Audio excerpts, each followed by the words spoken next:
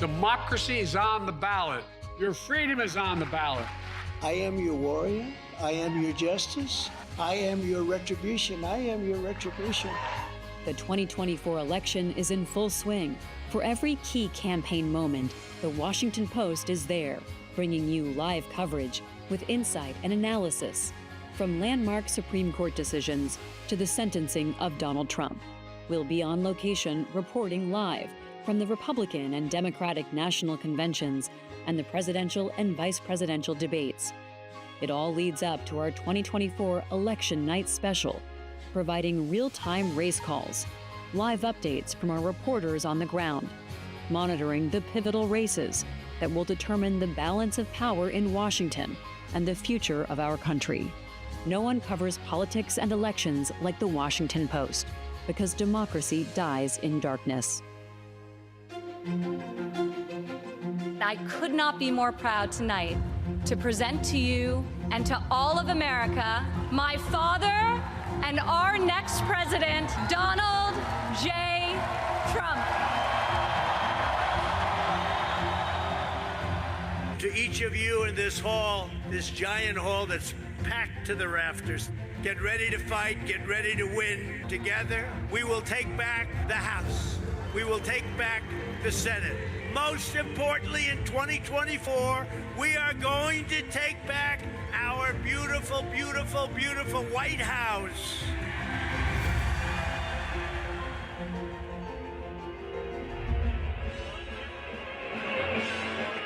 Donald Trump is officially the nominee for president for the Republican Party, and he has picked a running mate, J.D. Vance, Senator of Ohio. This afternoon, Republicans behind us here at the Fiserv Forum in Wisconsin chose Donald Trump for the official process to be their nominee. Welcome to live coverage of night one of the Republican National Convention in Milwaukee. This is live coverage from the Washington Post. I'm Libby Casey, and I'm joined here tonight by Rhonda Colvin, senior political correspondent, and James Hohmann, columnist. We'll also hear tonight from video journalist Rich Matthews, who's been reporting on how delegates are reacting to the selection of J.D. Vance, and Jorge Ribas, who's following protesters throughout the day who are here in Milwaukee. We'll also talk to JM Rieger, who's tracking the evolving platform and what the priorities are of Republicans as they gather here. We'll talk to him from the Washington Post newsroom. This is the first night of 4 nights of live coverage, so be sure to stick with us every night. Let's start off, Rhonda, with just who J.D. Vance is. He is not even 40 years old yet, and he's only been a senator for a couple of years. Tell us more about him. That's exactly right. He's young, and he also is the junior senator from Ohio, just elected 2 years ago in the midterm elections. It was a close race. He's a venture capitalist, comes from the business world. Actually, that's one of the things that people are saying may help Trump or was a part of the decision-making, because he does have access to Silicon Valley money. He's known in those circles, and that might be a part of why he was chosen. But he is someone that is a little controversial, because he did come onto the national prominence as someone who was very critical of the president, former president. He was a never-Trumper, he said. He criticized Trump and his platform early on, and then things changed. They changed closely to when he wanted to run himself. He got the blessing from Don Jr. and was endorsed by Donald Trump for that Senate race in Ohio and won it.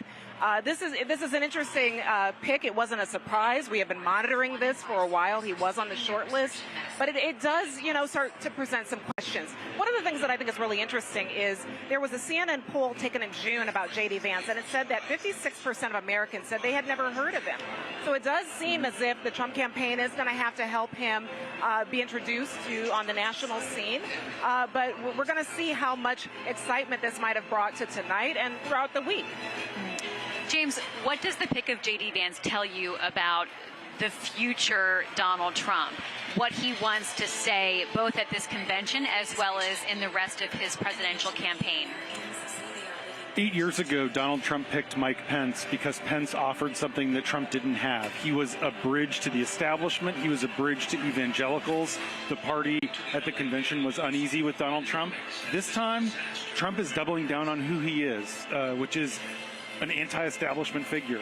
Trump is running against Washington. Vance has only been there not even 2 years. And Vance is someone who really ran against the Republican Party establishment in Ohio, and in fact really struggled to raise money when he was running in 2022 because he was so antagonistic toward non-Silicon Valley big businesses. The Mitch McConnell super PAC had to come in, spend more than $30 million basically to bail out his campaign. So what Trump is doing is making an anti-establishment play. He's also making a geographic play. He said in his announcement on Truth Social, he thinks that Vance will help him carry Michigan, Wisconsin, Pennsylvania, also Minnesota. And Vance, sort of in Trump's view, can appeal to the white working class of the party, the kind of people who weren't engaged in politics at all before Trump came down that golden escalator. Ultimately, though, to your question, like, what does this say about Trump and what he's going to do? J.D. Vance is not a particularly unifying figure. He is a fighter. He's someone who relishes culture wars. He's someone who loves to be smash-mouth, who defended just in the last few weeks Trump's call for a special prosecutor to go after Joe Biden. That was the words Trump used, go after. He's someone who said he would not have done what Mike Pence did on January 6th, that he would not have certified the election. He has even said that Mike Pence wasn't actually in danger on January 6th. So, you know, he's also, even on Saturday night after the assassination attempt against the former president, he went out there, tweeted right away, said Joe Biden's rhetoric directly caused this to happen. He'll modulate it. That's at odds with Trump's sort of ethos of trying to tone down the rhetoric at the convention. I mean, we'll see tonight how that goes. But what it tells me is that Trump had basically decided he was going to go with Vance before Saturday happened. And this is just, he's going ahead with what he had planned all along. We were wondering if what the FBI is calling an assassination attempt would change Donald Trump's calculation, because he had kept it close hold. He hadn't told people who he was going to pick, and it does not seem to have done that.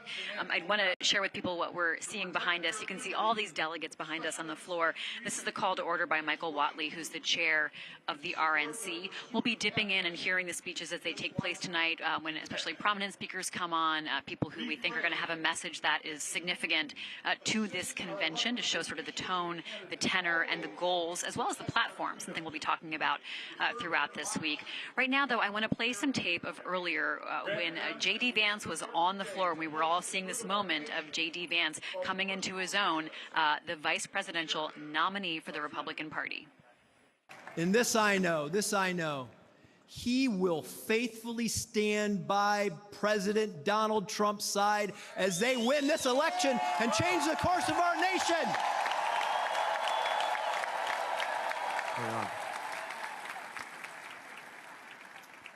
They will change the course of our nation to the benefit of all American citizens and truly make our country great again.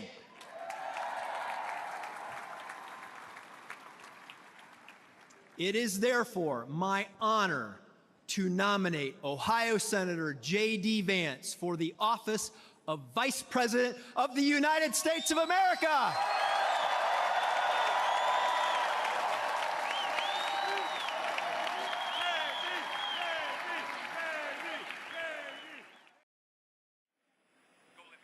This election of J.D. Vance earlier today. Let's go now to Rich Matthews, video journalist who's been talking to delegates. What are you hearing, Rich, about their reaction to this pick? Well, you know, Libby, that entrance to this arena was absolutely electric for Vance, and the crowd, you know, really fired up. It was probably the most exciting moment of this still young convention that we've obviously just begun so far. Look, the overwhelming majority of delegates I spoke to today are extremely supportive of J.D. Vance as the pick, but I think you would expect that. The criticisms that I heard are, as we've already mentioned, that he's maybe too much like President Trump, that he is a businessman, that he is, as we've talked about sometimes, an agitator, that he certainly is not the type of person to, you know, not pick a fight and stick with it. As James just mentioned, almost immediately after the assassination attempt this weekend, he did come out very strong, literally blaming President Biden and the Democrats for painting former President Trump as a fascist, saying that he must be stopped.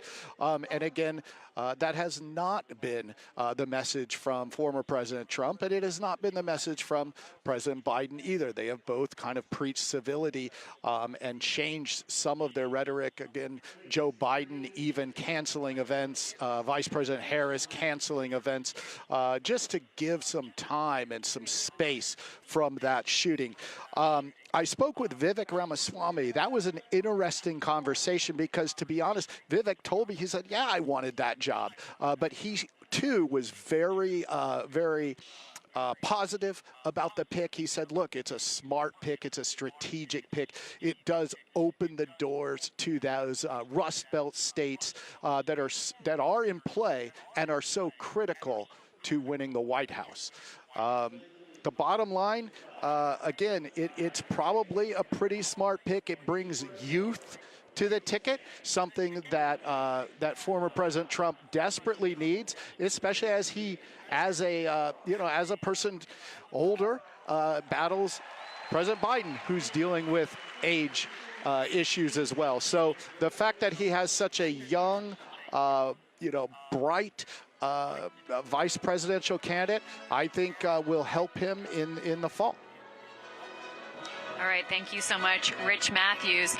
Rich, of course, calling him bright, young, indisputably young, but there are some who wanted to see a more moderate Republican pick to sort of buff out some of Trump's rough edges. He has picked, in a sense, kind of a doppelganger, a doppelganger in tone and in politics. J.D. Vance was not always that way, and we'll talk more about his evolution tonight and throughout this week. But he's really picked like a mini-me in a lot of respects. I want to bring in senior video journalist Jorge Ribas, who's been focused on the protests today. There has been a protest effort around the RNC, the committee that selected Donald Trump here, the delegates at large. And I'd love to hear from you, Jorge, about who you've been talking to today. What are they protesting? Why are they here? Right, Libby. So I'm right now in Red Arrow Park in downtown Minneapolis, just on the other side of the river of the Fiserv Forum. This morning, there was probably about 800 or so gathering of protesters, different groups, different organizations that were protesting a lot of different actions. They gathered here this morning, they had a rally, they had a press conference, and then they walked the approved route, the permitted route that went over the bridge and around Fiserv Forum, not super close, but within sight and sound, which they were permitted by the city. I talked to different groups today, different leaders of these groups, and they were protesting lots of different things. There was folks who were protesting immigration action that the Trump administration had done. There was people that were protesting LGBTQ. There were people that were protesting abortion rights. Obviously, Gaza and Palestine were on top of mind of people who were protesting here, and then really wrapped into everything that was with the protest. One of the things that I saw, though, that was interesting to me is that while they were here protesting the RNC, there were a lot of anti-Biden signs. A lot of the speakers were talking about Joe Biden, calling him Genocide Joe and Killer Kamala. It wasn't just focused on the Republicans and on former President Trump. And this is key because some of the folks that I talked to are actually going to be at the DNC in August. And really, they're mad at both parties. One representative of an immigration rights group that I talked to mentioned how he was just upset at President Biden as he had been with former President Trump. These are people that are upset at both of these parties, and that was key. One of the things that I also noticed in the protests and around is whether they were concerned about security, and especially in light of what happened on Saturday. I talked to folks here about whether they were worried about it, whether they were worried about counter-protesters showing up. Wisconsin is an open carry state, so there is possibilities that people would show up carrying guns, but we didn't see any of that here. There was a huge police presence. And if you go around the city, there's a lot of police, there's a lot of barriers, and it's tough to get around. So there was a huge police presence surrounding the protesters. But I did have one woman from Wisconsin here told me that she had some friends who were planning to come protest, and they didn't come because they were a little bit concerned about security, worried about counter-protesters. We didn't see anything like that. It was a very peaceful march. Did a couple loops around the permitted area they were supposed to go, gathered back here in the park. But overall, it was very calm, it was very peaceful. But really, these are people that are upset about a lot of different things, and they're not just upset at the Republicans. Jorge, two things. One, at the top of this, you said you were in Minneapolis. You are here in Milwaukee with us, my friend. So Jorge is right here on the scene in Milwaukee. Number two, don't worry, I'm sure we'll send you to Minneapolis at some point this year. Number two, what do they want to see? Like, did you see any protesters who think that the Republicans are not going far enough to the right? Or was it all progressive protesters who, as you said, are concerned about advocating for abortion rights, gay rights? Because I saw some people gathered outside of the Pfizer Forum, actually, who were saying they wanted the platform here to be more conservative on abortion. So was the protests all progressive protesters? Right. So it was mostly, right, we are in Milwaukee. I apologize for that, for all the Wisconsinites. Yes, there was mostly progressive protesters, but where there was a small contingent of people here that were very much anti-abortion. They were protesting against the progressive protesters here, but again, were upset at the Republicans as well. And there was a small contingent of that here. They were kind of drowned out whenever they would start protesting with bullhorns. They were drowned out by the more progressive, left-leaning protests there was here. There was one gentleman I saw walking around with the Trump flag, and overall the protesters were kind of ignoring that. But yes, there was a small contingent of people here that were protesting, that they were upset that the Republicans had not moved further to the right on that particular issue. That's right, Libby. All right, thank you so much, Jorge Ribas, who will be with us here all week in Milwaukee. I want to just hear from you guys about this question of protesters and how it fits into the politics here. You know, the Biden campaign said they were going to go quiet a little bit out of respect for Donald Trump after the assassination attempt on his life. So talk to me first, James, about how Democrats have been marshaling forces or thinking about how they go after Republicans in this very important moment, and then we'll get to how the protesters are kind of fitting into that. Yeah, I mean, the pushback is subdued. The counter-programming is quieter. Things have been canceled that Democrats had planned. Kind of a welcome party last night was canceled where they were going to outline their message for this week to push back on each of the Republican points. Joe Biden canceled his trip to Austin, Texas, instead is giving an interview today to Lester Holt that will air this evening. And so I think Democrats are trying to be careful. The Biden team is ecstatic because this is taking the spotlight off of Joe Biden. This was the first news conference that Karine Jean-Pierre had today that wasn't covered, wall to wall with crazy anticipation of what she might say, because the spotlight has turned here. It has sort of dampened calls on Joe Biden to step aside. And so I think Democrats are sort of okay with that. But to Rhonda's point, that most Americans, I'm sure everyone watching our show right now knows J.D. Vance. They've heard of J.D. Vance, Hillbilly Elegy. They know he's kind of in the Senate. But it's true that most Americans don't know who he is. And so that means that he's open to definition.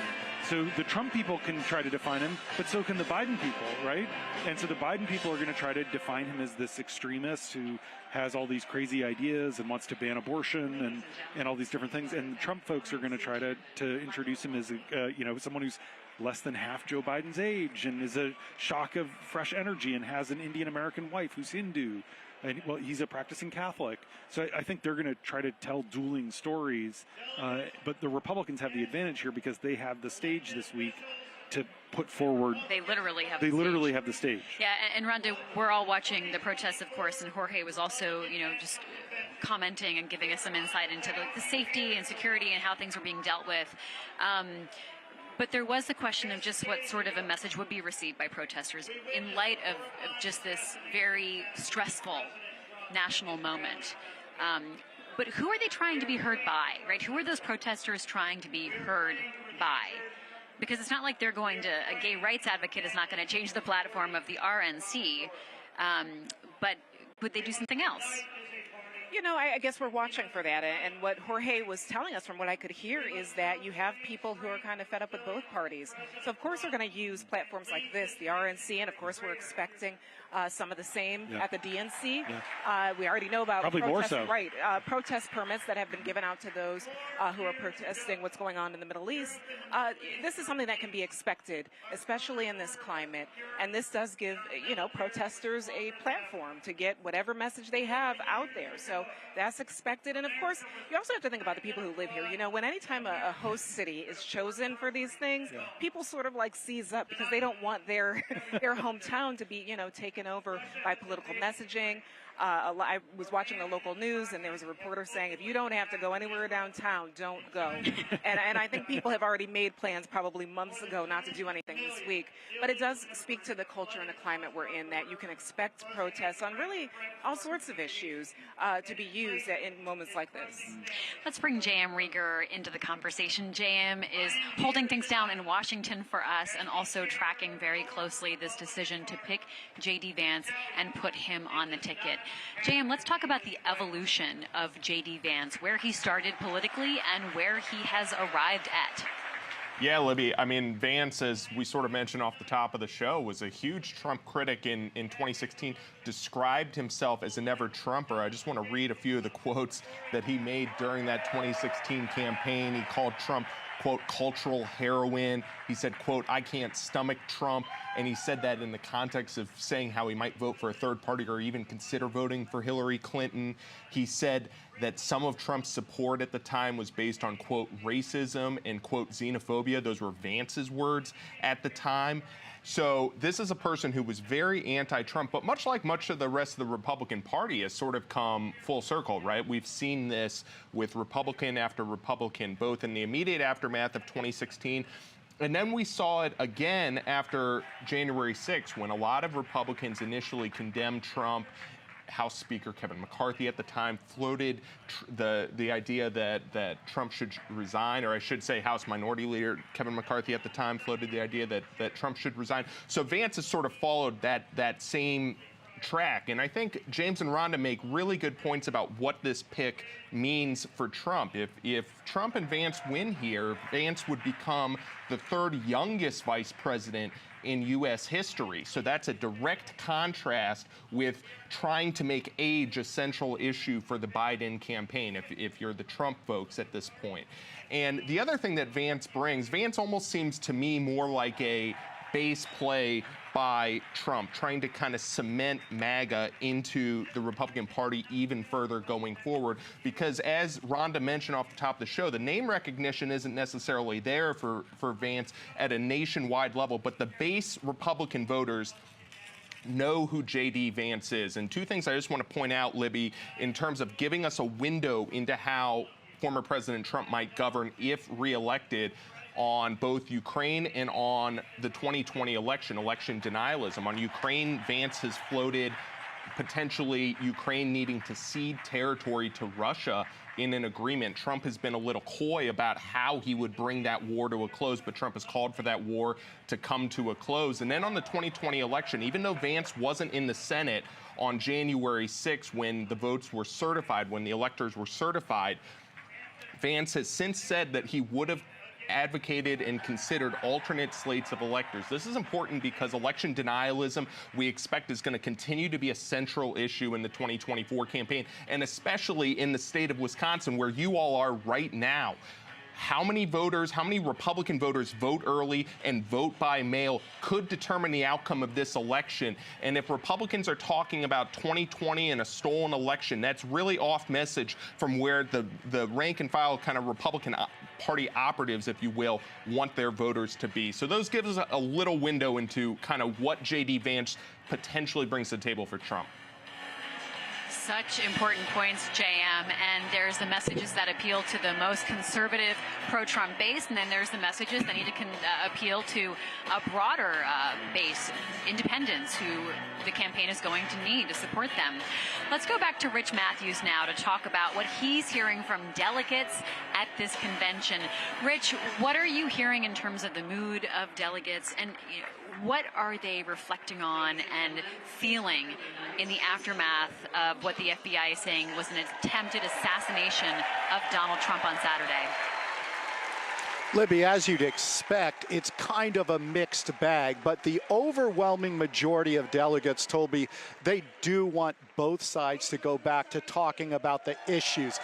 They're tired of the name calling. They're tired of the negativity, the divisiveness in the country that this event called, really to attention. I will say, though, that's pretty common, right? I mean, if we go back to pretty much every campaign I've ever covered from a local level on up to presidential, candidates typically say, hey, I'm going to run a clean campaign. I'm going to talk about the issues. But then they often let the PACs do the dirty work for them, or the speech writers do the dirty work for them. You know, it's one of those things where if you ask any voter, they say, yes, I don't like dirty politics. But there's a reason that there are dirty politics. They work, okay? Both sides are really guilty and complacent in this. Both sides have tried to create this idea that this election, while of course it's important, I mean, we make our money covering elections and politics. Of course, the President of the United States is an important role. But both sides kind of paint that sky is falling if the other guys win. The fact of the matter is, Donald Trump led this country for 4 years, and we're still here. President Biden has led this country for the past 3 years. We're still here. Of course, people may differ on whether or not they think one president was better than the other. I get that, but the bottom line is it's that extremism that really the parties have participated in that was making this country so divided. Again, though, the overwhelming majority of the delegates that I spoke to today said, hey, we're done with this. I guess time will tell, right? And time will tell quickly because we're in the Republican National Convention right now. And I am certainly interested, as I'm sure you are too, Libby, and our viewers, how J.D. Vance comes out when he does speak. What will we see from some of these other speakers? Are people drastically rewriting their speeches right now? I think that answer is absolutely yes. Are you going to hear crooked Joe Biden? Are you going to hear references to the Democrats being virtually communists here? I don't think so, but it's still to be seen. And then, of course, we follow up in about a month with the Democratic National Convention. And how will they say? We're only 100 and some days from the actual election day, but as we just talked about, people start voting much earlier. This campaign is in full swing, and it's really strange that it might do such a U-turn, such a dramatic turn this close to Election Day after we've really had a couple of years of both sides slinging mud at each other. Libby? Thanks so much, Rich Matthews. Let's go live to the floor now and hear Senator Ron Johnson of Wisconsin. He's addressing the delegates now. Let's listen. That's what Republicans will deliver. We've repaired the damage caused by Democrats before, and we will do it again.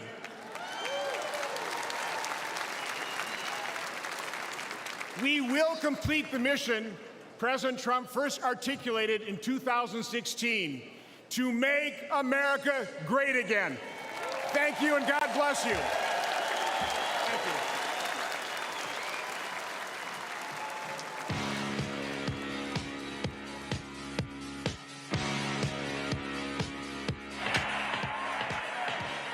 Senator Ron Johnson of Wisconsin talking to the delegates right there. Of course, Wisconsin, a popular state to be from tonight, as is Ohio, because Ohio is reveling in this pick of J.D. Vance as the vice presidential nominee. You know, earlier when we saw Florida do their roll call, we saw members of the Trump family out on the floor.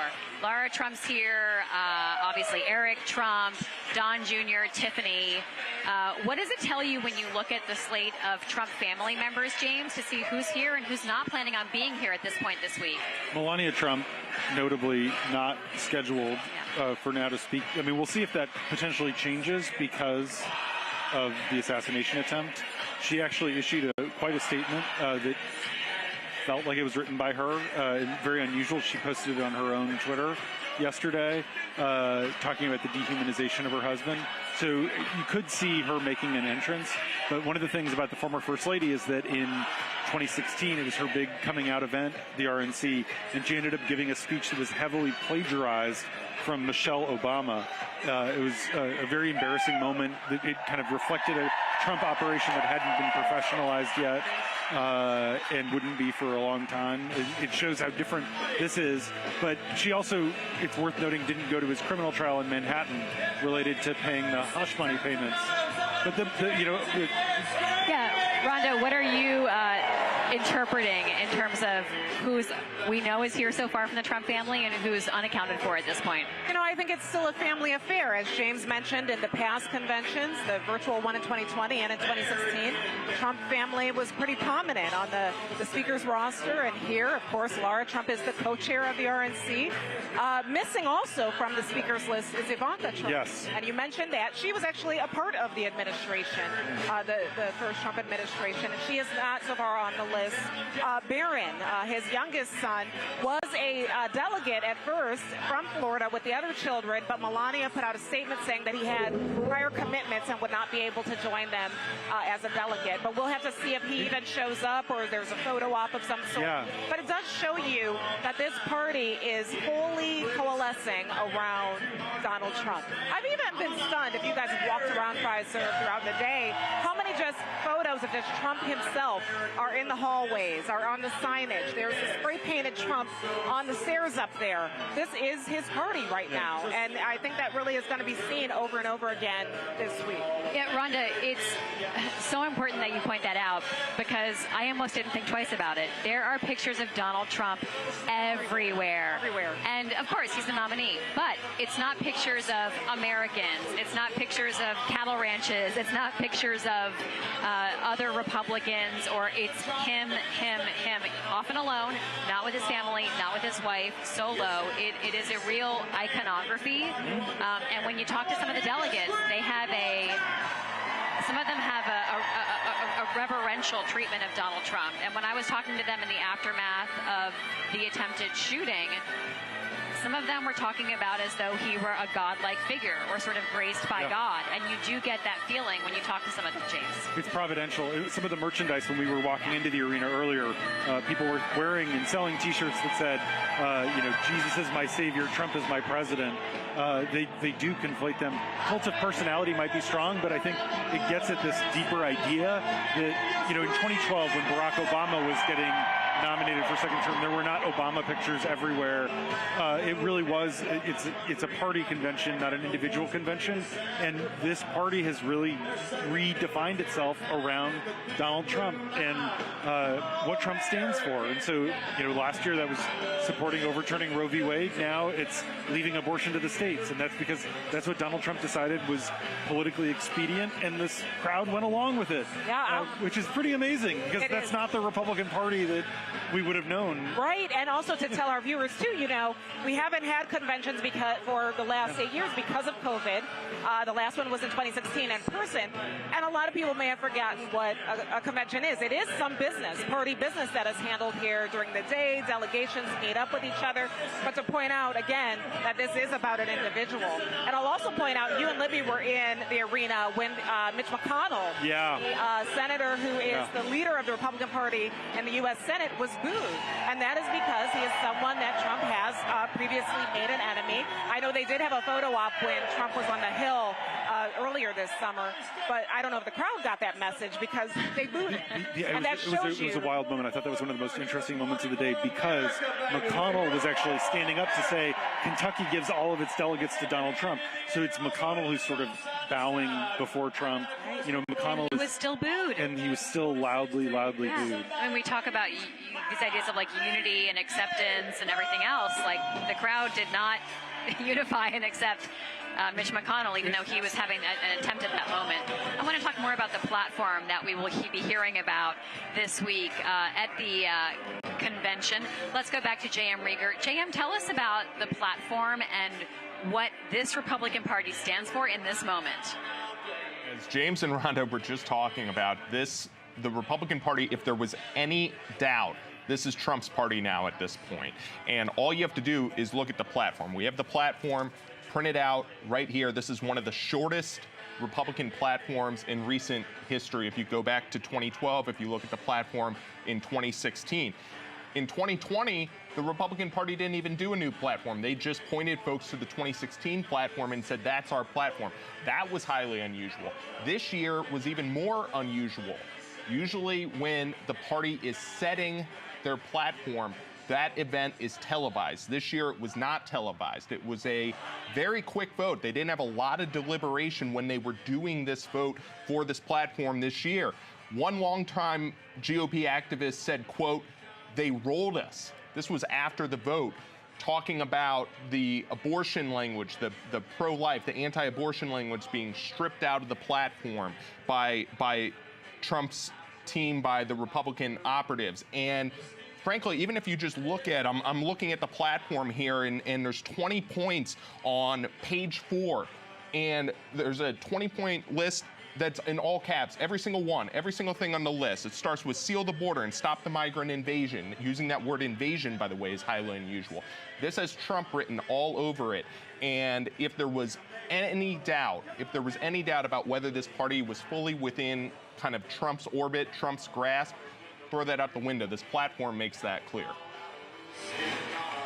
Thanks so much, JM. I'd like to welcome campaign reporter Dylan Wells to the set. Hi, Dylan. Thanks for being here.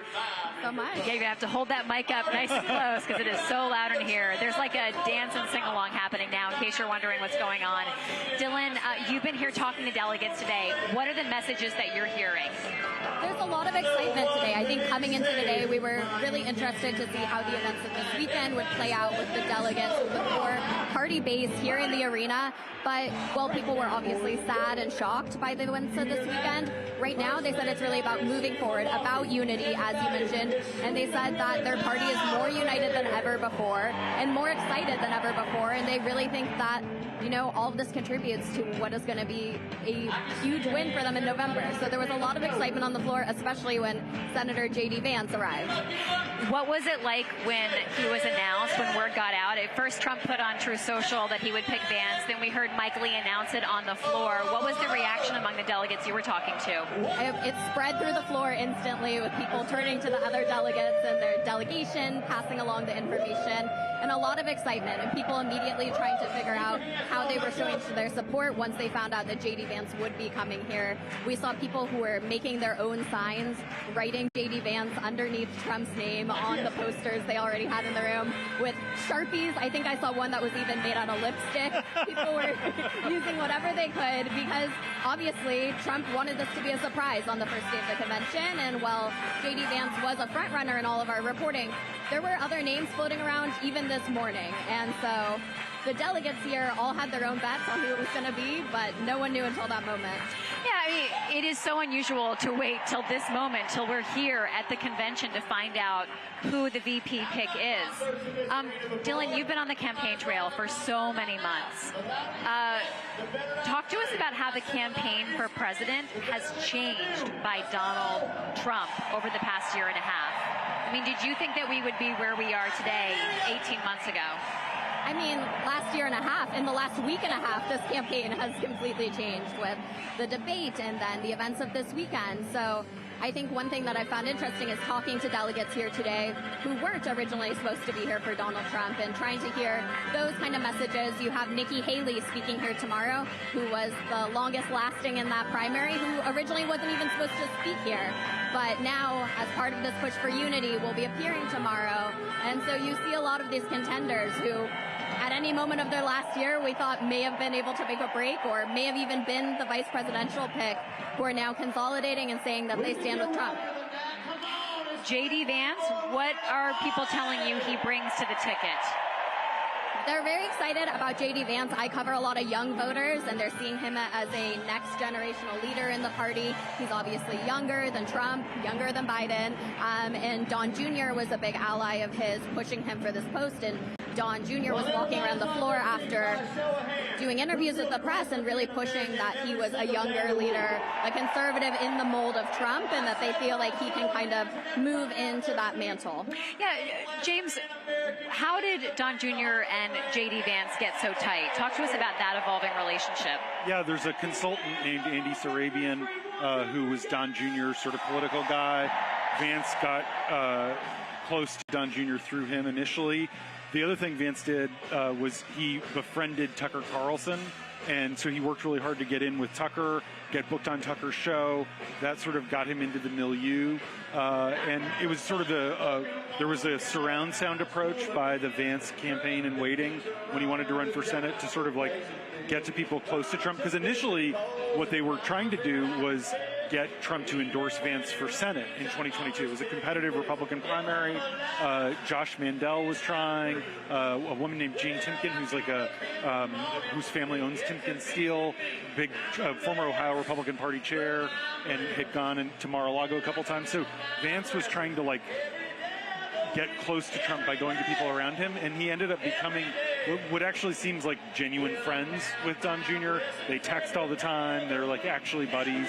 They hang out, and they're similar age. They have a similar sort of sensibility. They're both very quick on their feet. They actually, I've seen Don Jr. do events with JD Vance, and they have sort of like almost a buddy comedy thing going, like a little shtick, where they both kind of tell jokes and play off of each other. And so I think that obviously Vance had opportunistic political reasons to do it, but I do think that there is some genuine connection there. And it is striking, to Dylan's point, there was not any dissent. JD Vance is in many ways a repudiation of sort of the Reagan brand of republicanism. He's a protectionist. He's an isolationist who doesn't support helping Ukraine. He's not a traditional Republican. Rupert Murdoch, the owner of News Corp, Fox News, Wall Street Journal, he had called Trump repeatedly and said, whatever you do, don't pick JD Vance. Doug Burgum is my pick, but don't pick Vance.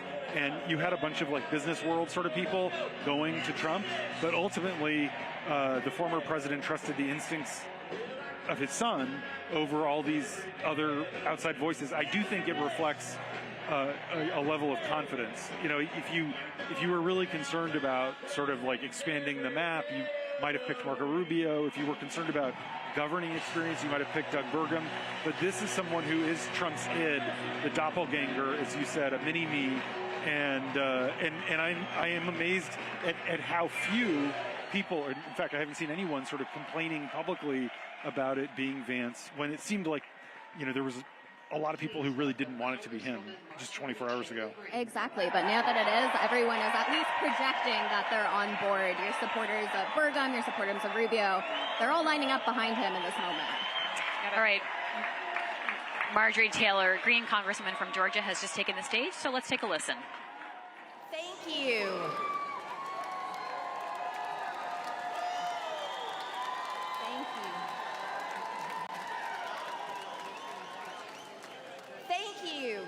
Today is a celebration. The American spirit is alive and well. And we have once again nominated for president the founding father of the America First movement, Donald John Trump.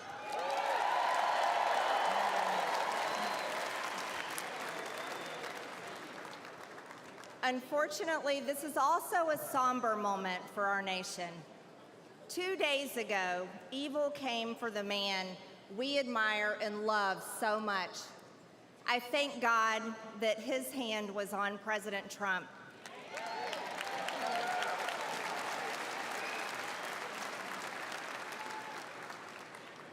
And I pray for the family of Corey Comprator, who was killed at the rally, and for other attendees who were wounded. Corey embodied the spirit of America First. He displayed the ultimate show of love when he shielded his wife and daughter, sacrificing his own life. He reminded America of what we must be, a people who will do whatever it takes to defend the people and the nation that we love.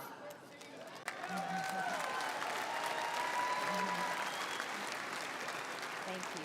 I love you too. We will honor Corey's memory by building the country he wanted, the country he wanted for his children, and a government worthy of the American people. For far too long, the establishment in Washington has sold us out.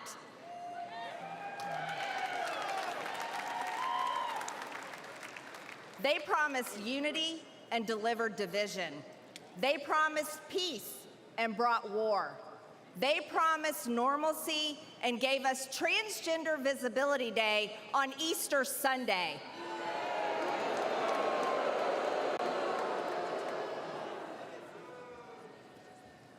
And let me state this clearly. There are only two genders.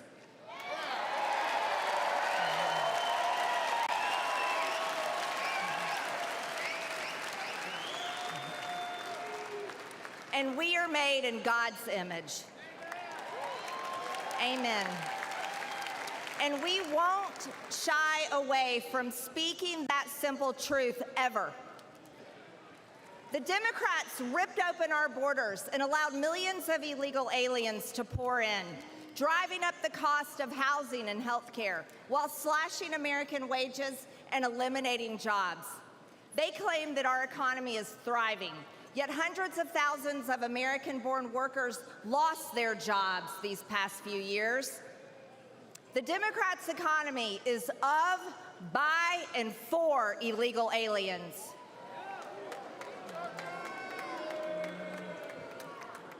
Our open borders have also unleashed the worst drug crisis in American history. Yet while hundreds of thousands of Americans are suffering, the Democrats spent over $175 billion, your tax dollars, to secure Ukraine's borders. But they tell us the border wall is too expensive.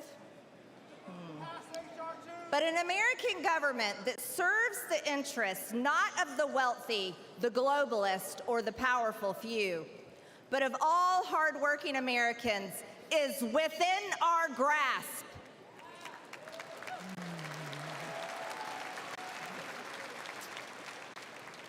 Donald Trump has, and he will, make America successful again.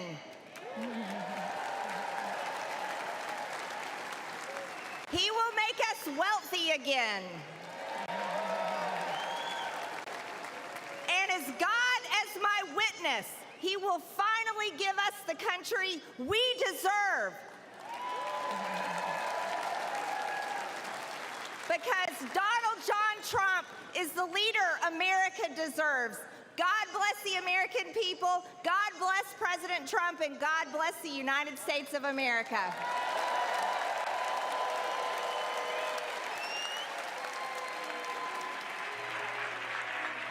Georgia Congresswoman Marjorie Taylor Greene addressing the delegates and the floor right behind us. Let's talk about the message that she shared, Rhonda, and the tone. You know, we've heard from some officials that Donald Trump, in fact, wants to hear more unity, wants to present more of sort of a figure who can overcome political divides. That is certainly not what we heard from Marjorie Taylor Greene. What did you hear? No, we heard a lot of culture war messaging. She talked about, quote, illegal aliens. She said Trump will give us the country back. She said there are only two genders. That received a lot of claps and cheers behind us. But it is an interesting choice. I was just thinking about that because we have been hearing that Republicans want to dial it back this week, speak on unity. But to have her in the, the first quarter of the first day of the RNC, that is an interesting choice. You know, she was at odds with her own GOP caucus on the Hill just a few months ago when she called for the speaker to be vacated. It is interesting that she was chosen to be one of the first speakers. Now, maybe that's because by Friday, no one will really remember who spoke right now. Right. So where's the power position, James, of speaking? Well, it sets the tone. This is setting the tone. But it's also not like introducing Donald Trump or J.D. Vance. Exactly. So tone setting, but not a keynote spot. I think that is dialed down for Marjorie Taylor Greene. I mean, obviously, having listened to some of her really unhinged stuff before, I mean, it's rich for her to talk about how the establishment has given us divisiveness when obviously, she's the one who's been such a thorn in the side for Mike Johnson and so many other Republicans. But it is a reflection, I think, of how hard a balance it is to strike, because Marjorie Taylor Greene, who's only in her second term in Congress, became a conservative celebrity by being smash mouth, by throwing red meat, and now she gets instructions like, okay, let's tone it down. But ultimately, she's playing the the favorites, the oldies that she knows the crowd is going to eat up, the anti-trans stuff, the attacks on undocumented immigrants. But it's sort of striking because we've already heard a couple speakers now, including Ron Johnson and Marjorie Taylor Greene, attacking the establishment. And I mean, this is the establishment, literally. But they are the new establishment. It's their party now. McConnell is on his way out. He's not going to be leader after November, and he's not going to be in the Senate after 2 more years. It is Marjorie Taylor Greene and Ron Johnson's party now. And by the way, Marjorie Taylor Greene is also an outspoken election denier too. When you talk about divisiveness, but it is clearly, it felt like she sort of wrote a paragraph at the top of that speech. It was like, I'm going to set a tone of unity, and then went into what she had written before she flew up from Georgia. Yeah, and it also shows you the Marjorie Taylor Greene perspective is still very much a part of the Republican Party. Absolutely. That's it is the, yes. And she has fans. Yeah. I remember when I was here covering the primary debates with the Republican Party, I interviewed her outside of Fiserv, and I remember a woman ran out of a restaurant and hugged her and said, I just love you. So she has fans. She has a lot of fans, and it shows you sort of the dichotomy of this party, and that this sense of, the further right is going nowhere. Let's bring JM Rieger into this. JM, let's talk about some of what Marjorie Taylor Greene said. Not all of it factual, JM. Yeah, Libby, that's right. I mean, one of the big ones that stood out to me was she talked about Biden in the context of, quote, transgender day of visibility. And recognizing it on Easter Sunday. That day has existed since 2010, and it always falls on March 31st. This year, March 31st happened to be Easter Sunday. I thought it was also notable, I'll just mention briefly, Libby, what James was just talking about in terms of kind of the topics that she touched on. It was a lot of kind of red meat, if you will, to the Republican base, which in a lot of ways is what conventions are about. It's about kind of coalescing around the nominee, building that momentum, and then carrying that post-convention. So the fact that she was talking Ukraine seems like something that we're going to hear a lot more throughout the next 4 days here. All right, thank you so much. Let's go back to the floor now to hear what is happening. It is the Lieutenant Governor of North Carolina, someone who hopes to have a more prominent role going forward in the Republican Party. Let's listen. Allowing me to be here and allowing us to live in this blessed and prosperous land. I am Mark Robinson. I am the first black lieutenant governor of North Carolina. And come November, I plan on being the first black governor of North Carolina.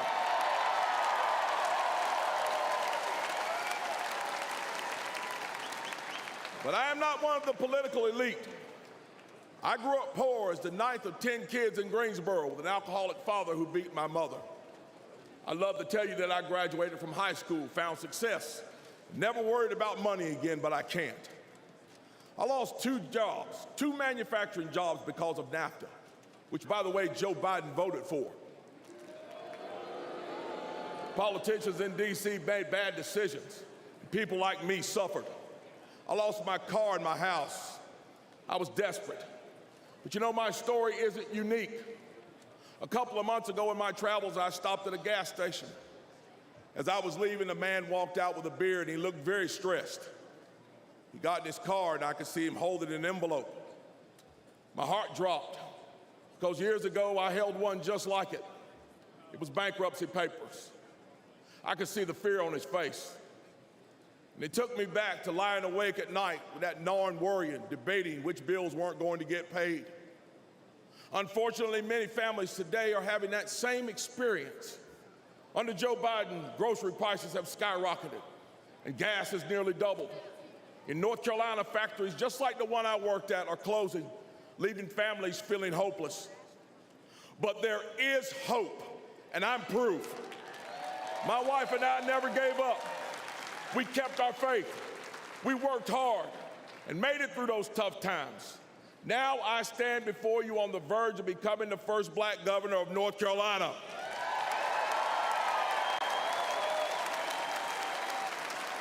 As governor, I will not forget where I came from or the struggles of the people I meet.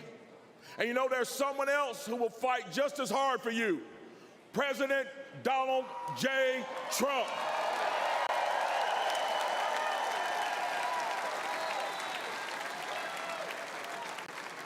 The brave heart of our time, President Trump had our economy roaring.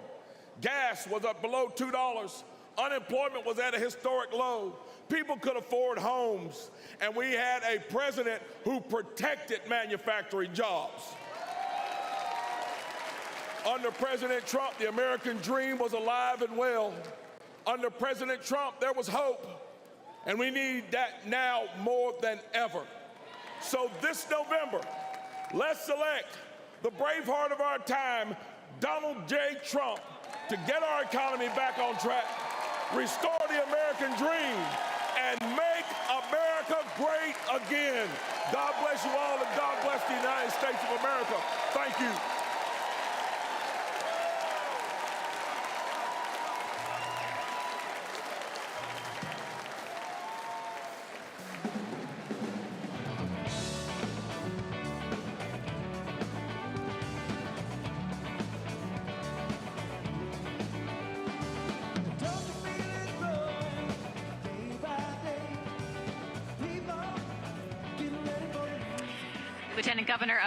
Lieutenant Governor of North Carolina speaking there. Controversial figure. Let's talk about his track record, James. Yeah, I mean, this is someone who is, among many, many, many other things, said that women shouldn't have the right to vote on tape, speaking to a group. He was interesting because he's trying to turn a lot of his liabilities into assets. So, like, talking about filing bankruptcy multiple times and being unemployed. He's been accused of taking benefits he wasn't entitled to. He is an incredibly flawed person, but he is a reflection of this new Republican Party. This is someone who just a decade ago never ever would have become the lieutenant governor, let alone the party's nominee for governor. But in the Trump era, with Trump's support, he rose like a rocket. And it's this new guard. I thought it was incredibly fascinating, just substantively, that he said he lost 2 manufacturing jobs because of NAFTA, which he said, by the way, Joe Biden voted for. This is not your father's Republican Party. I mean, this is to have the first mention on the big econ night. You think about people like Paul Ryan, who were such free traders, and now you have a party that's out here decrying trade agreements and trying to pin them on the Democrats. And that is a massive realignment in American politics. Earlier, the Lieutenant Governor, Mark Robinson, was with the North Carolina delegation. He was pledging the delegate count to Donald Trump. He is someone who's trying to really make a name for himself as well as elevate himself in office in North Carolina. Rhonda, let's talk about the choice to have Republicans like that have a voice here, right? I mean, we're not just talking about in the party leadership or in Congress. We're talking about trying to have leadership at the state level in the governor's houses. Yeah. First off, I do want to back up James with what he was saying, because I was refreshing my memory of some of the inflammatory comments that he has made. And I was thinking to myself, had this happened 15 years ago, he would not have been able to race through the primary as he did. And certainly they wouldn't have given him a spot in prime time they on would the have stage of the National Party Convention. A lot of inflammatory comments when it comes to women. You mentioned the voting thing. But I think what it also may be doing, I'm not sure if this was on purpose, but of course we know part of the Trump campaign's goals this year is to reach out to black men specifically and sort of siphon off some black support from Democrats to the Republican Party. We've seen polling showing that black and Hispanic men particularly are taking a second look at the Republican Party. So featuring someone who's able to say in his speech that I will become the first black governor of North Carolina may resonate with some of those voters, black male voters. I'm not sure, but I just know that is a core part of the Trump strategy this time around. North Carolina is such a fascinating state because it's a state Barack Obama carried in 2008, but Republicans have won every time since, and they have a Democratic governor, Roy Cooper, who can't run for another term, and Cooper won in 2020 by 5 points when Donald Trump also won by 5 points, thereabouts. And so there are some ticket splitters, but if you think that Joe Biden really is kind of having the bottom fall out from underneath him in states like North Carolina, it means that someone like Mark Robinson is a heck of a lot more likely to get elected, especially if he can make inroads with voters who traditionally back Democrats, and maybe a lot of voters just don't show up at all if they don't think that the state is competitive in the presidential race. Let's go now to Jorge Ribas. Jorge, tell us about the security situation here in Milwaukee and what it's been like for you moving around the city as you've been going about your reporting over the last couple of days. Right, Libby. So one thing I want to start off with, it is shockingly quiet here. And we're here at the park this morning where there were several hundred protesters who marched around the city close to the Pfizer Forum. It is quiet. I mean, there's one gentleman with a bullhorn yelling across the street. But it is crazy quiet. I talked to a police officer who was walking by here and commented actually on how nice the weather was now, because earlier it had been very humid and hot. It's kind of a nice breeze now. And I asked him, have you heard of any other protests in the city? Is anything happening? He said, no, it's really quiet. And contrasting this with one of the last conventions I covered in 2016 in Cleveland, where there was protests all 4 nights. The police were on bicycles breaking up protesters and counter-protesters, and you're not seeing any of that here. And back to your question about security, yeah, just getting around the city is tough, and that might be one of the reasons why it is so quiet.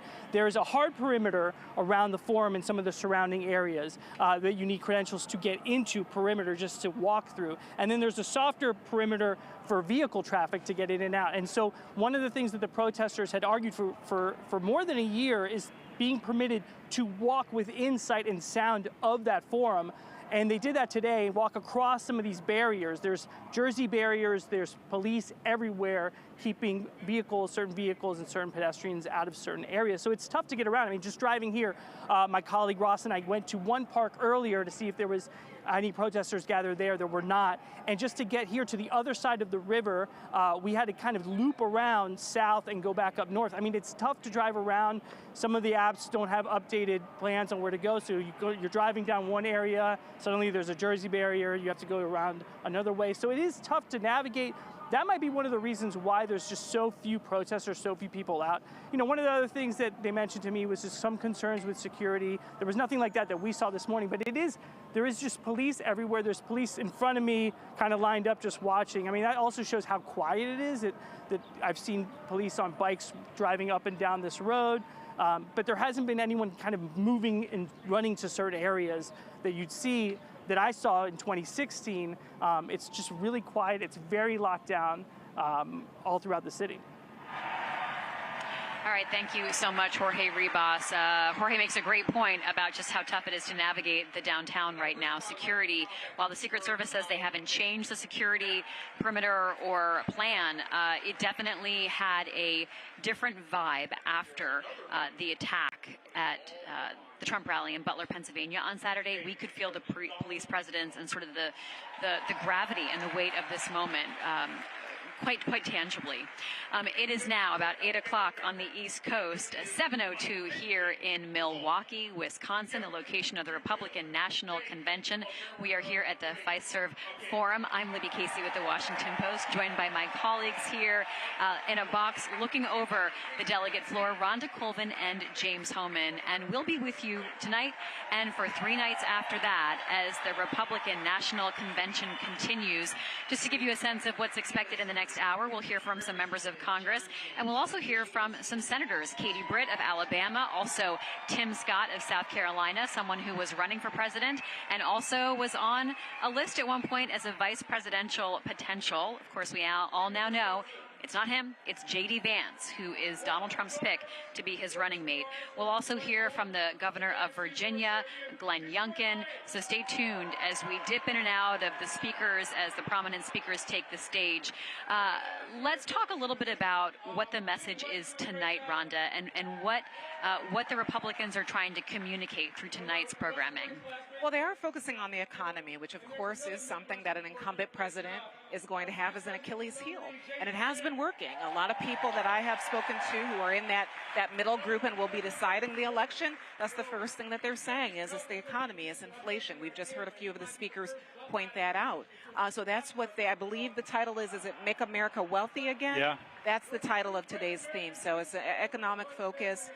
We're hearing that from the speakers.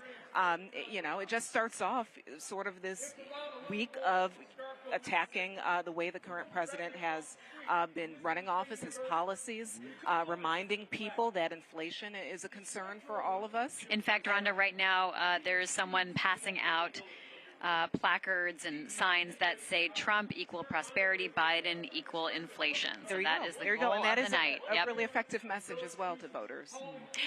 James, what are you watching for tonight? Yeah, I mean, it is interesting because one of the things Nikki Haley successfully, or I guess not actually successfully, but she sounded good saying it, didn't work, was she attacked Trump for adding $7 trillion to the national debt during his presidency. Some of that was the COVID emergency spending. But another way that the Republican Party has changed so much is that the Republican Party used to be, in the Paul Ryan era, the party of fiscal discipline, of taking on entitlements, trying to reform them, fix them. Now, they're not talking about spending. They're actually not saying government needs to cut spending. They're talking about prices and inflation. And I think intellectually you can make the argument that spending trillions of dollars on some of the programs Biden has put too much money into the economy and added to inflation. You can make that argument, but they're not. And it is a reflection of the fact that the party has sort of shifted, honestly, to become more kind of fiscally liberal and socially conservative. I think that's how you could describe J.D. Vance. In some ways, I think it's how you could describe Trump. Trump said he's fine with debt. You're just not seeing, the reason I'm saying this is because I recall past Republican conventions where there was a big debt clock at the stage when the debt was less than a third of what it is now. And so it is the wealth economy night. The other thing that's different is 8 years ago, when they were talking about the economy, it was all about Trump's success as a businessman. And you heard so much about that. I'm sure we'll still hear some about that, but it's kind of interesting that that's not the case that they're making. They're really leaning on his record as president, and perhaps it is because some of the criminal cases have taken a toll on his image as this brilliant businessman. JM, let's go to you in Washington for more on the platform that the Republicans are putting forward and also what the agenda is tonight and the subsequent nights. Yeah, Libby, you guys were just talking about the theme tonight about making America wealthy again. One of the things we've been doing in our reporting here at the Post is looking at what a Trump second term might look at. And we've kind of done a deep dive specifically into Trump's words himself. We've heard a lot of reporting done on this kind of Project 2025, but a lot of times Trump himself is telling us what he wants to do. We don't have to look at a Project 2025, for example. So sticking with the theme tonight, what we've heard from Trump since he left office is that he wants to broadly expand his power over the U.S. economy and over the federal government's control over that. A couple things that he has thrown out doing, one of which is potentially pressuring the Federal Reserve on interest rates. He appointed Jerome Powell during his first term, the Federal Reserve chair. Federal Reserve is supposed to be an independent entity, so that would be a seismic shift if Trump were to actually exercise that power. It's unclear to what extent he could, but he has floated that notion. He's talked about getting rid of the Impoundment Control Act. This would hinder Congress's spending authority. We hear all the time about how Congress has the power of the purse and how that's sort of the ultimate power, if you will, and one of the key powers of the legislative branch. Trump wants the ability to go in as president and strike spending measures from bills for items that he doesn't like.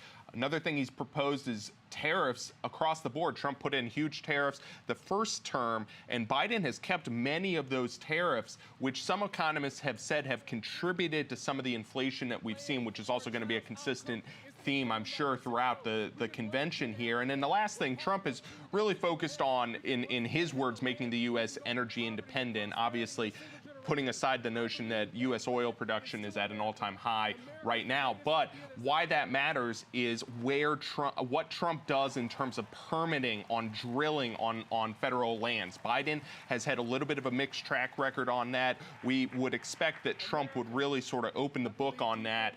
So these are areas where Trump either has direct control as president, doesn't need Congress to weigh in, or he's trying to centralize power more. That's what a lot of our reporting going through the archival tape on Trump has shown so far. Thank you so much, JM. Let's check in with Rich Matthews, who's just across the Pfizer Forum from us. Rich, we've been talking a lot tonight about Republicans, of course. This is their big week. But let's talk about Democrats for a moment. How has President Biden conducted himself since the attempted assassination on Donald Trump? Talk to us about what he's been doing today. Well, you know, it's really interesting because we always have what I would almost call counter-programming, right? One of the big things you don't want to do politically is let your opponents just really steal the spotlight for the entire week. So today, President Biden was supposed to be in Austin giving a civil rights speech at the LBJ Library, but he did pull back and cancel that. Vice President Harris also canceling a public appearance in Florida. So, you know, kind of out of respect, if for no other reason, about what happened over the weekend, the Democrats pulling back a little bit. However, President Biden did give an interview, a wide-ranging interview to NBC's Lester Holt today from the White House. And I have seen part of that interview, not the entire thing, but I've seen part of it. And I'll just tell you that it was a tough interview. And President Biden seemed at times annoyed, frustrated, if not with Lester Holt, for the questions for what he has been through in the past few weeks, the calls of him to step down since the debate. Let's take a listen now to part of that interview with Lester Holt and President Biden. Oh, I'm sorry. Okay, I'm sorry. I'm told we don't have the tape right now. I'll go on to say other parts that I listened to. Biden was talking about what it's like for him to go out on the road to cities and see F. Biden signs and T-shirts and literally pictures of children with their middle finger up. He talked about how that affects him as a leader. He also, as I kind of mentioned earlier, he remains steadfast that he will not resign or step down as the candidate, that he intends to finish this campaign and intends to win. He said, hey, I'm not listening to the leaders, the people even within my own party who are asking me to step down. I'm listening to the 14 million people who voted for me in the primaries. And finally, in that interview, which happened just moments after J.D. Vance had been announced as President Trump's running mate, he commented on Vance saying, hey, it shows you something about former President Trump, that he's going to surround himself by people who believe the same way he does, who think the same way he does. Now, obviously, we've talked a lot tonight about how prior to this, J.D. Vance has been critical of former President Trump, but certainly their ideologies, their styles are quite similar. Libby? Thanks so much, Rich Matthews. Joining us now is Yvonne Winjet Sanchez, reporter covering voting issues in Arizona. Thank you so much for joining us here. Yvonne, talk to us about just the mood of delegates and what you've been sensing from them, if it feels like a real change after the attempt on Trump's life on Saturday. Thanks for having me. It's great. So much of what we heard from delegates, especially from swing states like Arizona, was just like such a defiant fight for election integrity issues, for vengeance and validation in 2024, that their guy this time would win. And what was really interesting is all the interviews in the airport in Phoenix and then here on the floor in Milwaukee. They are excited about this prospect of peace and calls for unity, and still hoping and thinking they clearly feel very confident that the Republican ticket is going to win in 2024. But it's a different sort of vibe. It's jubilance and it's pride that former President Donald Trump made it through the weekend, that he is here, and that Vance is their vice presidential pick. All right, let's stay with us for a moment. We're going to head back to the floor to listen to what's happening. They're talking about the message tonight, which is the economy, telling personal stories about the personal economy. Everywhere we look, there's pain, chaos, and crisis. Inflation, open borders, woke indoctrination in our schools, violence in our cities, and unjust rulings in our courts. All of it is eroding one of America's greatest strengths, our optimism,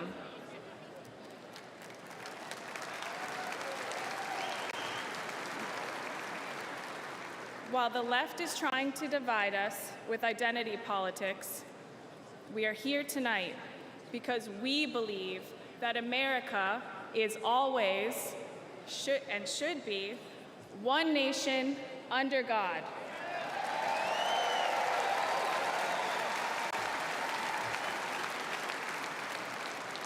In addition to the economic pain, the Democrats' open border policies have shattered my family. With drugs so readily available, my husband fell victim to the drug epidemic. It tore our family apart, and now I raise my son alone. But I know there is hope.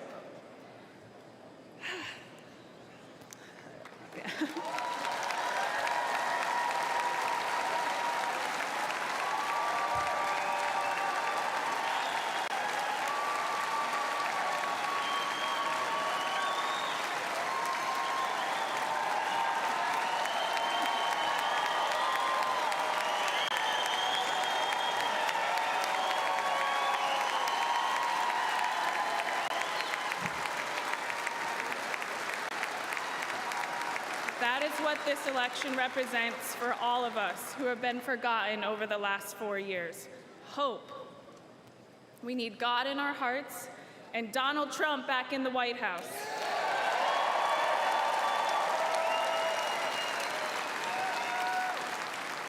If you're watching tonight and you hear your own story and mine, Donald Trump put me on this stage to show that he hears us, he sees us, and we are forgotten no more.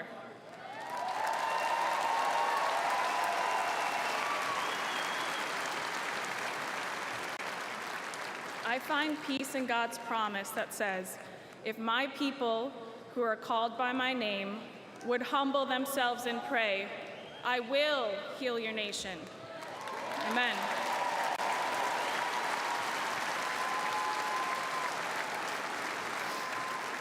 With faith, hope, and love in my heart, I know we will make America great again.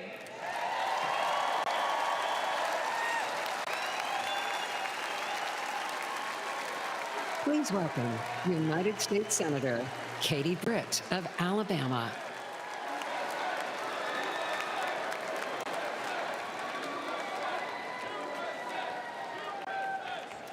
Good evening, Milwaukee. I'm Katie Britt.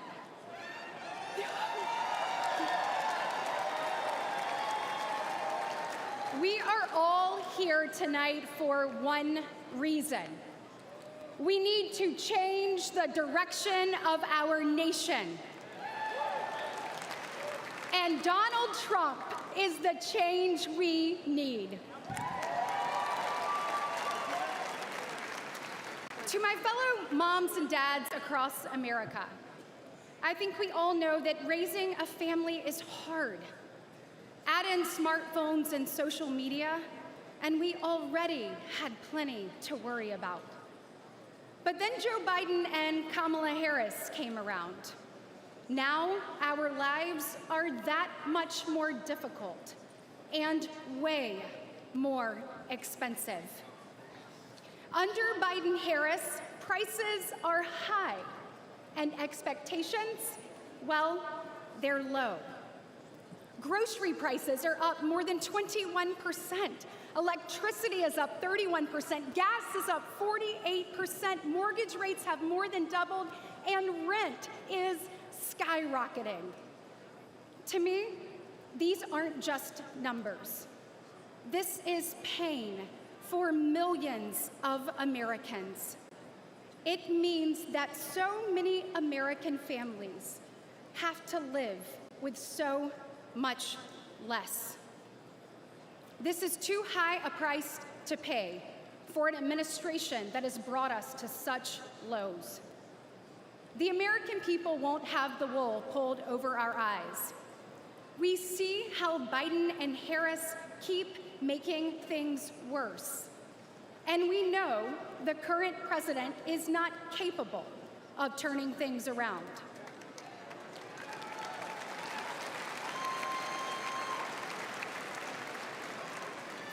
His weakness is costing us our opportunity, our prosperity, our security, our safety. Each diminished, all in decline, just like the man in the Oval Office.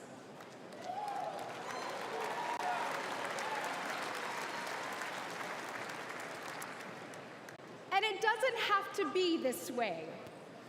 Under President Trump, we had the strongest economy in history. That's right. You didn't need to go into debt just to make ends meet. Energy dominant, stable prices, secure borders, safe streets, strong families and communities. That's what Donald Trump will deliver.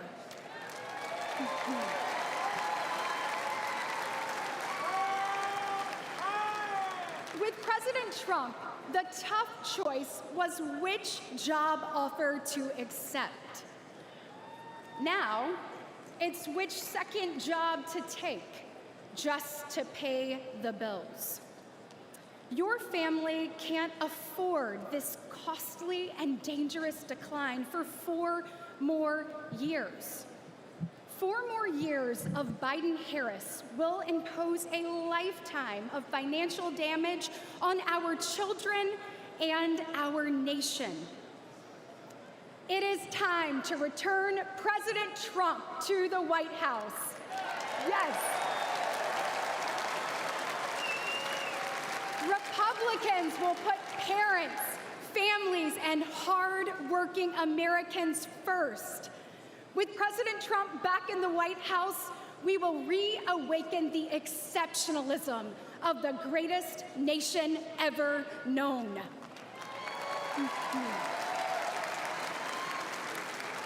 We will defeat decline, dust off our dreams, and forge our future.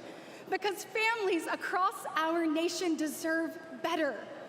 Once again, America will be the land of limitless opportunity for all. And paving that path starts today. So let's roll up our sleeves, send President Trump back to the White House, and get America back on track. God bless.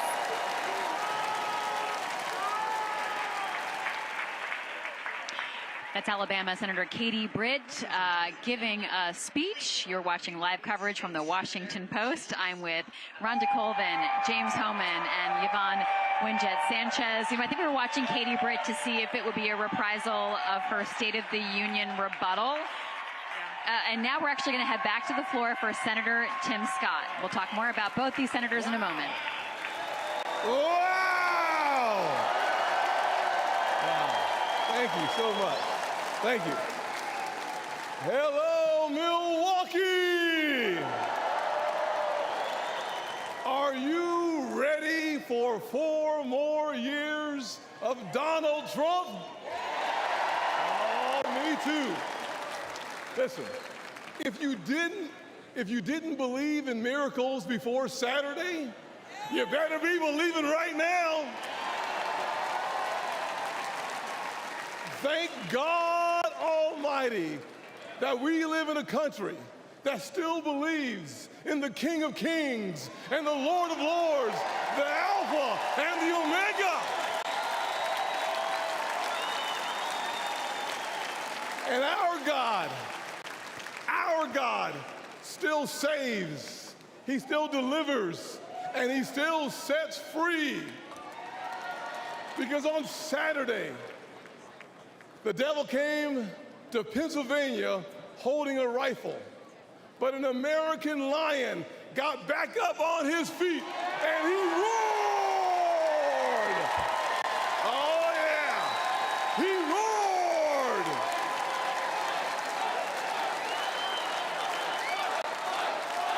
Yeah, yes he did.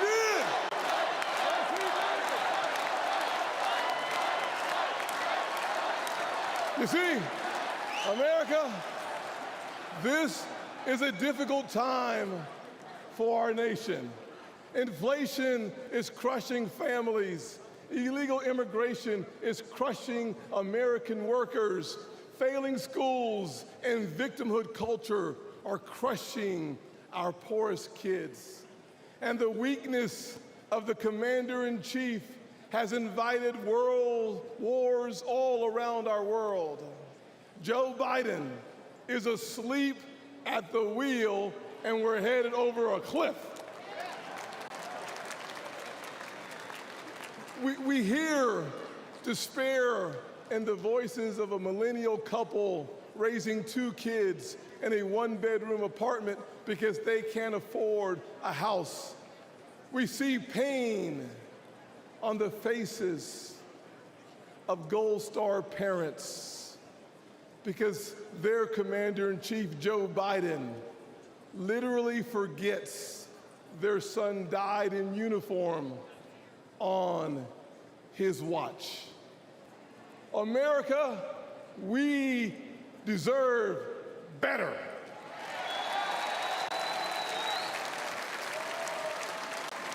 We deserve so much better. I was raised by a single mom in poverty. We had plastic spoons, not silver spoons. But she taught me to work hard, to take responsibility, and reject victimhood. Thank God for my wonderful mama. I know this is going to offend the liberal elites. Every time I say it, it offends them. But let me say it one more time. America is not a racist country.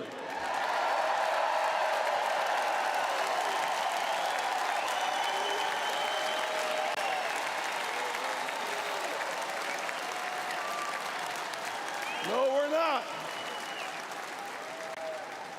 But if you were looking for racism today, you'd find it in cities run by Democrats. Look on the south side of Chicago. Poor black kids trapped in failing schools. Thousands shot every single year, including one of my former interns, Daquan. But there's good news. It's conservative values that restores hope. It's Republican policies that lifts people up. I partnered with the greatest president of my generation, President Donald J. Trump.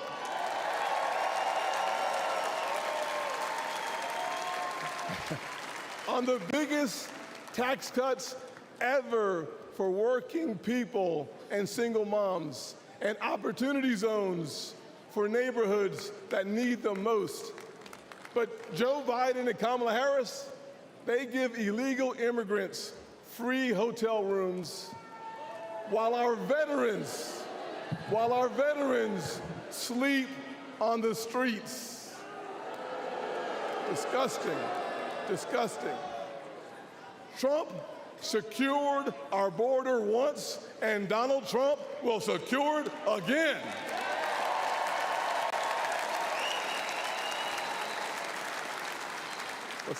This November, we are not deciding simply the fate for the next 4 years. We're setting a course for the next 40 years.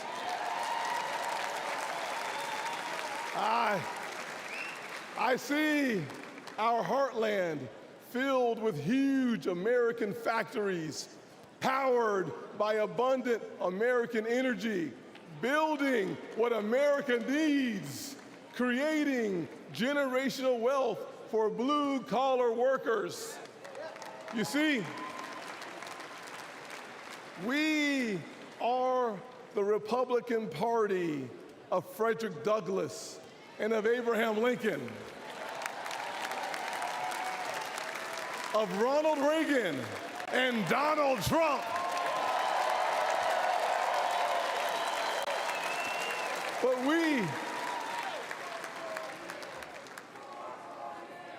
4 more years. I love it.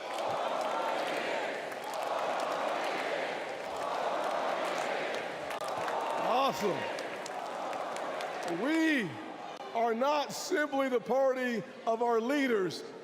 We are also the party of a young woman in Wisconsin taking over her family farm, an Hispanic father working 16-hour days in Nevada, and a black teenager in Philly starving for opportunity.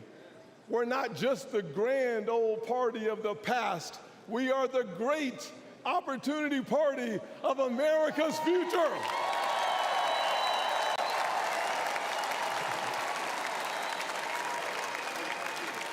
And there's only, hear me clearly, and there's only one person who can make that vision a reality: Donald J. Trump. God bless America.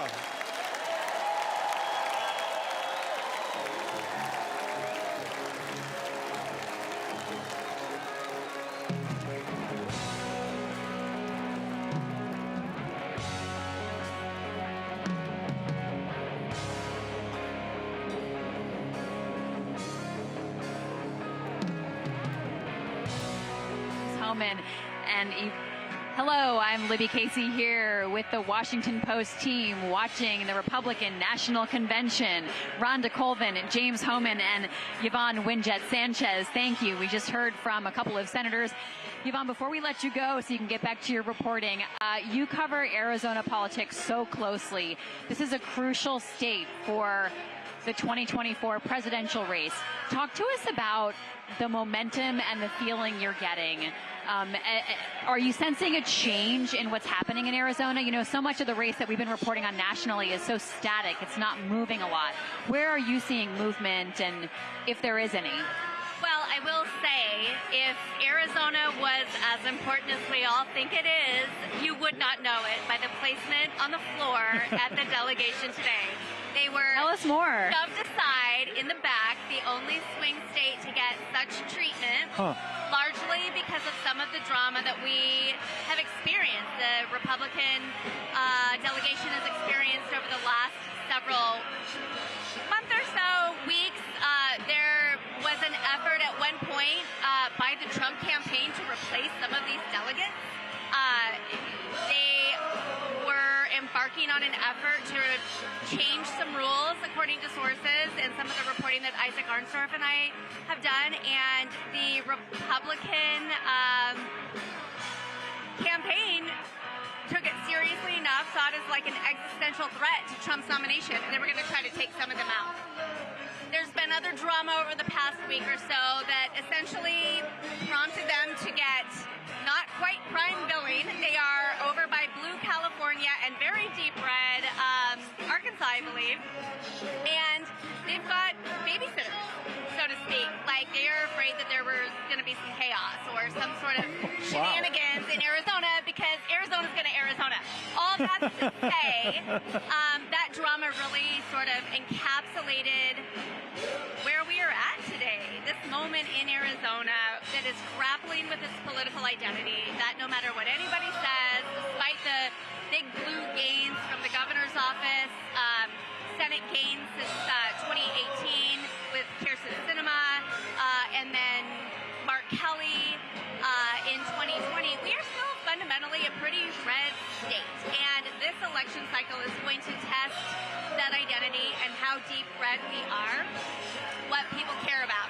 I will say the delegation is thrilled and joyous and pleased as punch. And Republicans aren't always pleased as punch in a place like Arizona. Like, they're ready to fight. And the tone at this delegation is much different than sort of what it has been. So it's very clear that they think that they are going to win.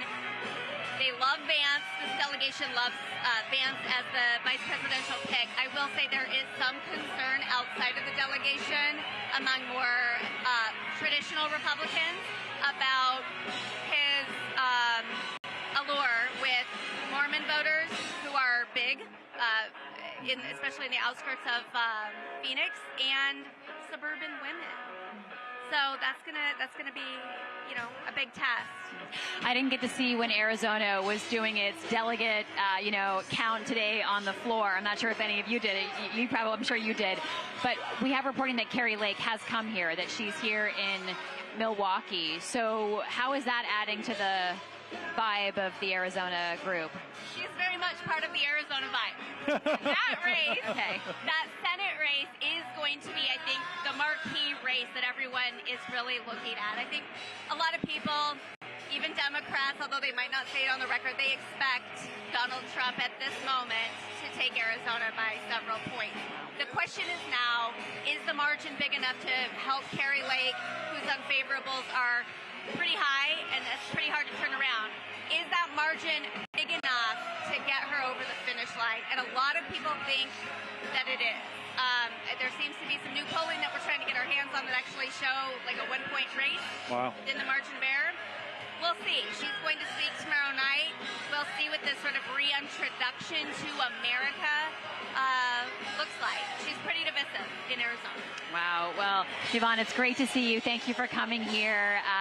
Yvonne Winjet Sanchez, one of our colleagues who's based in Arizona, but her reporting has huge implications for really the entire presidential race and beyond. So thank you so much.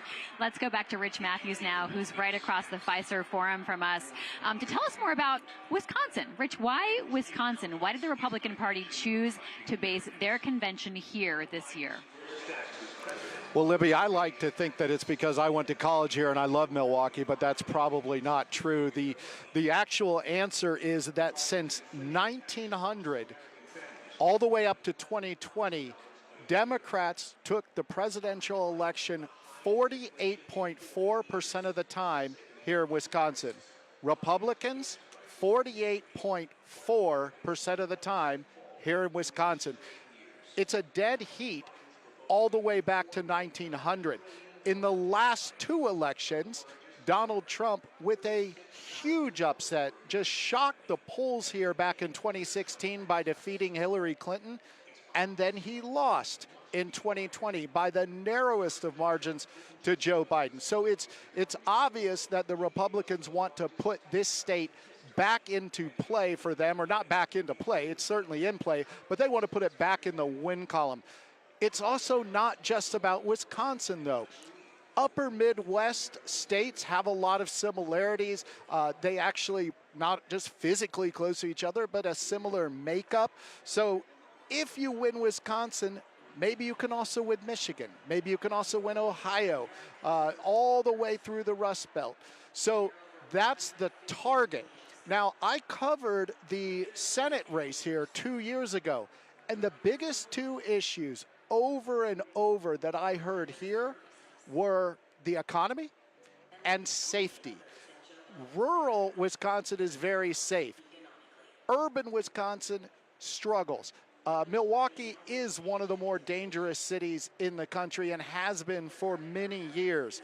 So think about the themes, Libby, of this RNC. Tonight, make America wealthy again. Tomorrow, make America safe again. So they're playing to the most important issues here. Also interesting to say that obviously the DNC only 90 miles away. However, it's not really in a state that anyone thinks is in play. In Illinois, it's President Biden leads that state by quite a bit. But, it is interesting that I think they, too, rather than just trying to win a new state, are trying to grab onto that Midwest, upper Midwest that you need.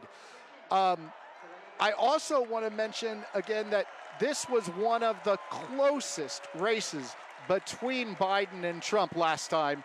And now, we're going to see it again. Libby? All right, let's go back to the stage to hear from Virginia Governor Glenn Youngkin.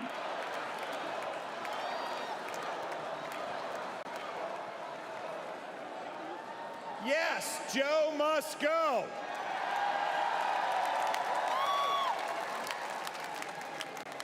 Good evening. I'm Glenn Youngkin, the governor.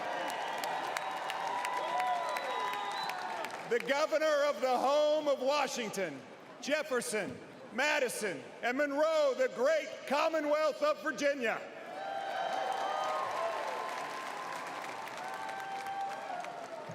Tonight, we stop for a moment. We ask for God's grace to be on innocent victims. We ask Him to be with their families.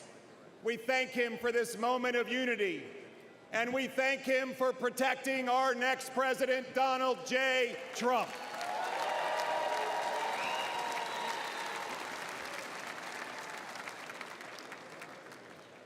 And tonight, our nation can have the conversation that so many families have at their kitchen tables. Yes, those tough conversations.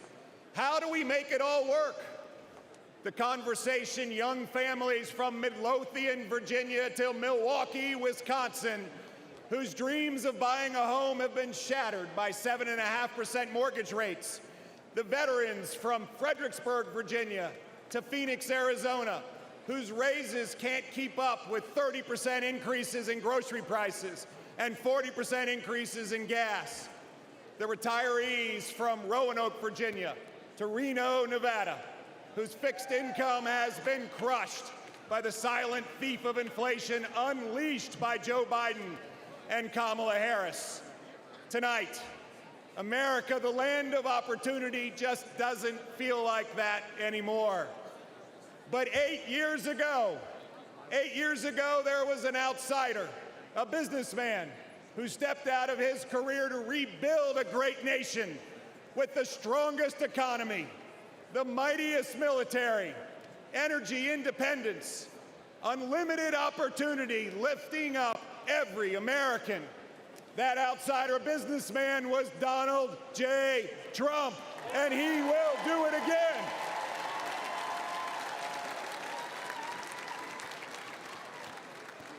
I'm proud to be a homegrown Virginian, from a family like a lot of families, with ups and downs and highs and lows.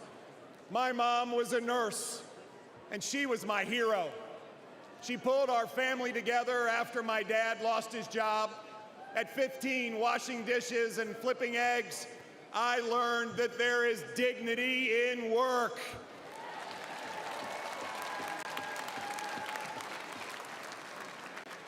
At the height of the pandemic 4 years ago, I asked my amazing wife, Suzanne, to go on a walk with me. I told her I planned to quit my job and run for governor. She looked at me with tears in her eyes and a quivering lip and asked, "Governor of what?" We prayed together, and we asked God for guidance and wisdom. And we said if elected, we would serve. After 12 years of only electing Democrats statewide, in November 2021, Virginians elected a Republican outside businessman as their 74th governor.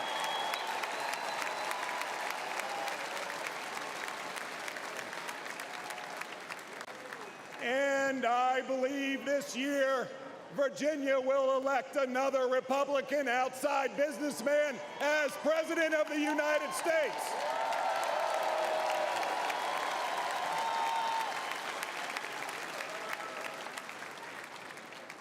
President Trump proved that common sense conservative leadership works. It works for America, and we're proving it in Virginia too. $5 billion of tax relief, backing the blue. Slashing red tape, declaring loudly that yes, parents matter. And creating jobs, lots of jobs. Virginia now has record job growth, and we were just named America's top state for business.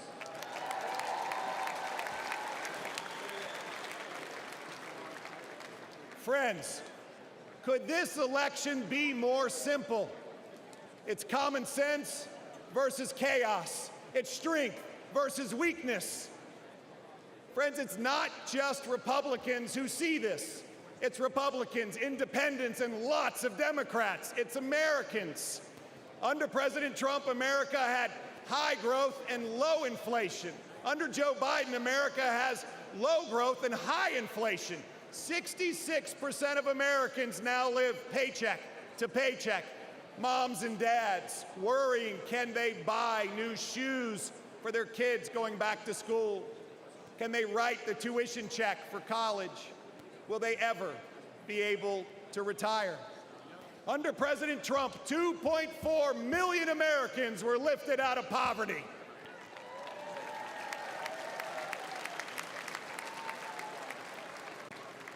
Women, Black Americans, Hispanic Americans, Asian Americans all saw record low employment. Under Donald J. Trump, we once again will have that rip-roaring economy that lifts up all Americans. That is our tomorrow.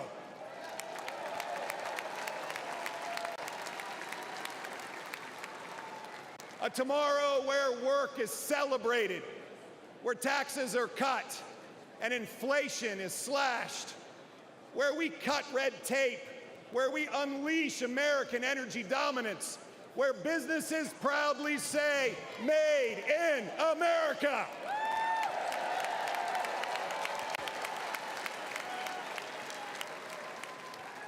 Where entrepreneurs dream and small businesses thrive, where Americans from any background can pour their God-given talents into building their American dream.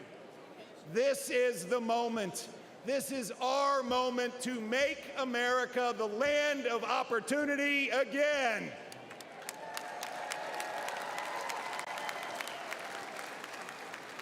A nation built on a basic truth, that we are granted certain unalienable rights, not by a king, but by an almighty creator. And that among these are life, liberty, and the pursuit of happiness. Our foundational principles are non-negotiable. They are inscribed on our national soul. My fellow Americans, the spirit of hope is spreading. Everyone can feel it, and it will sweep across this nation when we elect Donald J. Trump, the 47th President of the United States. May God bless you, and may God bless the United States of America. Thank you.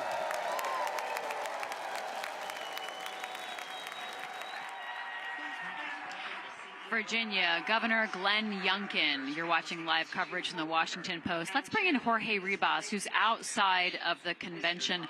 Jorge, you've been reporting on protests today, on the action happening on the ground outside of the Fiserv Forum. What are you seeing this evening?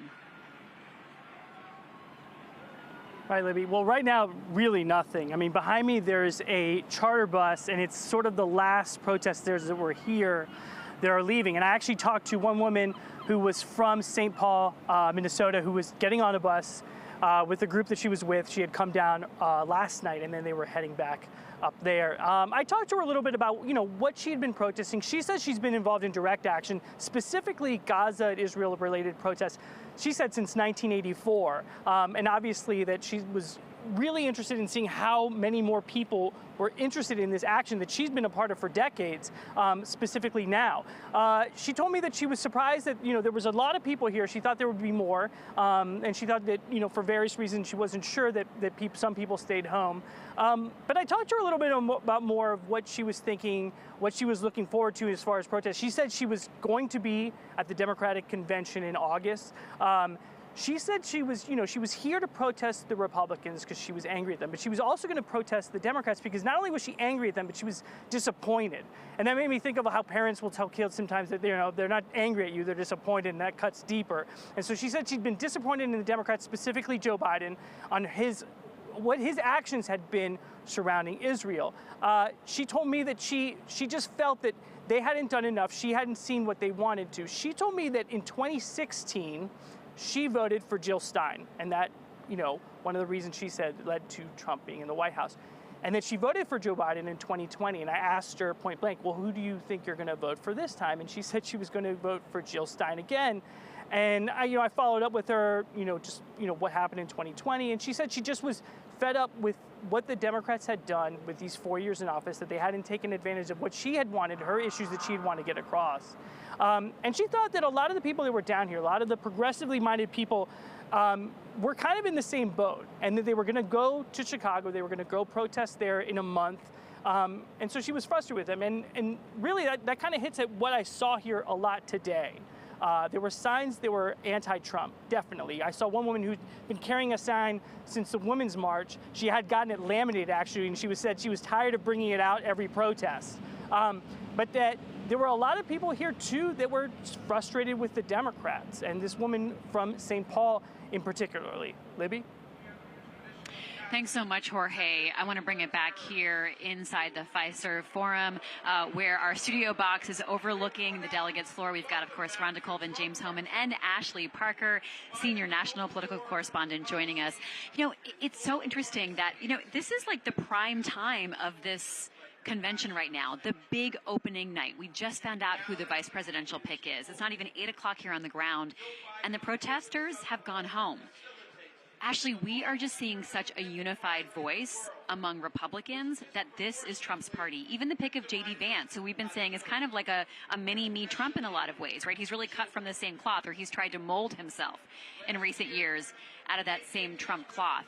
Are you seeing any dissension? Are you seeing outcries on the platform, or about the nominee, or about the vice presidential pick today? So I was talking to someone at the opening party last night, actually, who was saying that they're not, they were a little, this is a bit weird coming from someone at a Republican national convention, but they were not necessarily sure who they were going to vote for. But they said that the attempted assassination was very tribal, and it sort of served as a coming home for a lot of Republicans who were a little skeptical. And then there's also that element of this belief that Trump, in the eyes at least of his party, met the moment, right? They talk about having the courage or the bravery, or at the very least the political sense, the fortitude to raise his fist and kind of scowl and hiss, fight, and be defiant. And that's what they like to see in him. What they like is the defiance and the fighter. And no one would argue that almost getting killed by a would-be assassin's bullet is, you know, a twist of great luck. But he was safe. Nobody wants to see anyone felled by political violence. And after he was safe, that it does have some political upsides, tragedy notwithstanding. It's worth noting someone else was killed, 2 other people were injured. But it does have a unifying effect. But also, Trump had long unified this party behind him. They, coming into this convention, even without the past sort of several days of news, I knew, having reported on both parties, it was going to have a very different feel than Democrats going into Chicago. Yeah, I mean, we're hearing, you know, Jorge talk about these protesters who are planning to also be at Chicago.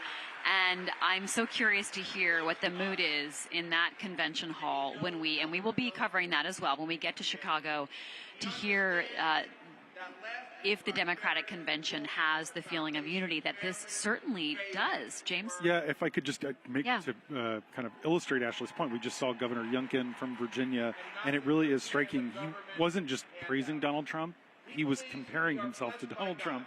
You know, he was saying in 2016 we elected a conservative businessman outsider as president, and in 2021 Virginia elected a conservative businessman outsider as governor, and in 2024 we're going to do it again.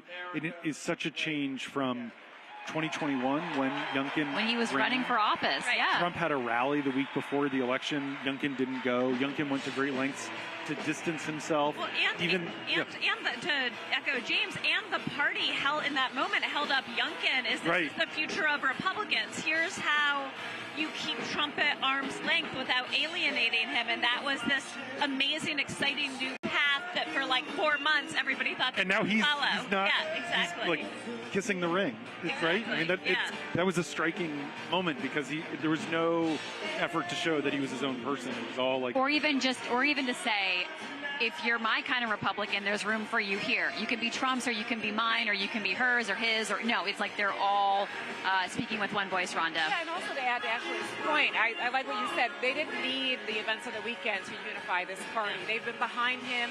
When we looked at polling, they've been behind him against all of these court cases, all of the negative news that would have years ago taken a politician out, but they've been behind him. So you didn't really need this moment to, unify the party. But what I do think is important is Trump has said he wants to have the unity message. In fact, he also said that he has changed his speech a little bit from what it was a few days ago. So it's expected that he will come here in maybe a different light, but that's going to really speak to those people in the middle, the people who have been very uncomfortable with who Trump has been over the last few years. I know I've talked to voters on the trail, Republicans who say, I'm going to vote for him, but I really wish he would be quiet. I don't like the tweets or now the truth posts. I don't like what he's saying. So those people who aren't comfortable with that may, be more unified behind him now that he's dialing, or at least trying to attempt to dial So down. I will be curious to see that unity message, and I sort of feel like the unity message is in 2016. It's the equivalent of Trump will become presidential. He will be awed by the grandeur of the Oval Office. He will grow into it. I think it is both perfectly possible that he gives, as you pointed out, a different and unifying speech that for one night, for 35 minutes, he reads off the teleprompter. But I think the idea that he will maintain, let's just say I'm very skeptical based on almost a decade of coverage, that he will maintain this unifying, sort of floating above it politics tone from now until November, or even, frankly, from now until his convention speech. But Ashley, what is unifying? Like, what do we mean by that? Right. Because unifying can be unifying my way or the highway, unifying right? the party against evil Joe Biden, right? Right. That. But I think the context he said it after the shooting is the more traditional, what we think of a nation coming together after a horrific act. But yes, you might be right. He could stick to his pledge and unify every single Republican and swing voter against the sitting president. Who are the people that you'll be listening for to set tone this week on the stage, as well as just wandering around? Again, it's just so totally Trump's party that the first thing I am looking at tonight is if Trump appears, does he appear? Does he merely wave? Does he speak, right? What is his first public appearance? Is this sort of martyr after this shooting at the rally? What tone does he set tonight? What tone do his kids set? What tone does the family set? I saw a brief clip of his son, Donald Trump Jr., yelling at an MSNBC reporter, calling it, you're the MSDNC. So I think the family, and also, of course, now J.D. Vance in his orbit is the next I'm going to be looking at. And it's not just Trump. All those guys have this instinct to do what Don Jr. did in that clip, which is very much at odds with sort of what they tried to project the last 48 hours. And unless it's unifying against right. MSNBC, exactly. in which case they were quite successful. All right, we're watching to see Governor Kristi Noem take the stage. We'll continue to watch for that. The Dakotas could have had a big night tonight if Doug Burgum had been picked. True. But Ashley, why do you think J.D. Vance was ultimately the pick? It's such a great question. I mean, with Trump, like with everything, it so comes down to chemistry and a gut choice. So I think that was a lot of it. J.D. Vance is very close to Donald Trump Jr. And a number of other aides who were with Trump from the beginning, sort of, not necessarily current aides on payroll, but people in Don Jr.'s orbit, people in Trump's orbit. So we had a lot of loyalists pushing for him. I think that was one thing. I think it's also fascinating because, as you pointed out earlier, J.D. Vance is sort of a mini Trump. He doesn't get Trump anything other than more Trump, which, to be clear, is Trump loves more Trump, right? It's like cowbell. You can never have enough Trump. But I will say, if you are looking for, Trump has his base, and he certainly has his base after the attempted assassination, right? So you could have seen a Rubio for, say, Hispanic voters, or a Rubio or a Burgum for the more traditional country club Republican that has kind of gone the way of the dodo in the MAGA years, but that is important for that very small sliver of voters who will matter, and he didn't choose them. The one other interesting thing about Vance, though, is that Vance very much helps him hold that sort of blue wall, Michigan, Wisconsin, and Pennsylvania, and this is, in this moment, among Democrats who are being honest, they believe that is Joe Biden's only path to the nomination. Is holding Pennsylvania, Michigan, and Wisconsin. That is the only way a lot of Democrats believe Joe Biden gets there. So does Vance help Trump with that? Maybe, yeah. And then there's the question of running for election and getting elected, and that's a little bit different than serving, right? Serving in the White House. And so, Rhonda, what kind of calculation is Trump making about what a Vice President Vance would be for him? I mean, it's likely a yes man. I know we've heard Democrats say that, and in fact, Biden told reporters today that J.D. Vance is a quote clone. So it's someone who's going to be in lockstep with him. I know Biden's campaign chair has said that he's going to do what Pence wouldn't have done on January 6th.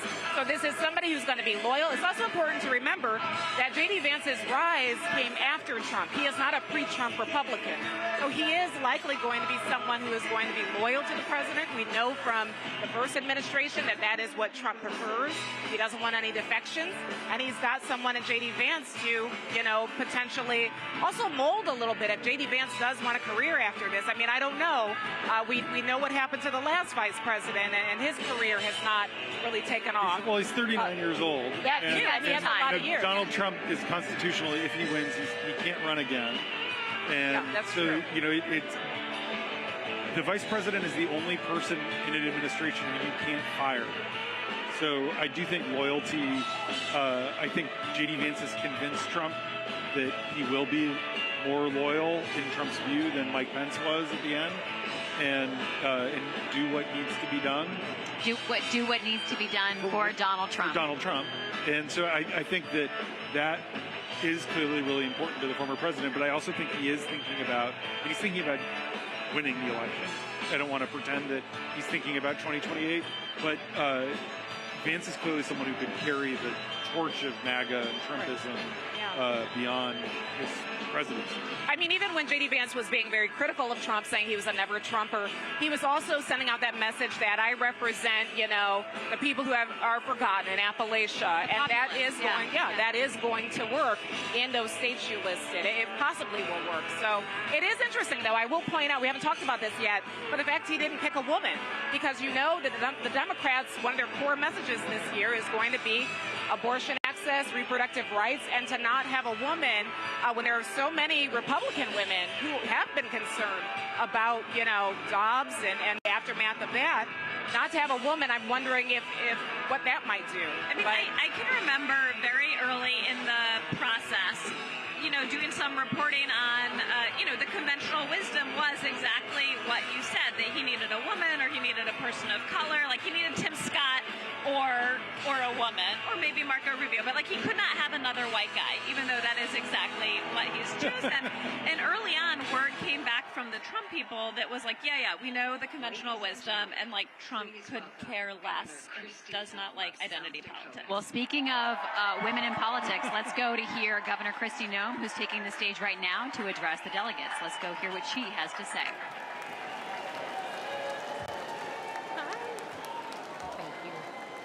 Good evening. You all look fantastic. I love the cowboy hats.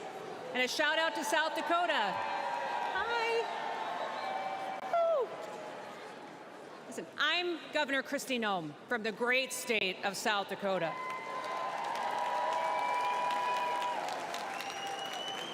Leadership has consequences. It matters who's in the White House.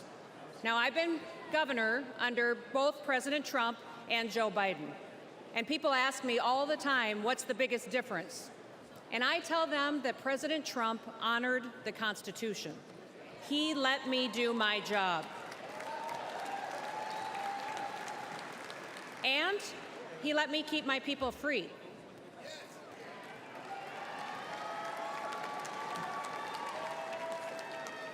Now, leadership on the state level, it matters too. It certainly mattered in South Dakota. I am so proud to say that South Dakota's strong economy has been a beacon of freedom for America. Most of you probably first heard about me during COVID, didn't you? Because South Dakota was the only state in the country that stayed open for business.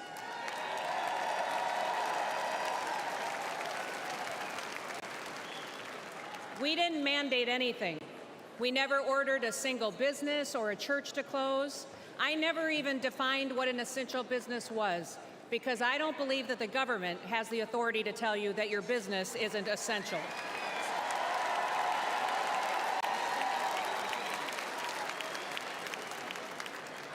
When other states were pushing mandates and lockdowns, instead in South Dakota, we hit the gas. We embraced liberty. We told our story and we invited people to come and to enjoy our beautiful state. Now, all of the things that conservatives have always talked about, we just did it, and it worked.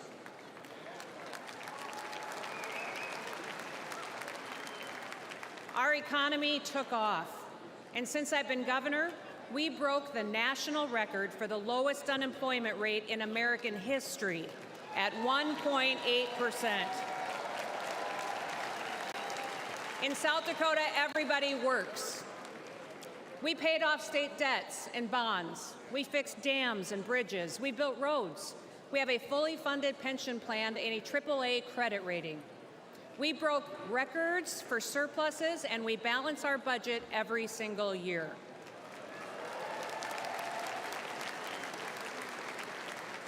And last year in South Dakota, we passed the largest tax cut in South Dakota history.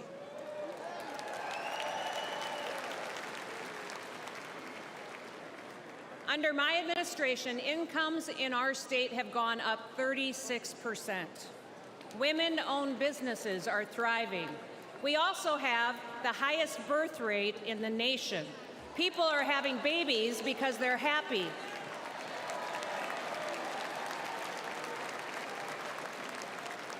And in South Dakota, we love babies.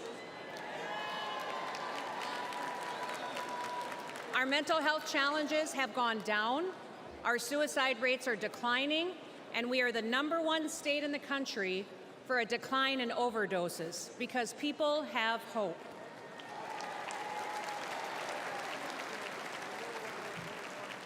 We're growing so fast that we needed more workers to catch up. So we launched the most successful workforce recruitment campaign in the history of South Dakota. And they have come by the thousands to join us and to live with us. Do you guys remember those ads when I was a really lousy plumber and a really terrible electrician? Do you remember those? Well, since we started those ads, we have seen a 78% increase in licensed plumbers in the state of South Dakota. We've seen a 44% increase in electricians in our state. Now, people aren't moving to South Dakota for our beaches or for our beautiful January weather. They are moving to our state for opportunity and for freedom. And all of this happened because our people were bold. We took action, and I was strong. Now, South Dakota proved that freedom will make America wealthy again.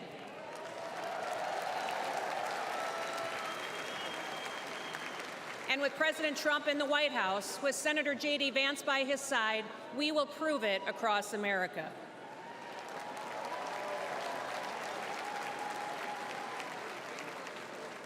Listen, 2 days ago, the whole world changed.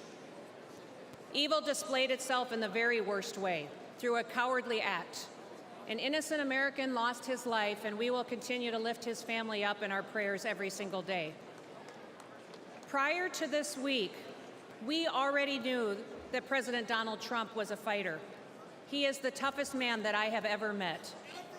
Nobody has endured more than what he has gone through. They've attacked his reputation, they impeached him, they tried to bankrupt him, and they unjustly prosecuted him. But even in the most perilous moment this week, his instinct was to stand and to fight.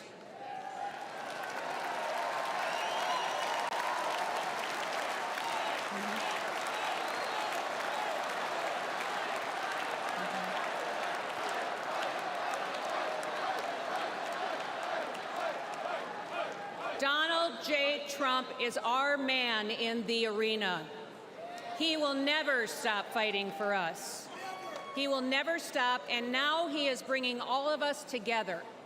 Now, I know that many of you are angry, but now is the time to unite. And we have to get to work.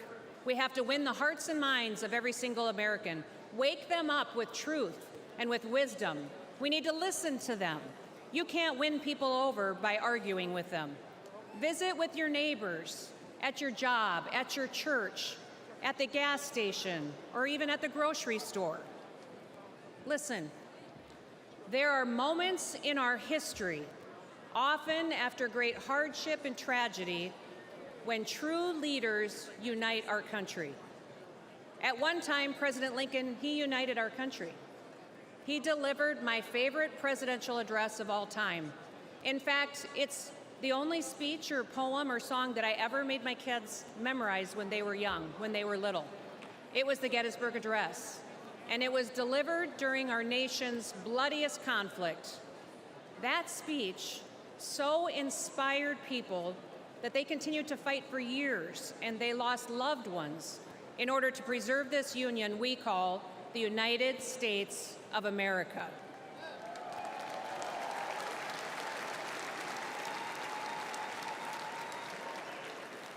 Now, at that time, President Lincoln encouraged us to take increased devotion, that this nation under God shall have a new birth of freedom, and that a government of the people, by the people, and for the people shall not perish from this earth.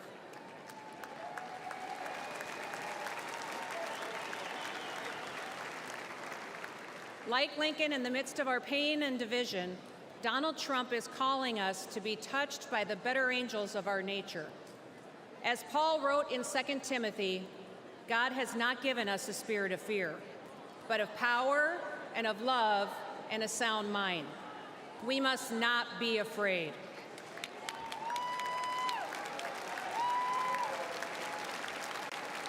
Even in our darkest days, we have never once given up hope. So don't quit on America. If we lose this country, where else will we go that provides more freedom and opportunity for our kids and our grandkids? And I've got 3 grandkids, and I'm counting on a whole lot more. And yes, democracy can be messy, but there is a great invisible strength to a people's union. We have shown the world that we can endure sacrifice and that we can still unite. We should still aspire to be worthy of this union, America. President Donald J. Trump is the leader we need for such a time as this.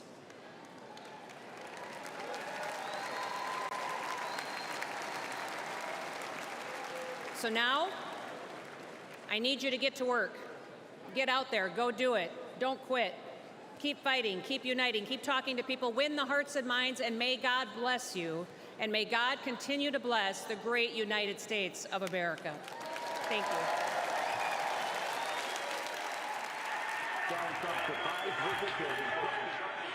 Governor Kristi Noem, you're watching live coverage in the Washington Post. Let's go back to D.C., where our colleague JM Rieger is watching all of this unfold.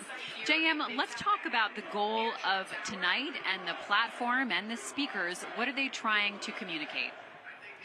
Yeah, Libby, these conventions are a lot about coalescing the party. We've heard throughout the show a common theme is that this is Trump's party, and it is Trump's party. That's not necessarily unusual in a sense. Obviously, whoever's atop the ticket is going to be the standard bearer for their party, but the sort of fealty that we're seeing towards Trump in these remarks is different from what we've seen in previous conventions, what we traditionally see. But these are really aimed at especially the base voters, those folks in the room, the delegates. Those are kind of core base Republican voters, and these conventions are a lot about energizing them. What I think is notable about some of the speakers we've heard so far tonight is we're potentially, James mentioned just a moment ago, 2028. We're potentially seeing a preview of some folks we might see in 2028, regardless of the outcome in 2024, whether that's J.D. Vance throwing his name into the ring, whether that is Glenn Youngkin throwing his hat into the ring, whether that's Kristi Noem. all those folks have been sort of names that are tossed around in Republican circles of future standard bearers for the party. And their remarks are kind of notable for that sense, if for no other reason, because a lot of these are kind of the standard talking points that we've become accustomed to hearing as reporters following these different politicians. But what the windows that they give us into how they might be pivoting is notable. All right, thank you, JM Rieger, talking to us from Washington. Let's head back to the convention floor and the speakers.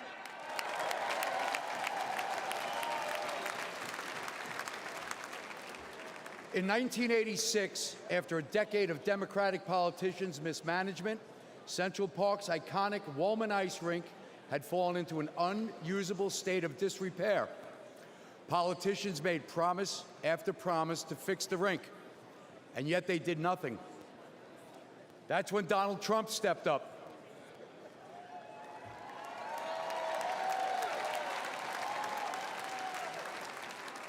He wasn't mayor, he wasn't running for anything, but he was a guy who cared about people, and he knew how to get a job done. He put his money and his reputation on the line and committed to getting it built.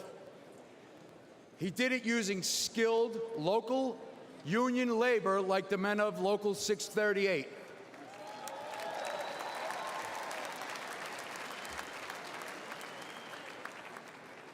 Together, we worked tirelessly on that project, completing it on time and ensuring kids would be skating that fall on that rink.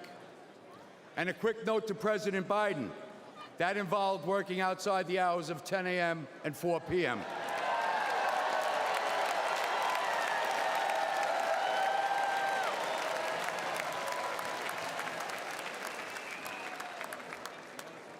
Early one hot summer morning on that job, I saw Donald Trump visiting the site. I yelled out, "Are you here to buy us coffee?" President walked right over. He wasn't the president at the time, but he walked right over, grinning, and handed me some cash and told us it was too hot for coffee. Go buy sandwiches and drinks for everyone.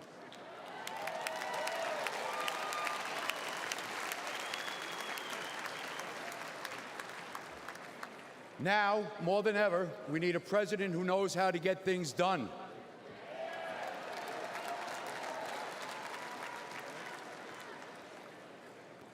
We have an open border inviting illegal immigrants to take our American jobs and lower our wages.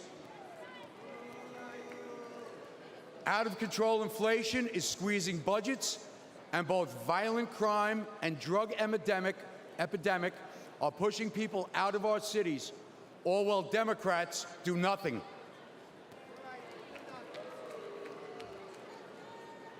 That's why this Union Democrat will be voting Trump along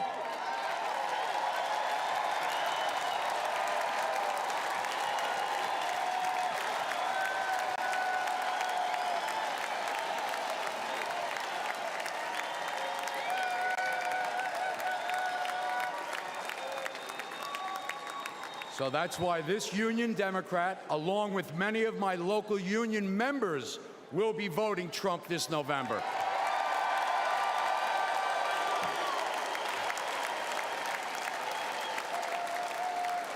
So that we can take back the middle class, take back the country, and rebuild the middle class that my union has helped build over so many years. God bless America. Thank you.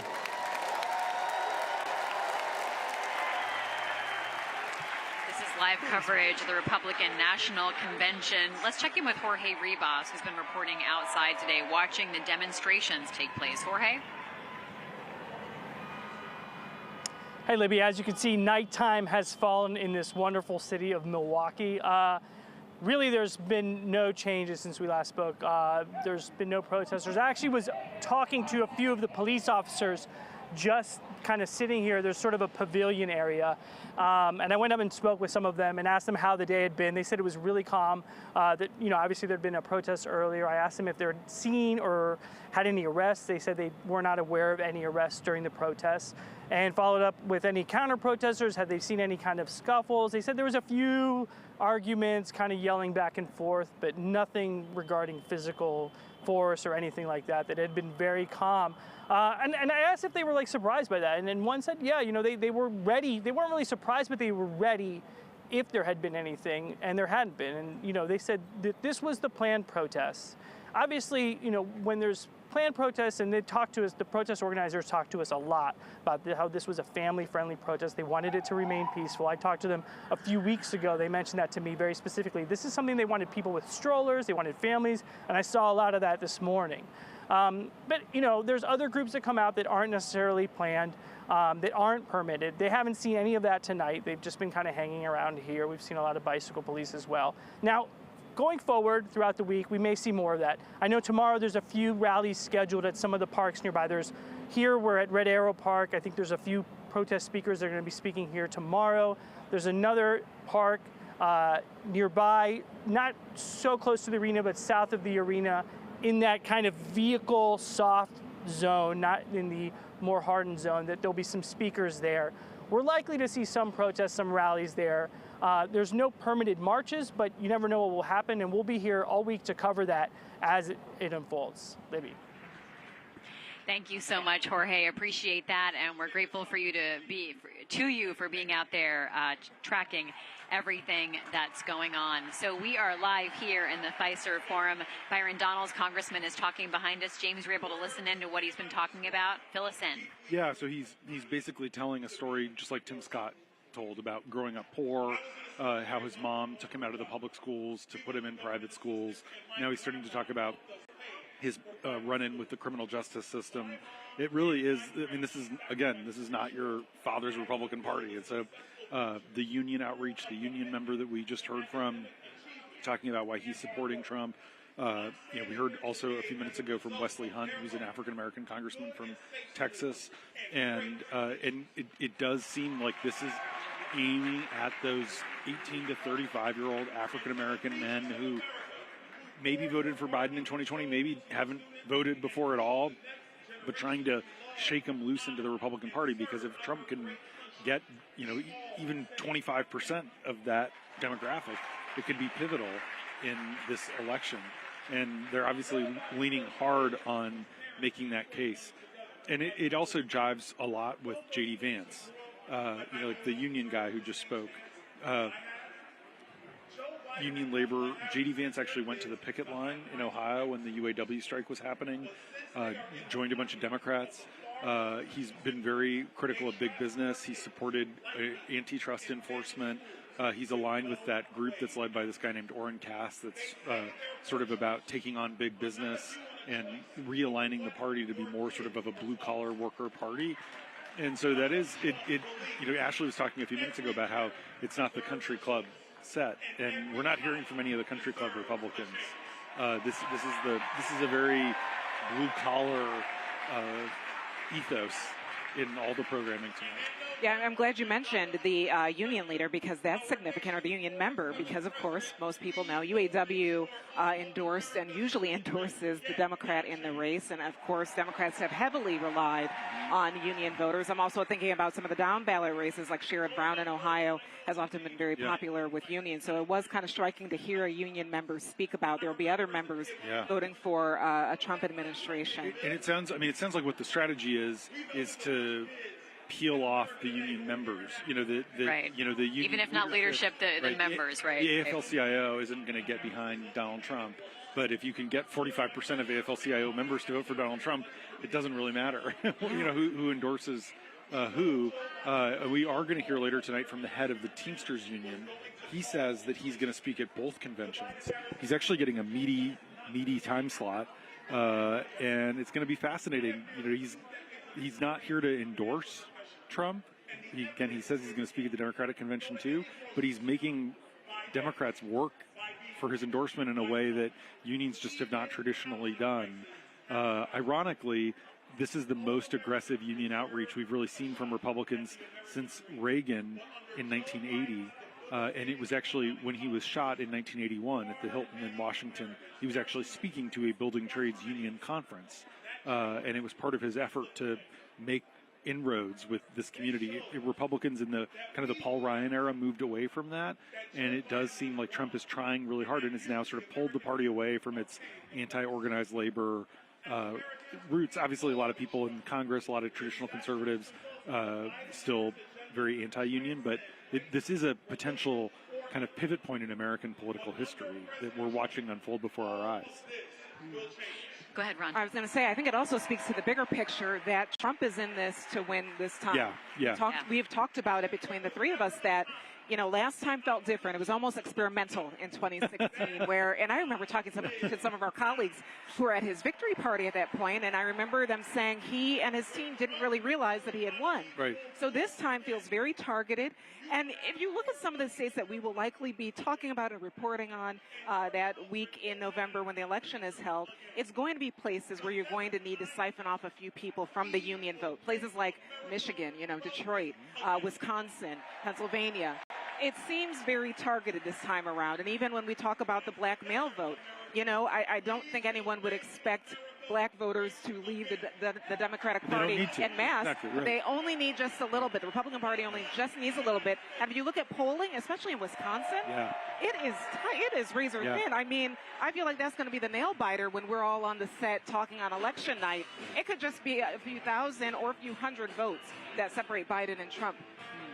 Let's bring JM Rieger in. JM, if you've followed people like Byron Donalds, Tim Scott, Katie Britt, Glenn Youngkin, a lot of what we're hearing tonight are speeches we've heard from them before, but here they are bringing their message to this convention floor as well as to this nominating process of Donald Trump. Talk to us about the messages you're hearing from people like Congressman Byron Donalds tonight. Yeah, Libby, like you said, and like what James and Rhonda were just talking about, a lot of this is also that kind of inroads, figuring out where you can kind of get those voters to your side on the margins, because we anticipate this is going to be another very, very close election determined by very narrow margins in a few key battleground states.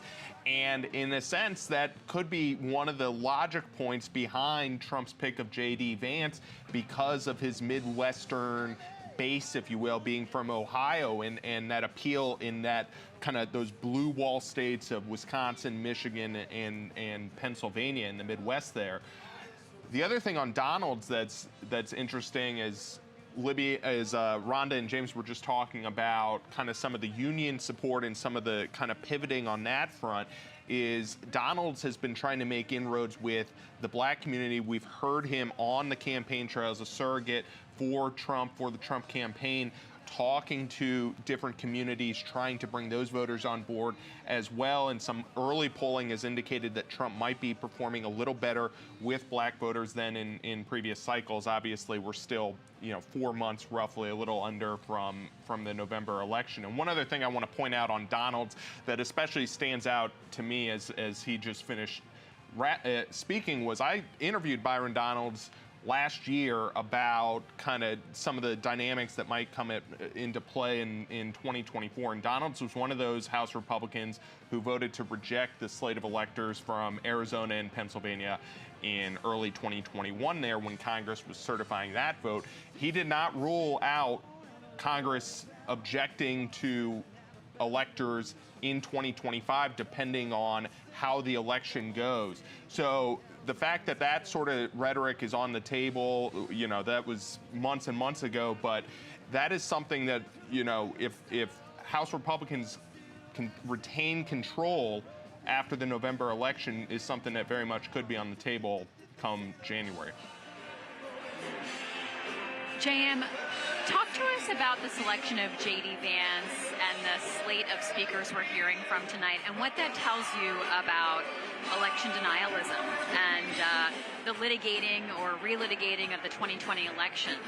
What does that bode for the next couple of months in the aftermath of the upcoming election? This was election denialism, saying that the 2020 election was stolen or fraudulent, is a huge thorn in the side of kind of the Republican, the RNC kind of, executives, if you will. This is an issue that voters generally in polls, they don't want to hear about Trump's claims of a 2020 stolen election. So if Trump is out on the campaign trail talking about that, that's bad for Trump. That's bad for Republicans. Voters say again and again that they want candidates to be forward-looking. They want to look and say, what are you going to do when you are sworn into office in 2025? They don't want to be talking about issues of the past. Trump brings up the 2020 election over and over again, and part of that stolen rhetoric, he talks falsely about things like ballot drop boxes, things like early voting, things like vote by mail. Those are all things that Republicans have actually traditionally been, that had traditionally been a strong suit for Republicans, and it sort of faded away, and it hurt them in both 2020 and in the 2022 midterm elections. And so the Republican Party in 2023 put out this new effort called Bank Your Vote, encouraging Republican voters to get their votes in as early as possible. And this is just smart campaign tactics. If you're running a campaign, you want your base voters to get their votes in early, because you know then that it comes in. You see that. You know now you don't need to send a mailer to voter A who went and banked their vote, quote unquote, early. Byron Donalds, one of the reasons I spoke with him last year was about this effort. He was a co-chair of the Bank Your Vote effort. When the RNC turned over leadership earlier this year, when Ronna McDaniel was forced out, when Laura Trump took on a very senior role, Michael Whatley took over, they initially, and then they walked it back, killed the Bank Your Vote program. But this whole idea of what is Republican turnout going to look like and how much of that is going to come from early voting is a crucial question in this election. And as Rhonda was just talking about how narrow we expect this election to be, any sort of thing on the margin could really sway this election. So when we're talking about early voting and mail-in voting, that could be a huge difference maker come 2024, come November. Yeah, absolutely. Thank you, JM. Rhonda, James, we were hearing JM reflect on Byron Donalds as a speaker tonight. We've also heard from, governors. We've heard from Senators Katie Britt. We heard from Senator Tim Scott. We'll hear from Marsha Blackburn in just a little while. Right now, though, we're actually going to hear from David Sachs. Let's see if there's any lead up or introduction here. Nope, he's heading onto the stage. So let's dip into this and hear what he has to say. I'm David. Good evening, America. I'm David Sachs, a legal immigrant who worked hard to achieve the American dream. Now, thank you. Now I'm concerned those same opportunities won't be there for future generations. As I look out at this convention, I see a party that is strong and unified behind President Donald J. Trump and his pick for Vice President, Senator J.D. Vance. And what about the Democrats? They're in disarray after shielding President Biden from a vigorous primary and gaslighting the entire country about his fitness to serve. We still don't know which puppet Democrat Party bosses will install as their nominee, but we know what their agenda will be. 4 more years of chaos and failure, both at home and abroad.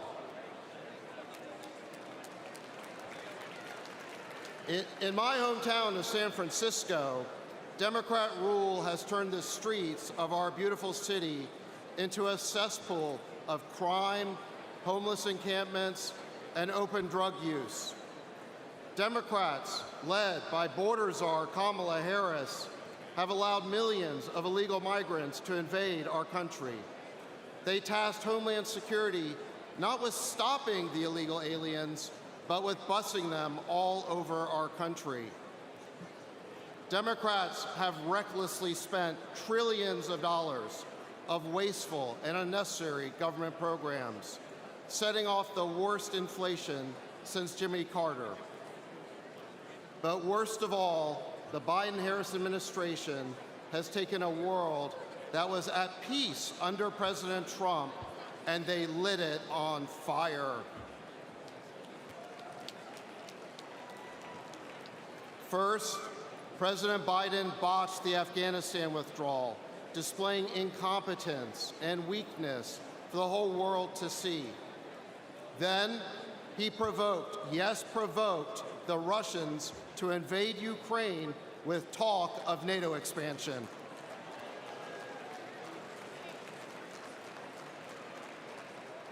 Afterward, he rejected every opportunity for peace in Ukraine, including a deal to end the war just 2 months after it broke out. Now the war is deep into its 3rd year, with no end in sight. Hundreds of thousands of people are dead. Hundreds of billions of our taxpayer dollars have gone up in smoke. President Biden sold us this new forever war by promising it would weaken Russia and strengthen America. Well, how does that look today? Russia's military is bigger than before, while our own stockpiles are dangerously depleted. Every day, there are new calls for escalation, and the world looks on in horror as Joe Biden's demented policy takes us to the brink of World War III. In the Middle East, America is now losing a war with the Houthis. And the administration's policy towards Gaza has been so incoherent that the only thing that pro-Israel and pro-Palestine protesters agree on is the chant, F Joe Biden.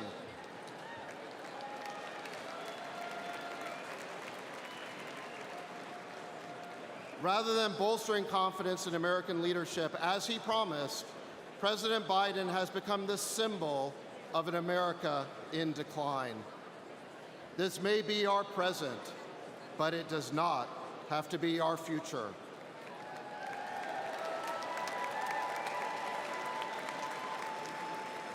We can replace the Biden-Harris cabal with a president who is strong and smart, rather than sleepy and senile.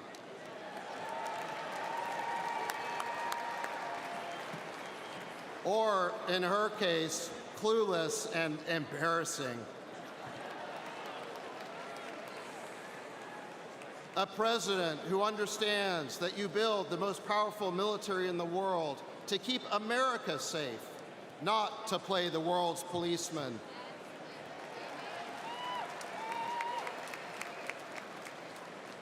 A president who is willing to talk to adversaries as well as friends, because that is the only way to make peace.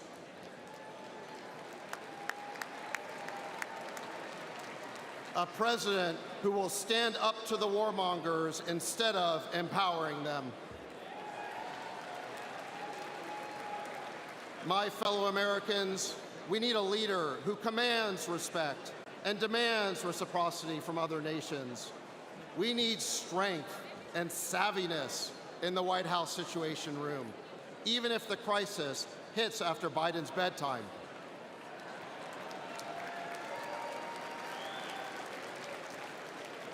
We need a president who can be president and lead, not a puppet controlled by his or her staff.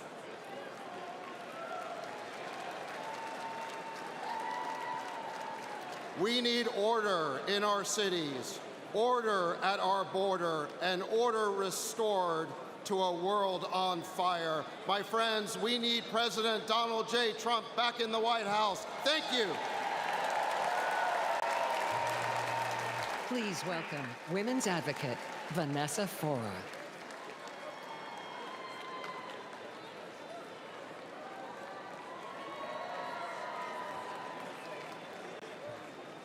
Wow, you all look wonderful, beautiful from here. Look at that crowd. Good evening, everyone. Good evening, America.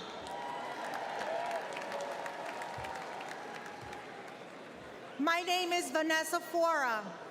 I was born in Peru, and my family migrated legally to the United States when I was 9 years old.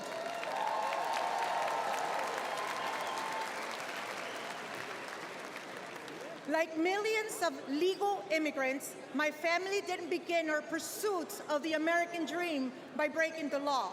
We respected America, and we wanted to earn our citizenship.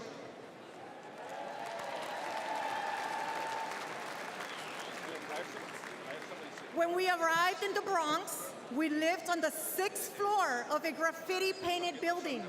Both my parents worked 2 jobs. At 18, I achieved one of my greatest aspirations.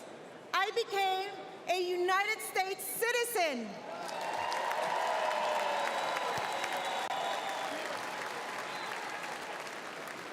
I asked my father which party I should join. He said that we're Hispanics, we vote Democrat. But the more I learned, the more I saw that the Democratic Party didn't represent my values. Republicans did.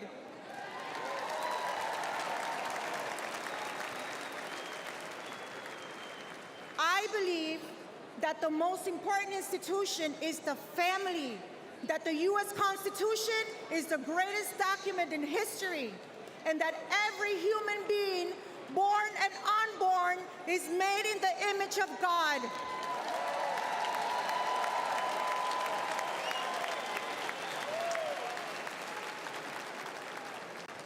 Today, I'm proud to be part of an organization that protects the freedoms and opportunities of women across America. I've had the honor of meeting thousands of moms. Since Biden took office, I've heard one message from mothers from all backgrounds. The cost of living is making it harder to meet basic needs. Moms are reaching down the bottom shelf to just save 35 cents. Grandmothers who should be enjoying their golden years are working again to barely make ends meet. Under the Biden-Harris agenda, we're no longer living, we're surviving. It feels more and more like I'm back in Latin America. Under President Trump, Hispanics' unemployment reached record lows, and our income reached a record high.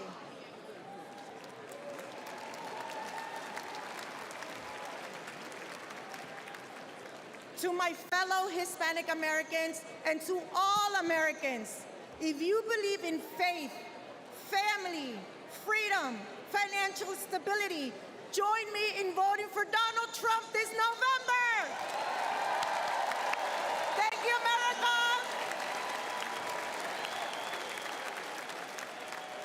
Ladies and gentlemen, Charlie Kirk.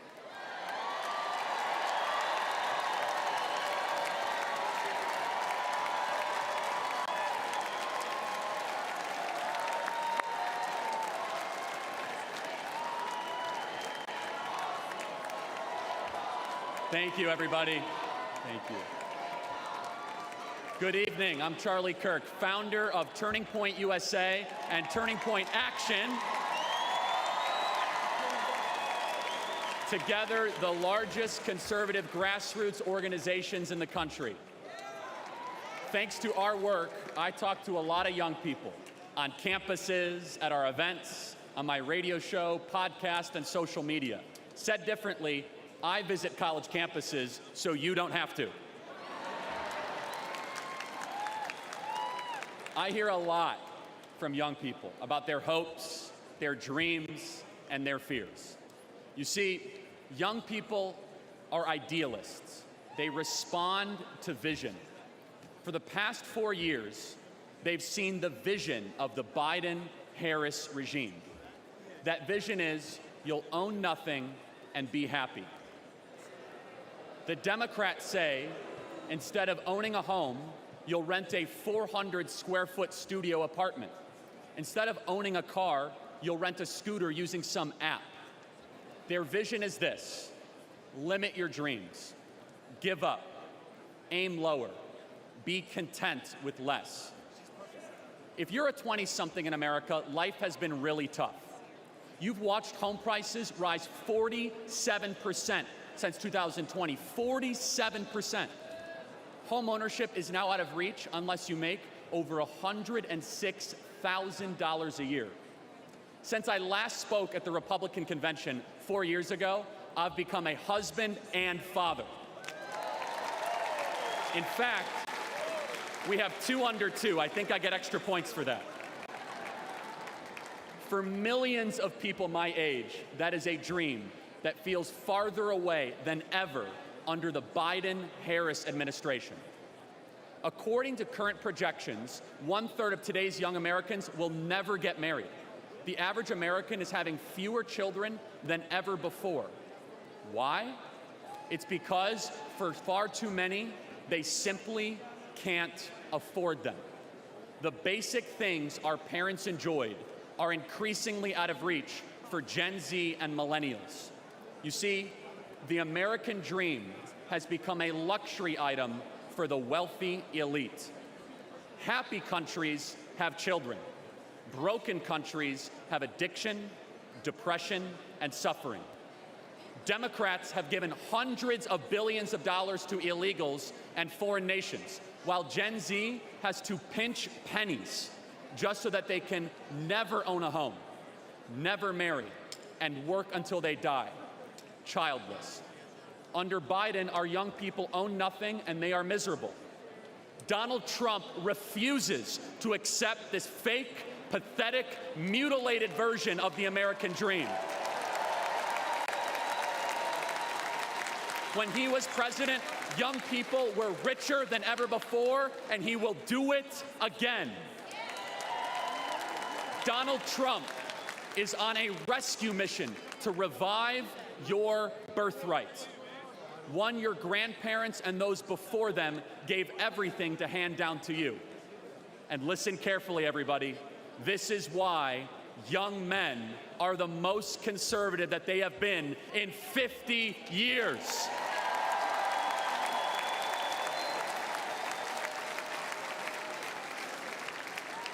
To all the Gen Zers watching this convention on TikTok right now, I have a message just for you.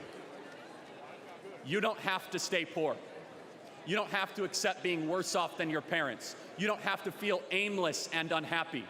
You don't have to support leaders who lied to you and took advantage of you for your vote. America's future is a series of choices. Our current state of slow motion national decline is a choice. This November, we're going to choose success. We're going to choose to put the future of Americans first. We are going to choose to no longer be spectators this election. We together are going to do the work to save America. We are going to choose to work harder than ever before, to chase ballots, to vote early, to register new voters, and all of us together working harder than ever, we will fire the Biden-Harris regime and put Donald Trump back in the White House where he belongs. God bless you guys. Thank you so much.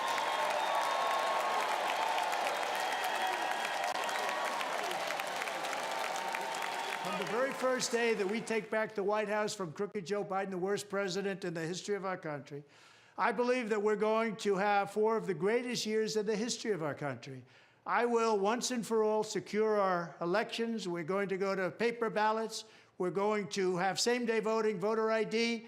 We're going to do it properly. We're going to have good, secure, beautiful elections. We never want what happened in 2020 to happen again. But until then, Republicans must win. And we must use every appropriate tool available to beat the Democrats. They are destroying our country.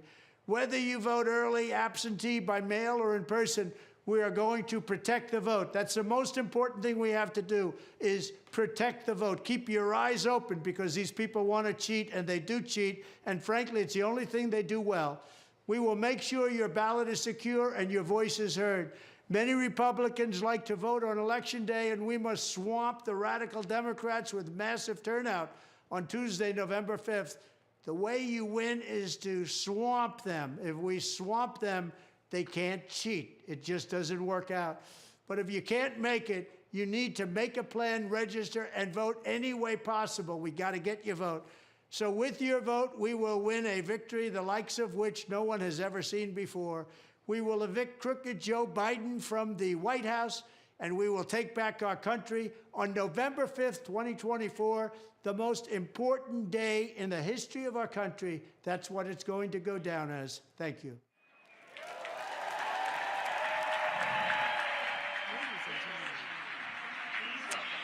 That was a video you just saw of Donald Trump talking about voting and mail-in voting, which is very interesting because we all know this was an Achilles heel of the Republican Party in 2020. Donald Trump scoffed at, mocked, belittled the process and the integrity of early voting, mail-in voting. A very different message now, Rhonda. That's exactly right. He said it's rigged, and he sowed a lot of doubt about mail-in voting. But mail-in voting is actually very efficient and also can give parties kind of a view of who in those communities are voting. So it's something that the RNC chairs have tried to change the messaging around this year, that they should be encouraging their people to mail-in vote. But it is kind of a reversal from what we've heard from him previously. And he tried really hard to thread the needle. The video was actually fascinating because he opened it by saying, when I am president, we're going to go back to all paper ballots. We're going to go back to same-day voting. We're going to do all these things. But until then, until we win, that way it doesn't seem like he's saying we have to swamp them with votes. This is the first time we've seen the president speaking, at the convention.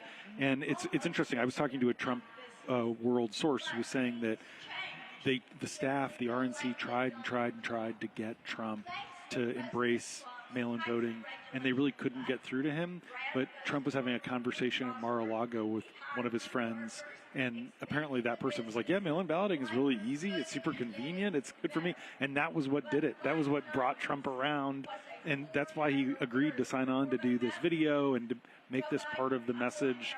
What part of the thing, too, is that he wants all these poll observers. So there's going to be like 100,000 Republican volunteers who are going to be assigned to various polling places around the country to watch for funny business. Obviously, there was no evidence of widespread voter fraud in 2020. It was heavily litigated. That's very important to say. But it is interesting to watch this heavy push for mail-in balloting after just, the opposite. And it also reflects a professionalization that wasn't even there 4 years ago when he had the White House. Exactly. We're watching to see what unfolds yet tonight. There's still more programming to come. And a reminder, this is only day one of 4 days. And it all builds to a couple of culminating events. On Wednesday, J.D. Vance, who's Donald Trump's pick for vice presidential ticket writer, will be speaking. On Thursday, Donald Trump makes the big speech of the convention. And until then, there's a lot of tone setting, a lot of messaging, and every night has a different theme. Let's talk about the speakers that we've been hearing in the last little while. David Sachs may not be, I don't know if a lot of people in this room actually even knew who he was, right? This is a very wealthy man who chose to use his time to focus a lot on foreign policy. And that kind of dropped like a leaded shoe here in this room. No one seemed to care much about it. But you were paying attention, I was James. paying close attention. I was shocked. You were alarmed and shocked by what you were hearing. Tell us about it. He blamed Joe Biden for Vladimir Putin invading Ukraine. He said that threatening to expand NATO is what prompted Putin. It's what forced him to feel like he had to go in. He said that Biden has created a new forever war and that he is trying to escalate helping Ukraine into World War III. He also said he called Biden, he said Biden and his policies are demented. It was very strong. But what's going on, the reason it's interesting is he is a billionaire. He's best friends with Peter Thiel. They went to Stanford together, graduated the same year. He's from South Africa. He was an early investor in companies like Facebook. How he made his money, pounds here. PayPal. Yeah, PayPal. He was the executive at PayPal. I want to just say one thing at the very beginning. He was like, I was a legal immigrant. What he means is he's from South Africa and he came here. But I think the crowd was like, what? What's happening? So anyway, please continue. It was a very flat speech. Yes. But so what's interesting is people might remember, political junkies, that he co-hosted that disastrous Twitter Spaces because he's also close with Elon Musk. For Ron DeSantis. When DeSantis... Remember how DeSantis launched his campaign not at a rally, not in some big splashy video, but by doing a Twitter Spaces, which is an audio conversation on Twitter. It was a disaster.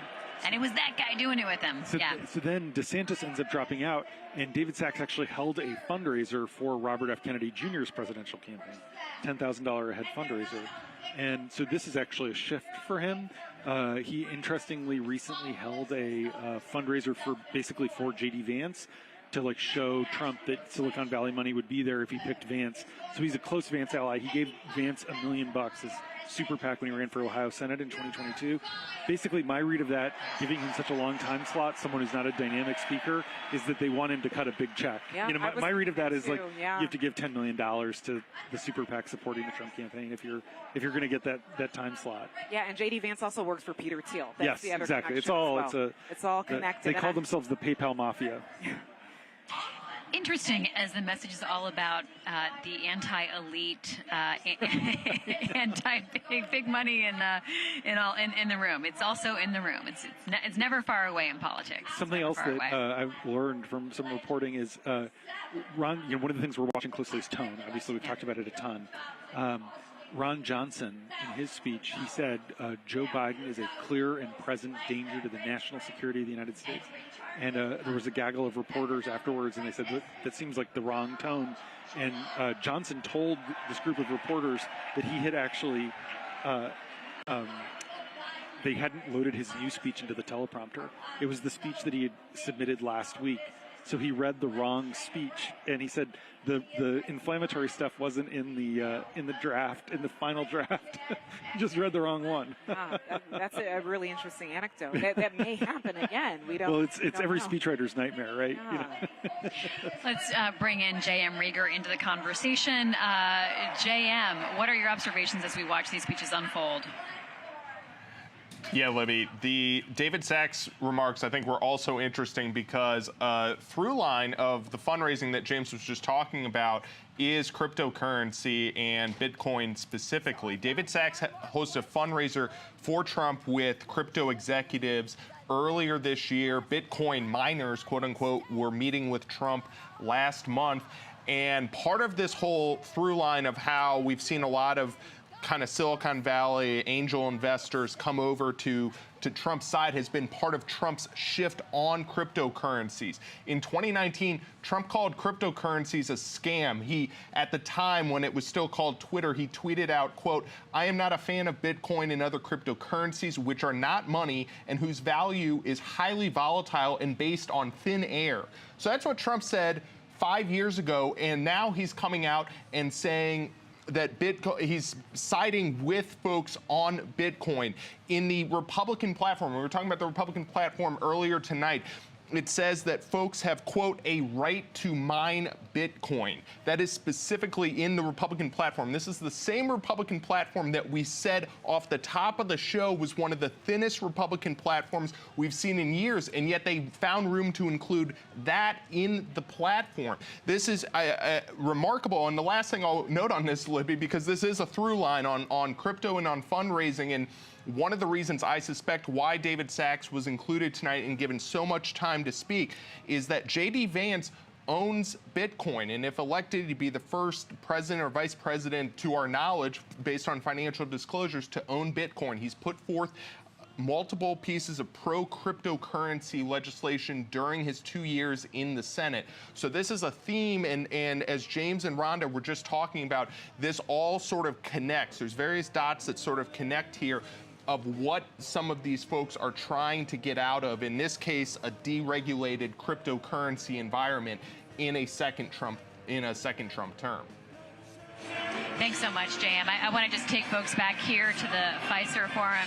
You can see the people behind us are all craned in one direction. They're all looking one way. Yeah. James has the best vantage point from there. Was that JD Vance who's up there? Yes, so JD Vance has come up. It's basically everyone who's spoken tonight. They've all sort of gathered around. JD Vance is giving high fives and handshakes. There's a bunch of members of the Senate standing around. Mike Johnson is there with his wife. Tucker Carlson, the former Fox News personality, he's also there kind of laughing it up. I saw him shake hands with JD Vance, and now Donald Trump Jr. is standing with the vice presidential nominee and the chair of the RNC. So the VIPs are all sort of gathering in this area, and everyone in the arena has sort of gathered and is watching this group. Eric Trump has just walked up, and Stephen Chung, Trump's spokesman, Laura Trump. I mean, this is literally like the entire Trump family's all coming. So they're filling the seats as this sort of house band builds the energy.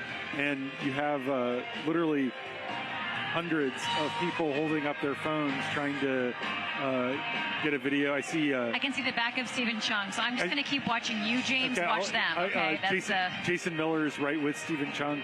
I mean, it's hard to overstate my 10th convention. I mean, I haven't seen Republicans this sort of like confident and enthusiastic at a Republican convention since 2004. Like they're feeling good. It is a joyous atmosphere. And Donald Trump is appears to be just about to walk out. He has a bandage on his ear, on his right ear that was hit on Saturday in Pennsylvania. So what we can see, and hopefully you can too on your screen, is on the Jumbotron at the top of the convention center, we see that image of Trump with, as James was saying, the bandage on his ear as he prepares to come into this hall. The crowd is in high anticipation. This is the first public sighting of Donald Trump since the assassination attempt on him on Saturday in Butler, Pennsylvania. A sobering reminder that one man was killed, 2 others were very seriously injured. And as we know, Donald Trump's ear was cut. The moment of that attack will go down in history in every frame-by-frame clarity, which we all witnessed it in.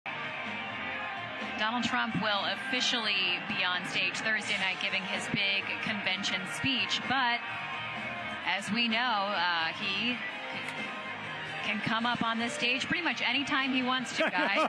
So. He is a showman. Yeah. And you can tell he's enjoying it. He looks like he's waiting for his sign. I was just thinking that, But he's producing The Apprentice. He does have that background of trying to get the crowd amped up. And traditionally, historically, the nominee didn't come into the convention until the final day and would watch it from a distance. And Trump sort of broke that tradition in 2016 by coming out every night, making a grand entrance.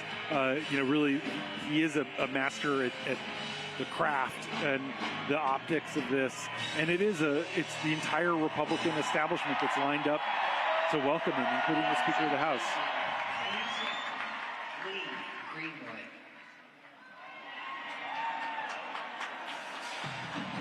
So Lee Greenwood, of course, is the musician. Donald Trump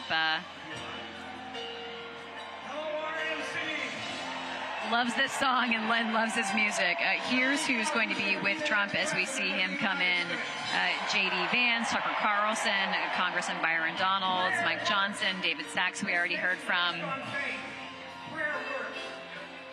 Because he was sure, as Donald Trump turned his head just slightly, that the bullet missed him just enough in his life to be the next president of the United States.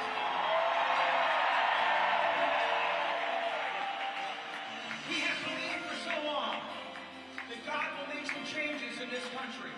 And he's about to make a change in the current administration and send them home. Thank you, everybody, for being here tonight. Tonight, we make the decision on what's right for America. More prosperity, less gas prices, less food prices, help for our veterans, and God bless our military wherever they are in these United States and abroad. There would be no wars. Ladies and gentlemen, please welcome the next President of the United States, Donald J. Trump.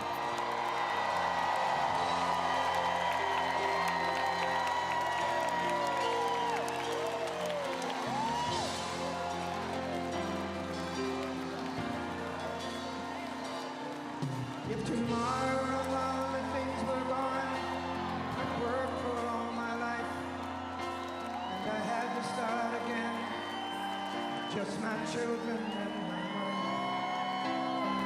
Thank my lucky stars to be living here today, 'cause the flag still stands for freedom, and they can't take that away.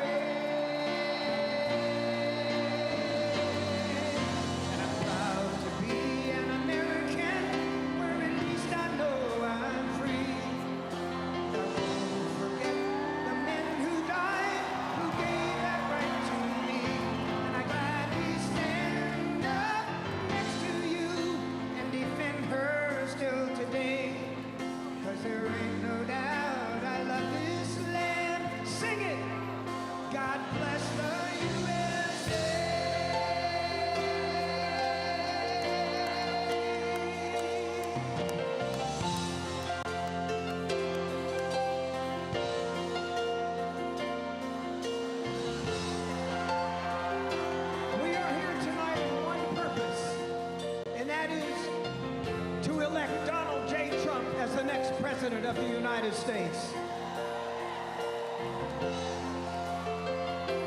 He is here tonight to show his courage, his defiance against somebody who tried to kill him.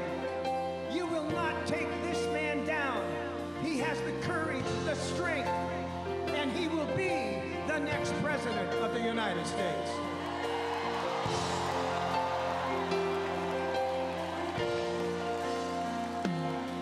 From the lakes of Minnesota to the hills of Tennessee, across the plains of Texas, from sea to shining sea. Ladies and gentlemen, the 45th President of the United States and soon to be the 47th President of the United States, please welcome Donald J. Trump.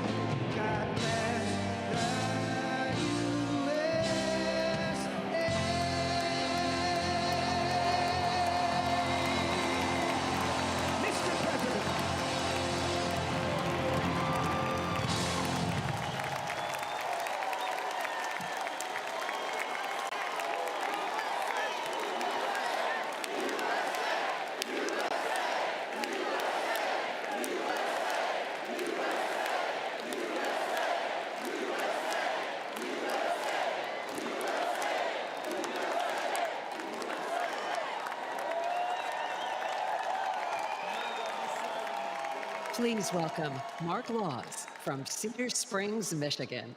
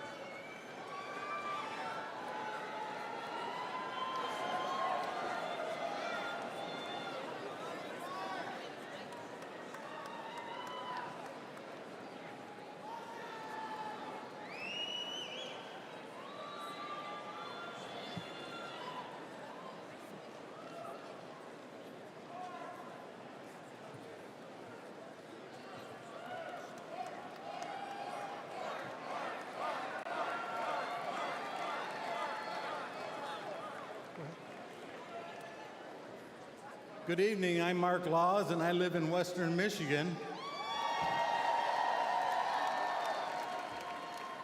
I'm not a senator or a governor or some other politician, but I'm just a regular guy.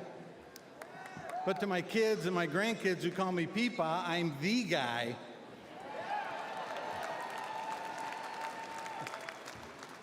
I live on a fixed income, so I'm not one of the people that watch their portfolios. No, in the big boy Joe economy, I just worry about getting through the day. But I'm fortunate because I don't have a mortgage. If I did, I'm really not sure how I'd make it. The big boy Joe inflation has turned our dollars into nickels. And in Michigan, we got 180,000 plus people that are in tax lien foreclosure right now. So even though I don't have a mortgage, I still got to pay the government to rent my house. And if I don't, they take it away. When I'm asked how I'm doing, I answer honestly, I say, I'm doing okay. But don't you remember under President Trump, we didn't have to settle for just okay. We were doing great.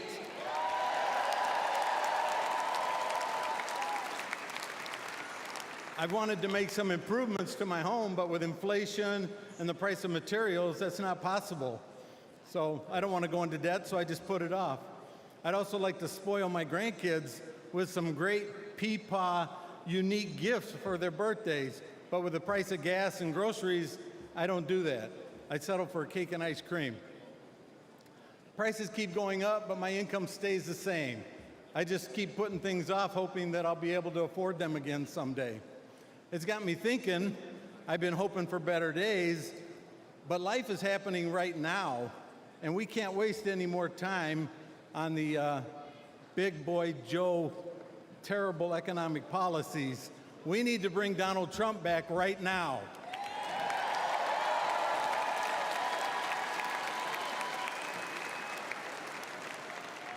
We need to know and share the 20 promises that Donald Trump has made. We need to get involved with the Trump 47.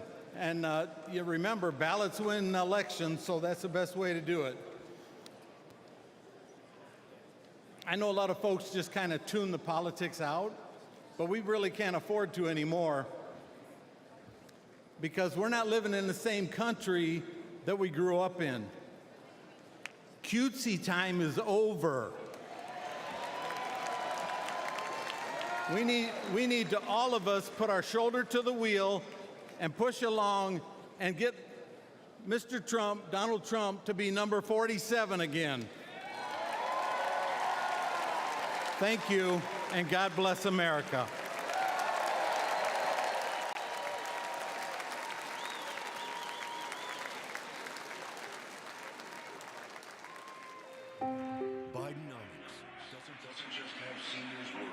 That was Speaker Mark Laws talking about his perspective on the economy, and Joe Biden, you heard him talking about Big Boy Biden, a reference to the Big Boy press conference that Joe Biden was going to have last week. That's how his team was characterizing it. So even though there's a call for unity and things like that, this is still a political rally, a political event, and they're still going to sling the political mud. So as you just saw, of course, Donald Trump arriving here at the convention center, sitting and watching this unfold a little bit. Meanwhile, news being made at the other side of the political spectrum with Joe Biden, because he's been doing this interview this evening that was broadcast with Lester Holt, and our colleague Rich Matthews has been tracking that to report on it and bring us the latest there. So, Rich, tell us about what we know of that Biden interview and what the president has had to say tonight. You know, Libby, you just mentioned how we're talking a lot about more civility between the two candidates and the two parties even. But this interview got a little bit testy and a little bit heated. And President Joe Biden really didn't pull punches going after President Trump in this. I will say the very first question that he was asked was, what was your immediate reaction when the moment that you heard about the assassination attempt? And President Biden said, I said, oh God, there's no room for political violence in America. Let's listen into a little bit of that interview from NBC News. Can you give me a sense of that conversation? Very cordial. I told him how concerned I was and wanted to make sure I knew how he was actually doing. He sounded good. He said he was fine. And he thanked me for calling him. I told him he was literally in the prayers of Jill and me. And I hope his whole family was weathering this. You were in Delaware when this happened. What was your first reaction?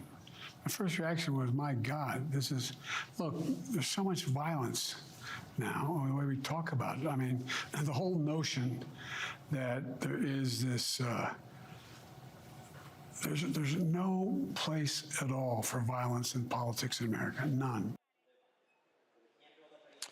Now, that was really the most civil part of the interview. I don't want to overstate it. I mean, you know, there wasn't name calling, but President Biden did talk about Trump using insightful language and refusing to accept the results of elections. He even said, hey, you can't just love America when you win. Biden was also asked extensively about his performance in the debate. Lester Holt said, hey, have you seen the debate? Joe Biden said, I don't have to see it, I was there. Said he had an off night, he had a bad night, but that he will not repeat that in September when the two are planning to meet again. Another kind of interesting back and forth. Lester Holt said, hey, would you debate President Trump sooner than that? Would you like to get back on the horse? And Biden said, hey, where have you been? What are you watching? I'm on the horse. I'm out there every day campaigning. I will say he was adamant that he's not stepping down. The final real section of the interview with a lot of meat was talking about how Nancy Pelosi and other Democratic leaders have hinted that Biden should at least consider pulling out of this race. And he said, absolutely not. I only listen to me and the 14 million Democrats who voted for me in the primary.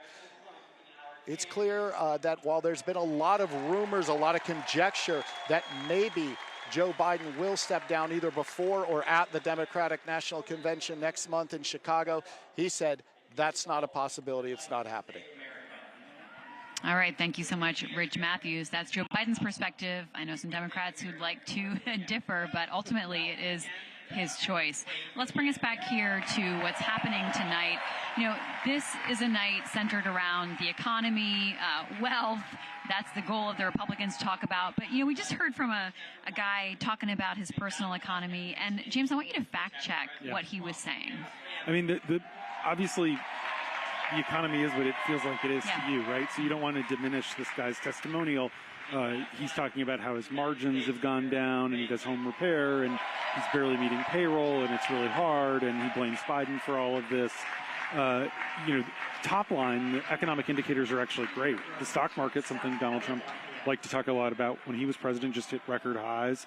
Unemployment is at very significant lows. There was a great jobs report last month, 200,000 new jobs. Inflation actually is cooling down. There is real economic progress, and it feels like the Federal Reserve is poised to cut interest rates this fall. We're going to go to the platform here where Amber Rose is speaking. Let's go to this live.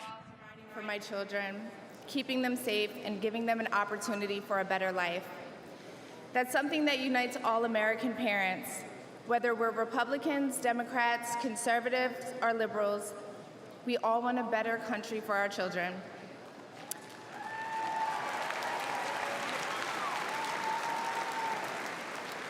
But I'm here tonight to tell you, no matter your political background, that the best chance we have to give our babies a better life is to elect Donald Trump President of the United States.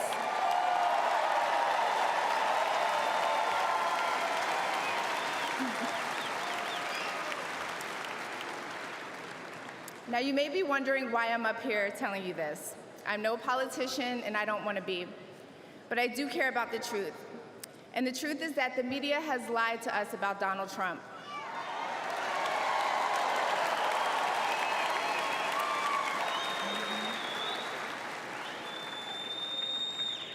I know this because for a long time I believed those lies, so I'm here to set the record straight.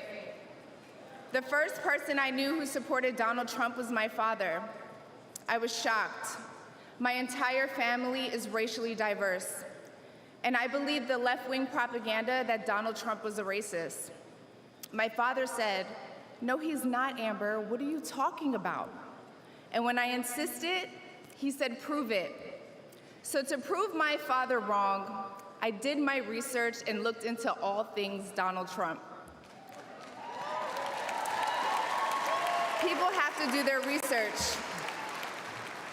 I watched all the rallies, and I started meeting so many of you, his red hat wearing supporters.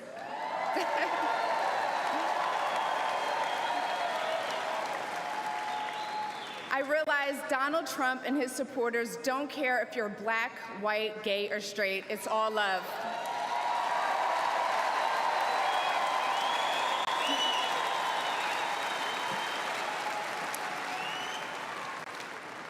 And that's when it hit me. These are my people. This is where I belong.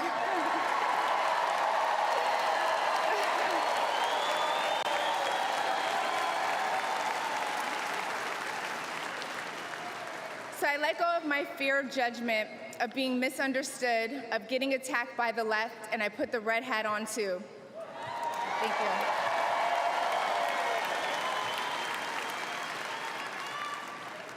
Love you too. I never felt more free and more love for my country than I do now. I want to thank my father, who's in the audience tonight, for opening my eyes. He served over 20 years in the U.S. military. Thank you for your service, Dad.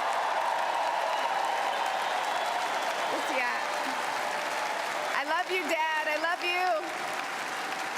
I love you so much. Thank you.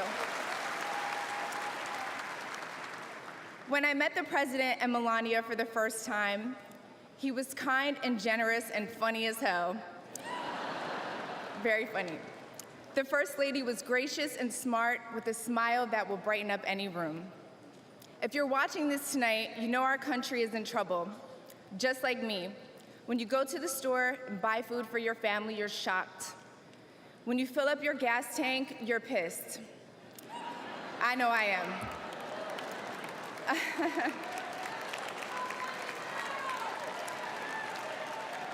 And when you turn on the news, you are just exhausted.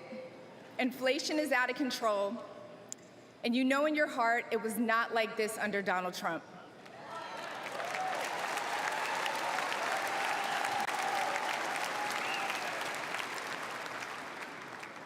My message to you tonight comes from a humble place. The left told me to hate Trump, and even worse, to hate the other side, the people who support him. When you cut through the lies, you realize the truth. American families were better when Donald Trump was president.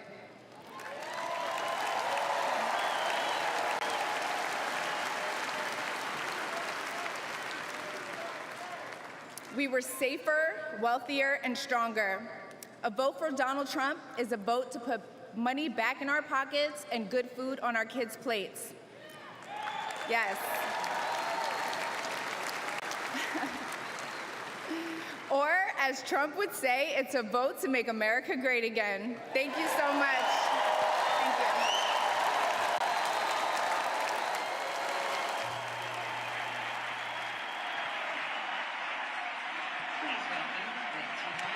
That was Amber Rose, who's a performer. She has millions of followers on Instagram. She was anti-Trump before she was pro-Trump, and you heard her talk about her story there a little bit, James. Also, Wiz Khalifa's ex-wife and Kanye West's ex-girlfriend. Yeah, and she does her own performing and stuff like that. What does she add to this moment here tonight? I mean, she's talking about the platform, which is the economy, right? They're talking about economy, wealth, and she tried to bring it back to that. Even though I think she probably has a lot less to worry about economically than most people anywhere in this area code, including us, because she is someone who is well known and has made a lot of money over the years through her modeling and through her performing and stuff like that, her supportive things. So why have her here tonight? Well, and I will point out, she did have a longer slot than I think even Marjorie Taylor Greene, so she was given a prominent opportunity there. I think it's a part of what we've talked about a lot tonight, is that this is a Republican Party that wants to sort of paint a new picture, show that they're being inclusive, have someone young. I think one of the reasons she may have had a longer slot is because she is someone who is followed on social media. Absolutely. That is a way to reach out to young people. They also know about the Wiz Khalifa and Kanye connection as well. So she's almost like a popular culture figure that's not the politician. She even said in that speech, like, I don't want to be a politician. But I think she is a part of an outreach to, try to get folks outreach on social media as well as a diverse community. And she's also almost saying, like, I'm coming out as a Trump supporter, which she's done before this, but she's like, it's okay to come over here, right? You can do this. You can put on the red hat. You can be like me. The permission structure is huge, and you're right.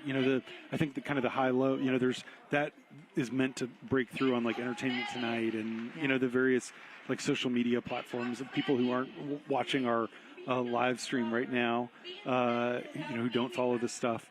And the Michigan thing, the Michigan speaker, that's for the Michigan local TV. That's going to break through in Michigan. which is the goal. Yeah, it's a lot of audio tuning. Talking to the part of the base that you want to start making. I like that audio tuning. Yeah, it is exactly what it is, and it's something that the former president has really perfected. And we've talked about his history as someone in entertainment. He knows, and he's a business person, so he kind of knows how to sell something. Let's go back to Rich Matthews. Rich was talking a little bit ago about President Biden doing an interview tonight with Lester Holt. Well, J.D. Vance also did an interview for tonight on Hannity on Fox. So, Rich, what were the highlights and news moments of that interview? Well, there's probably no surprise. I mean, the hard part of politics is sometimes walking back things you've said, and J.D. Vance isn't going to be the first person to ever go through that. However, typically it's when you're in a primary against someone and you lose, and then you kind of come back to support them for the good of the party. That's not the situation here. J.D. Vance has never run against Donald Trump, but he certainly said some pretty tough things about him back in 2016, even 2020, and then Trump supported Vance when he won his Senate seat just 2 years ago, and the two, again, as we've talked about through the night, have become friends, and in fact, they're sitting together right now behind me. But let's listen to some of those questions about, again, the past, discussions that the two have had with each other and against each other. Let's listen to that interview. You literally said, you texted a friend, that Trump is a cynical a-hole like Nixon who wouldn't be that bad and might even prove useful, and that he's America's Hitler. And you compared him to a cultural heroine in the Atlantic Monthly. And I'll tell you Trump's response, but you said that then. What do you say to people that say, well, wait a minute? Sure. What did he mean? Well, Sean, I don't hide from that. I was certainly skeptical of Donald Trump in 2016, but President Trump was a great president, and he changed my mind. I think he changed the minds of a lot of Americans because, again, he delivered that peace and prosperity. If you go back to what I thought in 2016, another thing that was going on, Sean, is I bought into the media's lies and distortions. I bought into this idea that somehow he was going to be so different, a terrible threat to democracy. It was a joke. Joe Biden is the one who's trying to throw his political opposition in jail. Joe Biden is the one who's trying to undermine American law and order. President Trump did a really good job. And that probably won't be the last time J.D. Vance has to answer those types of questions. Libby, I do want to tell you one anecdote that was pretty interesting from the interview. Vance was asked about the phone call from President Trump, and he said it did come just earlier today, and that his 7-year-old son was making a lot of noise in the background. Now, all of us that have worked from home have dealt with that, but President Trump put the 7-year-old son on the phone and asked him to talk. Libby?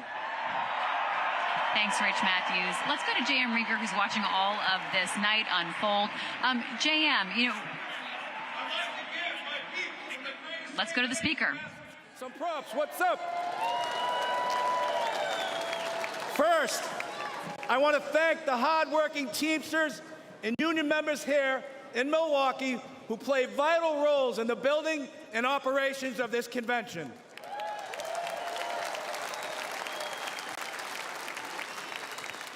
I also want to thank President Donald Trump for opening the RNC's doors to the Teamsters Union and inviting me to speak before you tonight.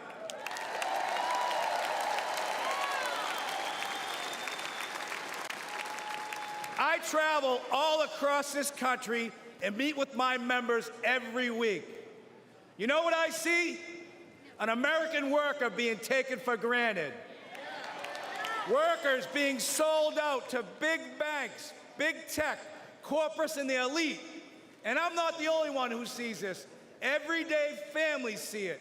The American people aren't stupid. They know the system is broken. We all know how Washington is run.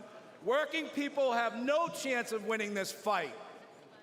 That's why I'm here today. Because I refuse to keep doing the same things my predecessors did.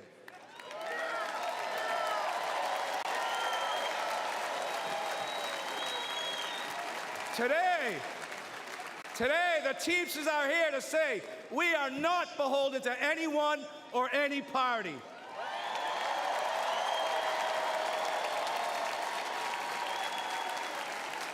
create an agenda and work with a bipartisan coalition ready to accomplish something real for the American worker.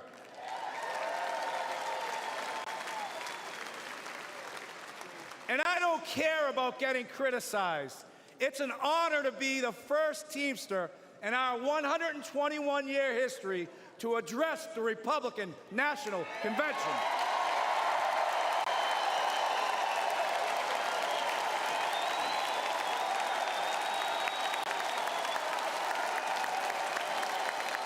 Several months ago, I asked the RNC and the DNC for the opportunity to speak. To be frank, when President Trump invited me to speak at this convention, there was political unrest on the left and on the right. Hard to believe. Anti-union groups demanded the president rescind his invitation. The left called me a traitor.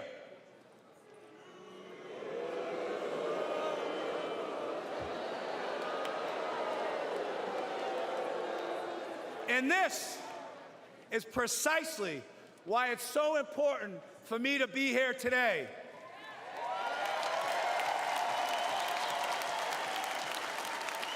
Think about this.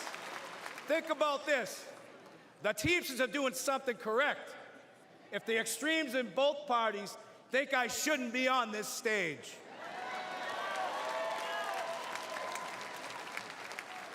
President Trump had the backbone to open the doors to this Republican convention, and that's unprecedented.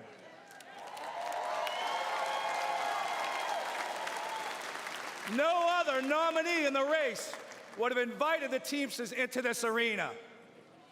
Now, you can have whatever opinion you want, but one thing is clear. President Trump is a candidate who is not afraid of hearing from new, loud, and often critical voices. And I think we all can agree, whether people like him or they don't like him, in light of what happened to him on Saturday, he has proven to be one tough SOB.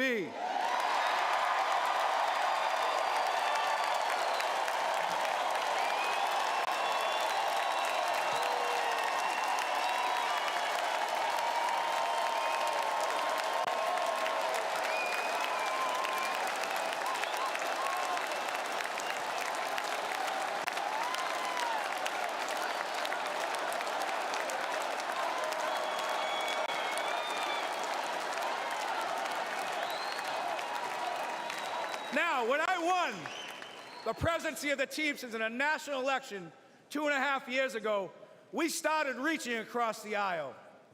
In the past, the Teamsters have endorsed GOP candidates, including Nixon, Reagan, and George H.W. Bush.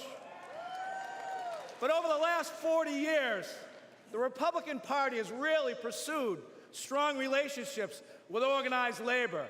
There are some in the party who stand in active opposition to labor unions. This too must change. And I want to be clear. At the end of the day, the Teamsters are not interested if you have a D, R, or an I next to your name. We want to know one thing. What are you doing to help American workers?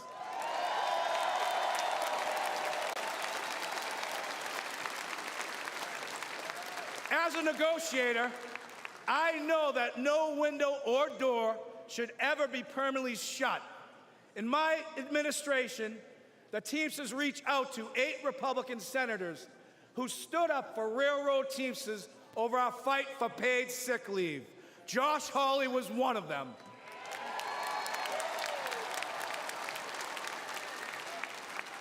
We started talking. Senator Hawley changed his position on national right to work. Then we started walking. Senator Hawley walked a Teamsters picket line in St. Louis and a UAW picket line in Wentzville, Missouri. More than that, I want to recognize Senator Hawley for his direct, relentless, and pointed questioning of corporate talking heads, lawyers, CEOs, and apologists. He has shown he is not willing to accept their pillaging of working people's pocketbooks. I know from a career in negotiating that you get nowhere by slamming your fist on the table. The first step is to listen. The Teamsters and the GOP may not agree on many issues, but a growing group has shown the courage to sit down and consider points of view that aren't funded by big money think tanks. Senators like J.D. Vance, Roger Marshall, and Representatives Nicole Malliotakis, Mike Lawler, and Brian Fitzpatrick are among elected officials who truly care about working people. And this group is expanding and is putting fear into those who have monopolized our very broken system in America today. There are far too many people on both sides of the aisle still caught up in knee-jerk reactions to unions, who subscribe to the same tired claptrap that unions destroy American companies. Take a moment to consider United Parcel Service, which is the largest private sector logistics company, and it's been unionized for more than 100 years. More than 350,000 Teamsters make it run. We work for good middle-class wages, quality health care, and secure pensions. There are work rules that ensure fairness and due process for both sides. UPS is the most efficient package delivery company in the world.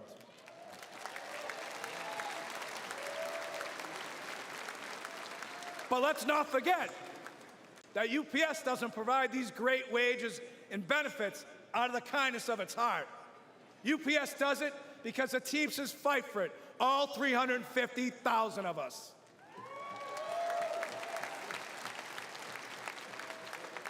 You know, corporatists hate when working people join together to form unions. But for a century, major employers have waged a war against labor by forming corporate unions of their own. We need to call the Chamber of Commerce and the business roundtables what they are. They are unions for big business. And here's another fact. Against gigantic multinational corporation, an individual worker has zero power. It's only when Americans band together in democratic unions that we win real improvements on wages, benefits, and working conditions. Companies like Amazon are bigger than most national economies. Amazon is valued over $2 trillion. That makes it the 14th largest economy in the world. What is sickening is that Amazon has abandoned any national allegiance. Amazon's sole focus is on lining its own pockets. Remember, elites have no party, elites have no nation. Their loyalty is to the balance sheet and to the stock price at the expense of the American worker.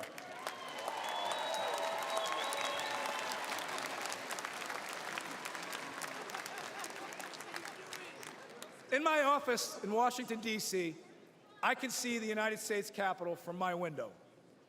I see well-intentioned people arrive in Washington and get eaten up by an unforgiving system. The responsibility to average Americans takes a back seat. The objective now becomes survival.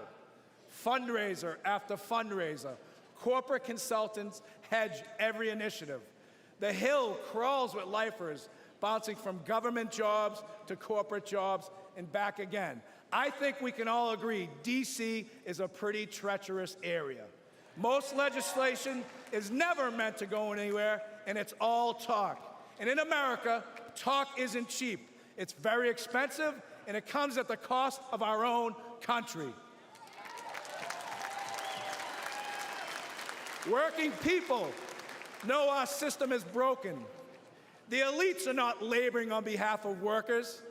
There is a political caste system that prevents citizens from accessing their representatives to hold them accountable. For a moment in time, working people in America were seen as essential. Sadly, it took a global pandemic for political and corporate elites to notice this fact. But ask yourself this question. Since the end of the pandemic, when was the last time you heard major news outlets regularly refer to workers as essential? You haven't. The men and women who provide goods and services, deliver packages, stock grocery shelves, care for patients, pick up your trash, and keep our communities safe are taken for granted. All the while, the stock market booms, housing prices hit record highs, and corporate salaries skyrocket. But the income of everyday Americans are shrinking in the face of inflation. At the gas pumps, at the grocery store, with the electrical bill, and with the car insurance. This has got to change.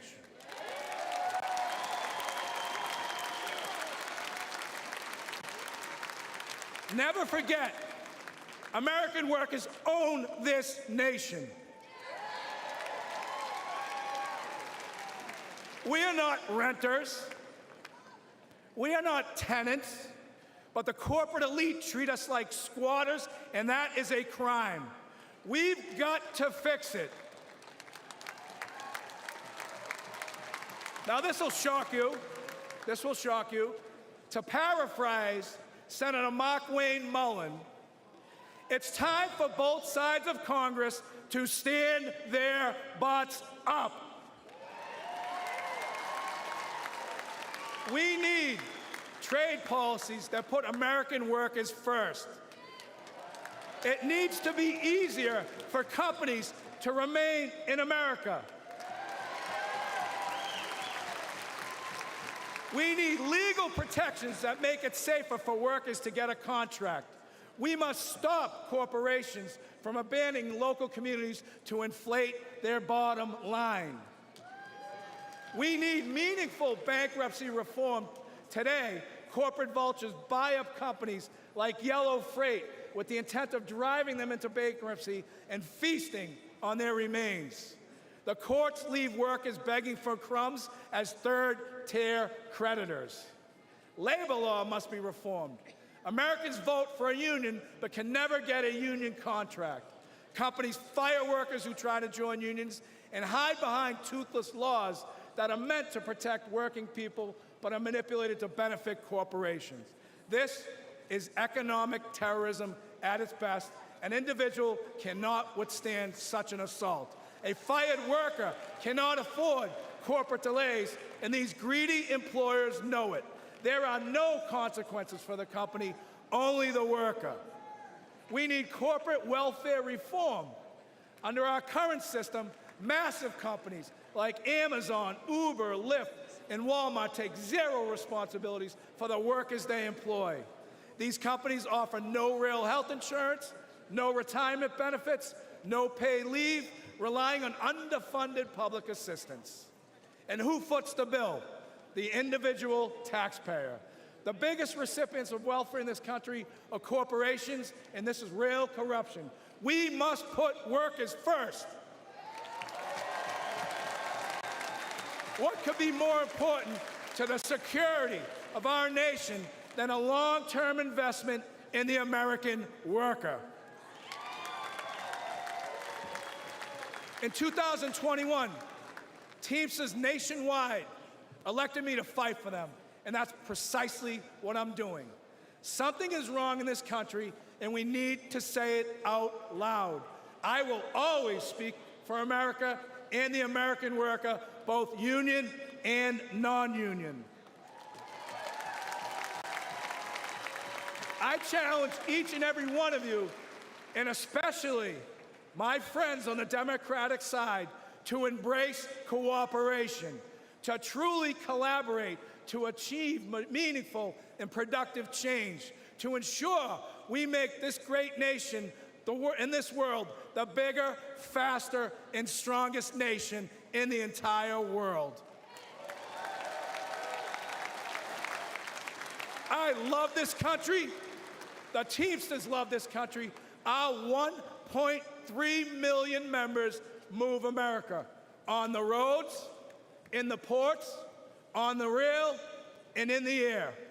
And at the end of the day, if the powers to be stop me from raising my voice on behalf of American workers, I will not have one single regret. I still carry my commercial driver's license. I still have my place on the union seniority list. You'll find me back in Boston driving a tractor trailer, delivering equipment for Shaughnessy and Ahern, because I have the protection of a union contract that gives me the freedom to speak my mind and to fight like hell. God bless the greatest nation. Thank you very much.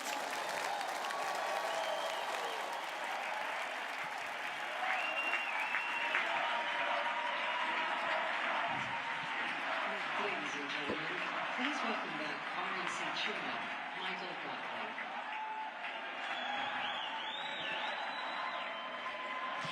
Teamster President Sean O'Brien. James, this, as you said, is really a historic moment to hear the Teamsters president lay this message, the workers' message out before all of the people in this room, including Donald Trump. And Mike Johnson and everyone else. What party is this? That was a speech you very easily could have heard at a Democratic convention. It sounded like the whole campaign against Mitt Romney in 2012. He was talking about vulture capitalists attacking hedge funds who were trying to suck the money out of corporations, sending manufacturing overseas. It's really striking because we're not hearing at this convention from the head of the U.S. Chamber of Commerce.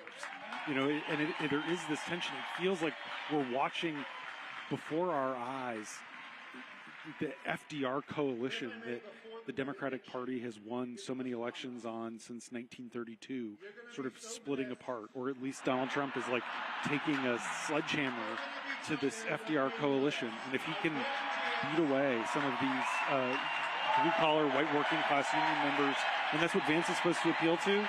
I mean, this is really remarkable. I should say, the Republican record, the rhetoric and the nod to the unions is happening, but like the top priority of the labor movement is this thing called the PRO Act. It has 48 sponsors in the Senate. Every one of them is a Democrat. Yeah. So, there's this kind of nod, there's this outreach to unions, and a lot of it is an outreach to union membership, creating a permission structure. But at the top line, the Teamsters, most of the union groups are not getting what they want from Republicans. And so, it's not like this unions are all of a sudden going to start supporting Republicans. But I think in 25 or 40 years, we could look back at that speech just now as a turning point in the history of really working class politics in the United States. He was using terms like economic terrorism. It was a really striking speech, and Trump was clearly enjoying it a lot. I was watching Trump. I can see him from right here. He was smiling, the whole time. He was really enjoying it. Now, to be clear, this was not an endorsement No, it of was not. Donald Trump. And why is that significant, Rhonda? Well, it's significant because I don't know if we know yet if the Teamsters would endorse. That would really be striking. And what we've heard so far is that they have not decided to endorse either candidate in this race, which actually would be hurting Biden because there are millions of members, and usually that they go for Democratic candidates. So to not have their backing, that would be a striking moment, especially when you have, and I think I've mentioned it before, you have this huge U.S. Senate race in Ohio. Yeah. Sherrod Brown has been someone who's been able to talk about how he's championed for the rights of workers. He has a good relation. I've covered events where he has good relationships with union members, but to not have that backing and an endorsement for the Democratic nominee is pretty striking. And I agree with everything that James said, because I was sitting here thinking, I know I've covered a Hill hearing where I've heard Republicans, try to push back on hearing about workers' rights. 2 sentences. I'm going to be fascinated to see what time slot he gets at the Democratic convention in Chicago next month, because they can't give him 3 p.m. on a Tuesday now. Yeah, no. They're going to need to let him be in prime time, and they're going to have to really work to win his support. He's making both parties work for it. Yeah, and one last point. He had 20 minutes slated on the program, which was the longest I have seen for any speaker tonight. He's he's the keynote of the night. Yeah, he's the keynote of the night. Wow. I want to welcome Sabrina Rodriguez to our conversation, national political reporter. Sabrina, you've been on the floor talking to delegates. What messages are you hearing in terms of these resonant issues of like populism and American workers and things like that? mean, this is exactly what resonates with the crowd. They've been looking forward to hearing from the Teamsters president. I mean, people specifically mentioned him a couple times this evening, and you can see the energy change throughout the day. I mean, it was sort of like getting the housekeeping done earlier in the day, and then after it was announced that J.D. Vance would be the vice presidential pick, and kind of the evening session started. I mean, you've just seen it, people dancing in the crowd, so many more conversations taking place, so much anticipation for the arrival of Trump here. And I think it's notable that he did sit through these last speeches, including the Teamsters president. So it's really striking, I think. And to what James was mentioning, too, I mean, this is a growth of the evolution within this party. I remember during Trump's first term, I mean, him focusing so much on trade deals and renegotiating them and making them better for workers. So this is something that in this crowd, you hear it as well when they're talking about J.D. Vance. Part of the reason that they feel that he appeals and that they're excited about him is because of his background, and saying, we are a party of working class Americans, and having him on the ticket now really embodies that and really represents this point that we see Republicans trying to drive home. Let's bring JM Rieger into this. JM, let's talk about the role of the leader of the Teamsters here at this first night of the convention, having that keynote speech. Yeah, Libby, I mean, James and Rhonda sort of hit the nail on the head there. I mean, this is a remarkable political moment, and is also really striking because the Teamsters had endorsed Obama both times in 2008 and 2012, endorsed Hillary Clinton in 2016, endorsed Joe Biden in 2020. And now the fact that we're talking about this scenario where the Teamsters might not endorse, or at a minimum are going to force Democrats and Republicans to work for this endorsement, which tonight's speech really just hammers that point home, is just a striking moment in political history that we're in. And I think James and Rhonda are exactly correct that we are potentially witnessing a dramatic political shift in the alignment of the coalitions that make up these two political parties. Thank you, JM. Sabrina, what are you watching? You cover voters and voting issues so closely. What are you watching in terms of the appeal that Democrats are also trying to make at this moment for those same voters? I mean, whose messages are penetrating as you talk to voters, and how much more time do Republicans and Democrats have to change people's minds here? I mean, I think the question still is, obviously these conversations have kind of come into a standstill after the assassination attempt, but it's still an open question what's going to happen with all these debates around Biden and whether he should step aside or not. It's sort of like the unfinished conversation that was put on pause, but I don't expect it to be altogether done. I mean, the members of Congress and Democrats who have come out saying that Biden has to step aside, they already said it. You can't unsay it. So I think there's an open question of where that's going to go, because for a lot of Democrats that are uneasy about Biden's reelection bid, particularly younger voters and voters of color, it does potentially make a difference to have a different candidate on the ticket. And these next few months are going to be crucial in terms of what we hear from the president and what that outreach actually looks like. Sabrina, I'm just going to mention the chair of the RNC, Michael Whatley, just thanked J.D. Vance and gave a shout out to him, and is now giving a shout out to Donald Trump. And as he mentioned J.D. Vance, people are chanting J.D., J.D. So we'll see what the evolving chants and cheers are. Now people in the crowd are shouting, we hear some, we love Trump. We also heard some fight, fight, fight, Yep. which were the words that Trump said after he was hit on Saturday. Sabrina, what are your questions as you get to talk to more delegates and as you hit the floor again tomorrow as things unfold? What's on your mind as you get more responses? One of them is just given in the past few weeks covering all the debate around Biden post-debate, is do people feel like it makes a difference if Trump is running against Biden, or if Trump were to be running against a different candidate, if he were to be running against Vice President Harris? Does that change the calculus for them, or they feel equally as confident? And I think just in the wake of the assassination attempt, do they feel like that has changed the dynamics in play? We're hearing so much from President Biden, but also from Republicans, including former President Trump, about, the need for unity, the need to take down the temperature. But in the same breath that we're hearing some Republicans say that, they're also still continuing their messages, slamming Biden, their messages very aggressively against Democrats. So just sort of navigating, what does that look like? You can't really say you want to turn down the temperature and then continue using the rhetoric you've been using. And just seeing how they reconcile this in the days to come, I think, will be interesting and indicative of the months to come. We've got Rich Matthews standing by with us to talk to us about what is coming for the rest of the week. Rich, take it away. Yeah, it's a little hard to hear you with the music, but I will say the RNC obviously wants to have some surprises the rest of the week, so they don't give us the full speaker list until the day of. We do know that tomorrow will not be the biggest names, but certainly don't sleep on those speakers on the early nights. Back in 2004, of course, there was a guy named Barack Obama who virtually no one had ever heard of. He wasn't even a senator yet, who gave a pretty strong speech, and 4 years later he was president. What we do know are the themes for each night. Tomorrow night, Make America Safe once again. Expect to hear a lot about the border, about crime in cities, about drugs. And then on Wednesday, the theme is Make America Strong once again. Think foreign policy, how we interact with other countries. But of course, the big event that night will be the speech from J.D. Vance, his first as a presumptive VP nominee. And then, of course, Thursday, Make America Great once again, where we'll hear from Donald Trump, and he should, as planned, accept his party's nomination for President of the United States.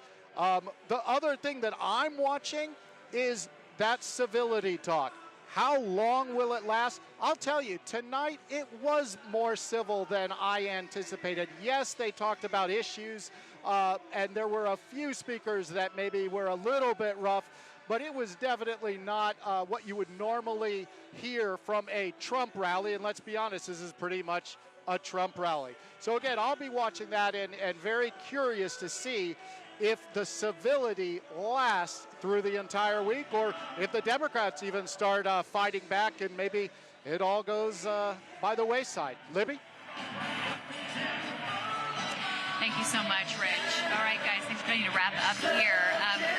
You guys could see better than I could about what Donald Trump was doing and what was happening. Tell us about it. He still is in the arena. He came down the stairs, and he is walking the rope line and shaking hands of delegates who have crowded around, and he really seems to be enjoying himself. There's this sense of gratitude. There's a smile. There's kind of a lightness. I don't want to overstate the change of the near-death experience, but he really is clearly enjoying himself as he works this rope line, and he feels like this is his party, it's his convention, it's his night. He, has gotten a warm reaction to his VP pick. If you're Donald Trump, you're pretty happy. It's been a good night. Yeah. Sabrina, just tell us about who are the delegates, who's in this room. There's a little bit of everyone, and I just want to add, when I was down there when he first arrived, I saw a Donald Trump that I have not seen before, and I don't say that lightly. He was visibly emotional as God Bless the USA was playing and he was entering. Teary-eyed. So it was definitely a big moment for him walking in and seeing that reaction from the crowd, which I think is unique for him, especially that this is the first public appearance since the assassination attempt. But I've met a little bit of everyone in the crowd. Former Republican leaders, business people, just across the country. I spent a lot of time today by the Ohio delegation of Naturally, waiting for the J.D. Vance announcement, but seeing the governor engaging with folks and the governors from all these different states really engaging with that delegation, and some of them are just business leaders from community that wanted to get engaged and are just so thrilled to be here. Yeah, it's important to note that it is leaders of the party in their states. It's people who are in high positions, senators, member of Congress, governors, lieutenant governors. Yeah. And so it is this mix. It's a moment that you can go up and shake the hand of a congressman, or you can hobnob with a governor if you're one of those people who's delegate. Yeah, that's true. In fact, in the Ohio delegation, you mentioned them. Governor Mike DeWine is one of the delegates. So, yeah, it is a little bit of everyone. I do think we should underscore, timing is everything right now. And I'm wondering, we covered and have talked about on our podcast, what would this convention look like? Because a month ago, we were planning for a sentencing hearing that would have happened last week. Wow. We didn't know if Fulton County was on or off again. The classified documents today was something that now seems like it's been thrown out the window. So timing is everything. I think that has added to some of the energy here. The debate. Is that the debate performance, exactly. And then also, of course, the assassination attempt.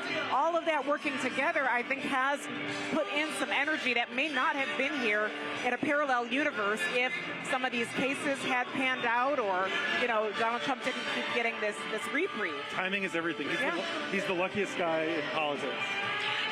One thing I want to flag is that the messaging tonight was really about Biden-Harris, Biden-Harris. Quite a few of the speakers were not just saying Joe Biden, Joe Biden. They were attacking or criticizing Biden-Harris. Intentional. Oh, that is clearly strategic. There's still that open question in this crowd of who the candidate, who the Democratic presidential nominee is going to be. So they're not taking their chances. And I think we'll be hearing from Nikki Haley as well. And me and some colleagues were talking about, this is something she was talking about for a long time about, Joe Biden wouldn't ultimately be the nominee. We've heard a lot of Republicans that were speculating about that for some time. And there is this open question now if that will actually happen. I was struck, the Biden-Harris hits, you heard Charlie Kirk, the 30-year-old, calling them the Biden-Harris regime several times. But I was also struck by how many people took sort of subtle digs at Biden's age. Katie Britt, the senator from Alabama, said America's in decline, just like the man in the Oval Office. Tim Scott said Joe Biden is asleep at the wheel and we're heading off the cliff. There were a lot of little things like that where... Or saying like, you can't just work from 10 to 4. Exactly. Yeah. So and the crowd heard all of it. James calls them subtle. I call them not so subtle. It's all in your... It's not a fine wine. Right. It's pretty obvious. Right. Yeah. Let's go to JM Rieger. JM, if you're Donald Trump, you're feeling quite good right now. As Sabrina said, his vice presidential pick has been well received. He's gotten to both watch the convention from behind the scenes as well as literally sit in the audience here and watch some of this night unfold. What are you going to be watching for that closeness of Donald Trump and everything that unfolds this week for the next couple of days? Yeah, what's been one of the main themes throughout the evening and what we expect throughout the week? This is Donald Trump's party. Republicans have coalesced. The Republican Party right now feels much more unified than the Democratic Party does. And folks that James was just rattling off, Katie Britt, Tim Scott was speaking earlier. These are folks who were, and we've talked at length about J.D. Vance's past comments about Trump, but Britt, Tim Scott, these are folks who were lukewarm at best about a second Trump term as recently as this past fall of 2023, and they've all kind of come around and coalesced. In Katie Britt's case, came around before a single vote was cast in the Republican primary, even though she had previously pledged a few months prior to stay neutral. So this is a unified, and it sounds like you guys are describing kind of real energy in the room. I'll say from D.C. that has really come across tonight, the energy in the room. And I think one of the keys here moving forward is going to be how can Trump kind of continue to harness that? Because one of the keys of these conventions is how parties can kind of keep the momentum going, get that momentum boost and keep it going. And it starts with the base. It starts with energizing those voters. And that is something that obviously the Trump campaign wants to do here, but seeing how much they can really kind of up that momentum in what has been really a static race so far where the polls have not changed that much. Does it change after this week? James, there has been such a change in the last 48 hours because of the assassination attempt on Donald Trump's life. The Biden campaign suspended some of its ads briefly, although the Trump campaign didn't really stop what it was doing. Where do things pick up from here just in terms of the campaign momentum and what we're going to see from Biden-Harris and what we're going to see from Trump-Vance? Very often in recent years, the conventions have been back-to-back. the out of power party goes first, and then the incumbent goes the following week. In this case, we have a month in between. The electorate is so divided. I mean, it's actually kind of shocking when you think about it. The Trump trials, the trial that happened, the conviction really didn't move the polls all that much. Really at the margins. The debate, as disastrous as it was for Joe Biden, has moved the polls, but only really at the margins. And we'll see what the assassination attempt does in the convention. Historically, like in the old days, political scientists used to say, oh, you could count on an 11-point bump out of a party convention, and then the other side got their 11-point bump. That's just not the way politics works anymore. We're such a polarized and divided country. Joe Biden, no matter what he does, is going to get at least 46% of the vote, right? And so the rest of it is that middle part.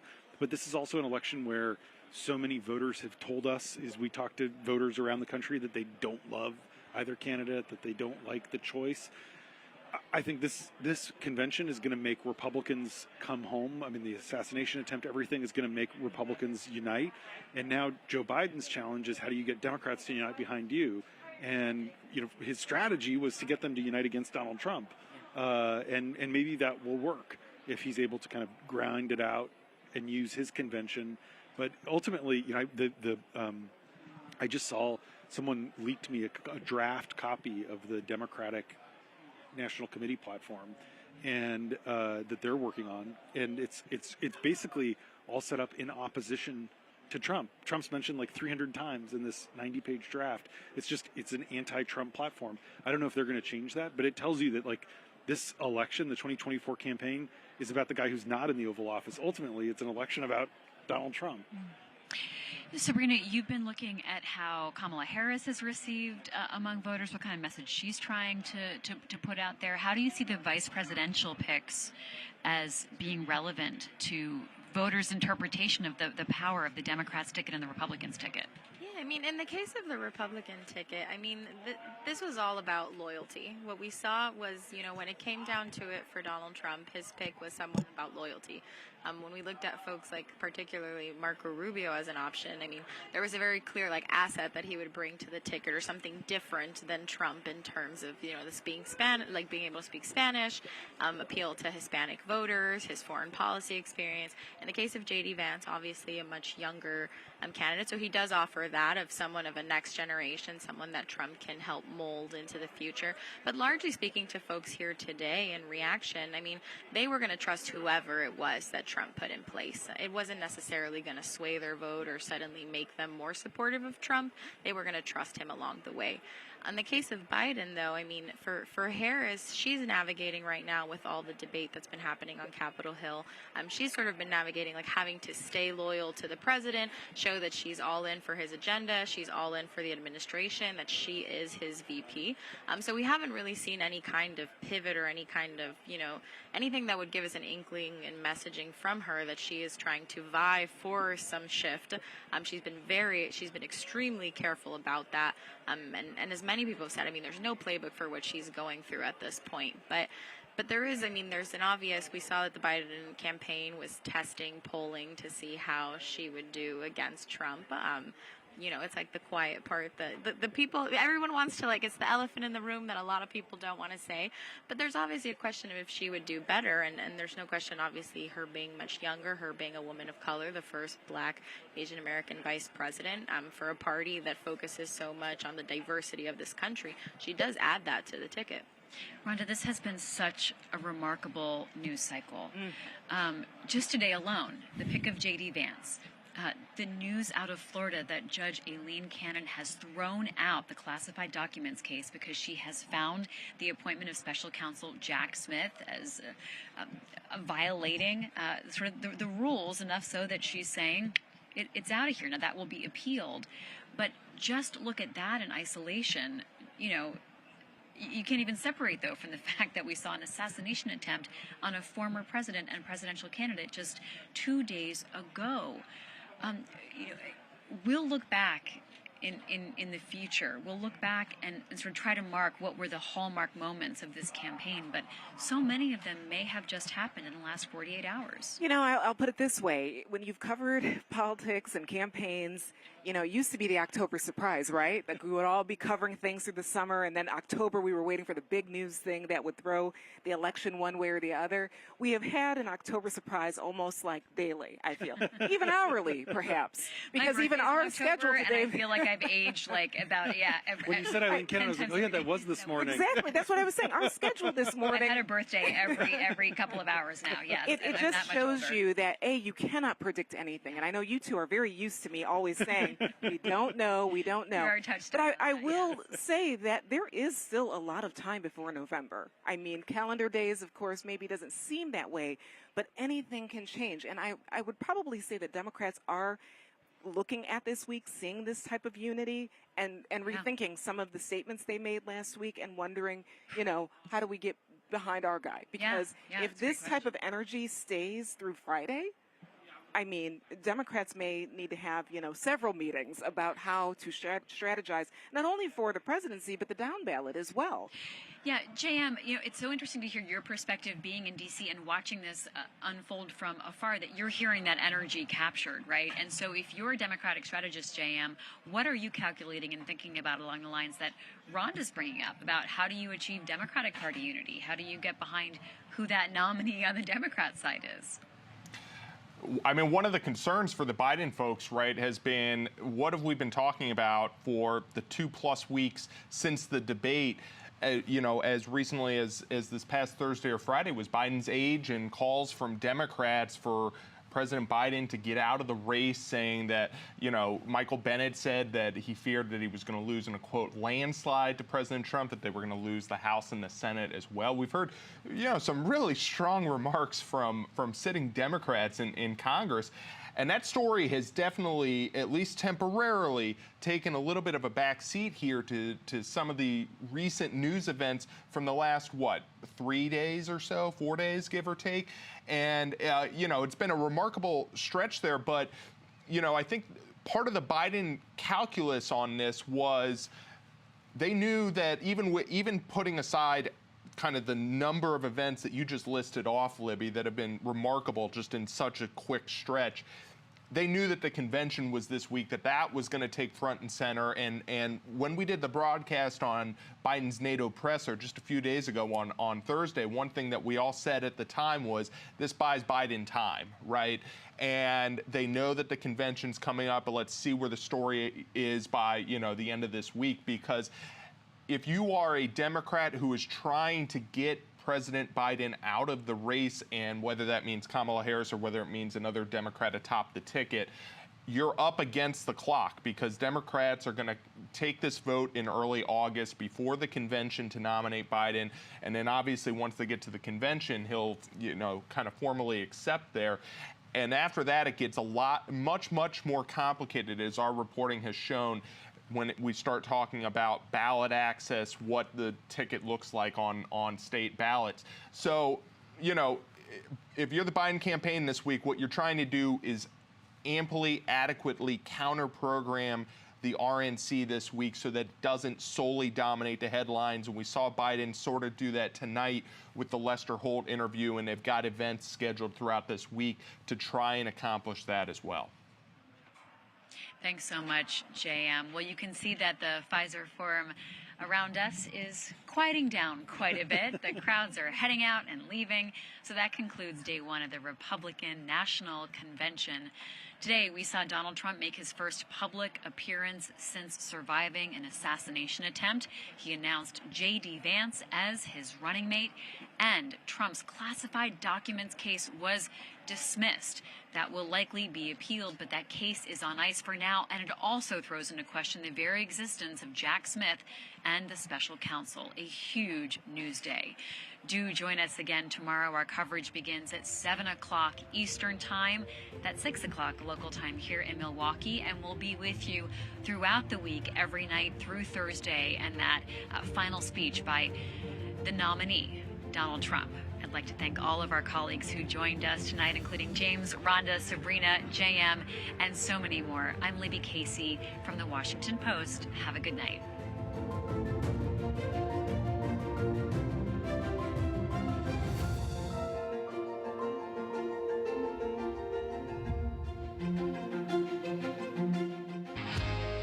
Democracy is on the ballot. Your freedom is on the ballot. I am your warrior.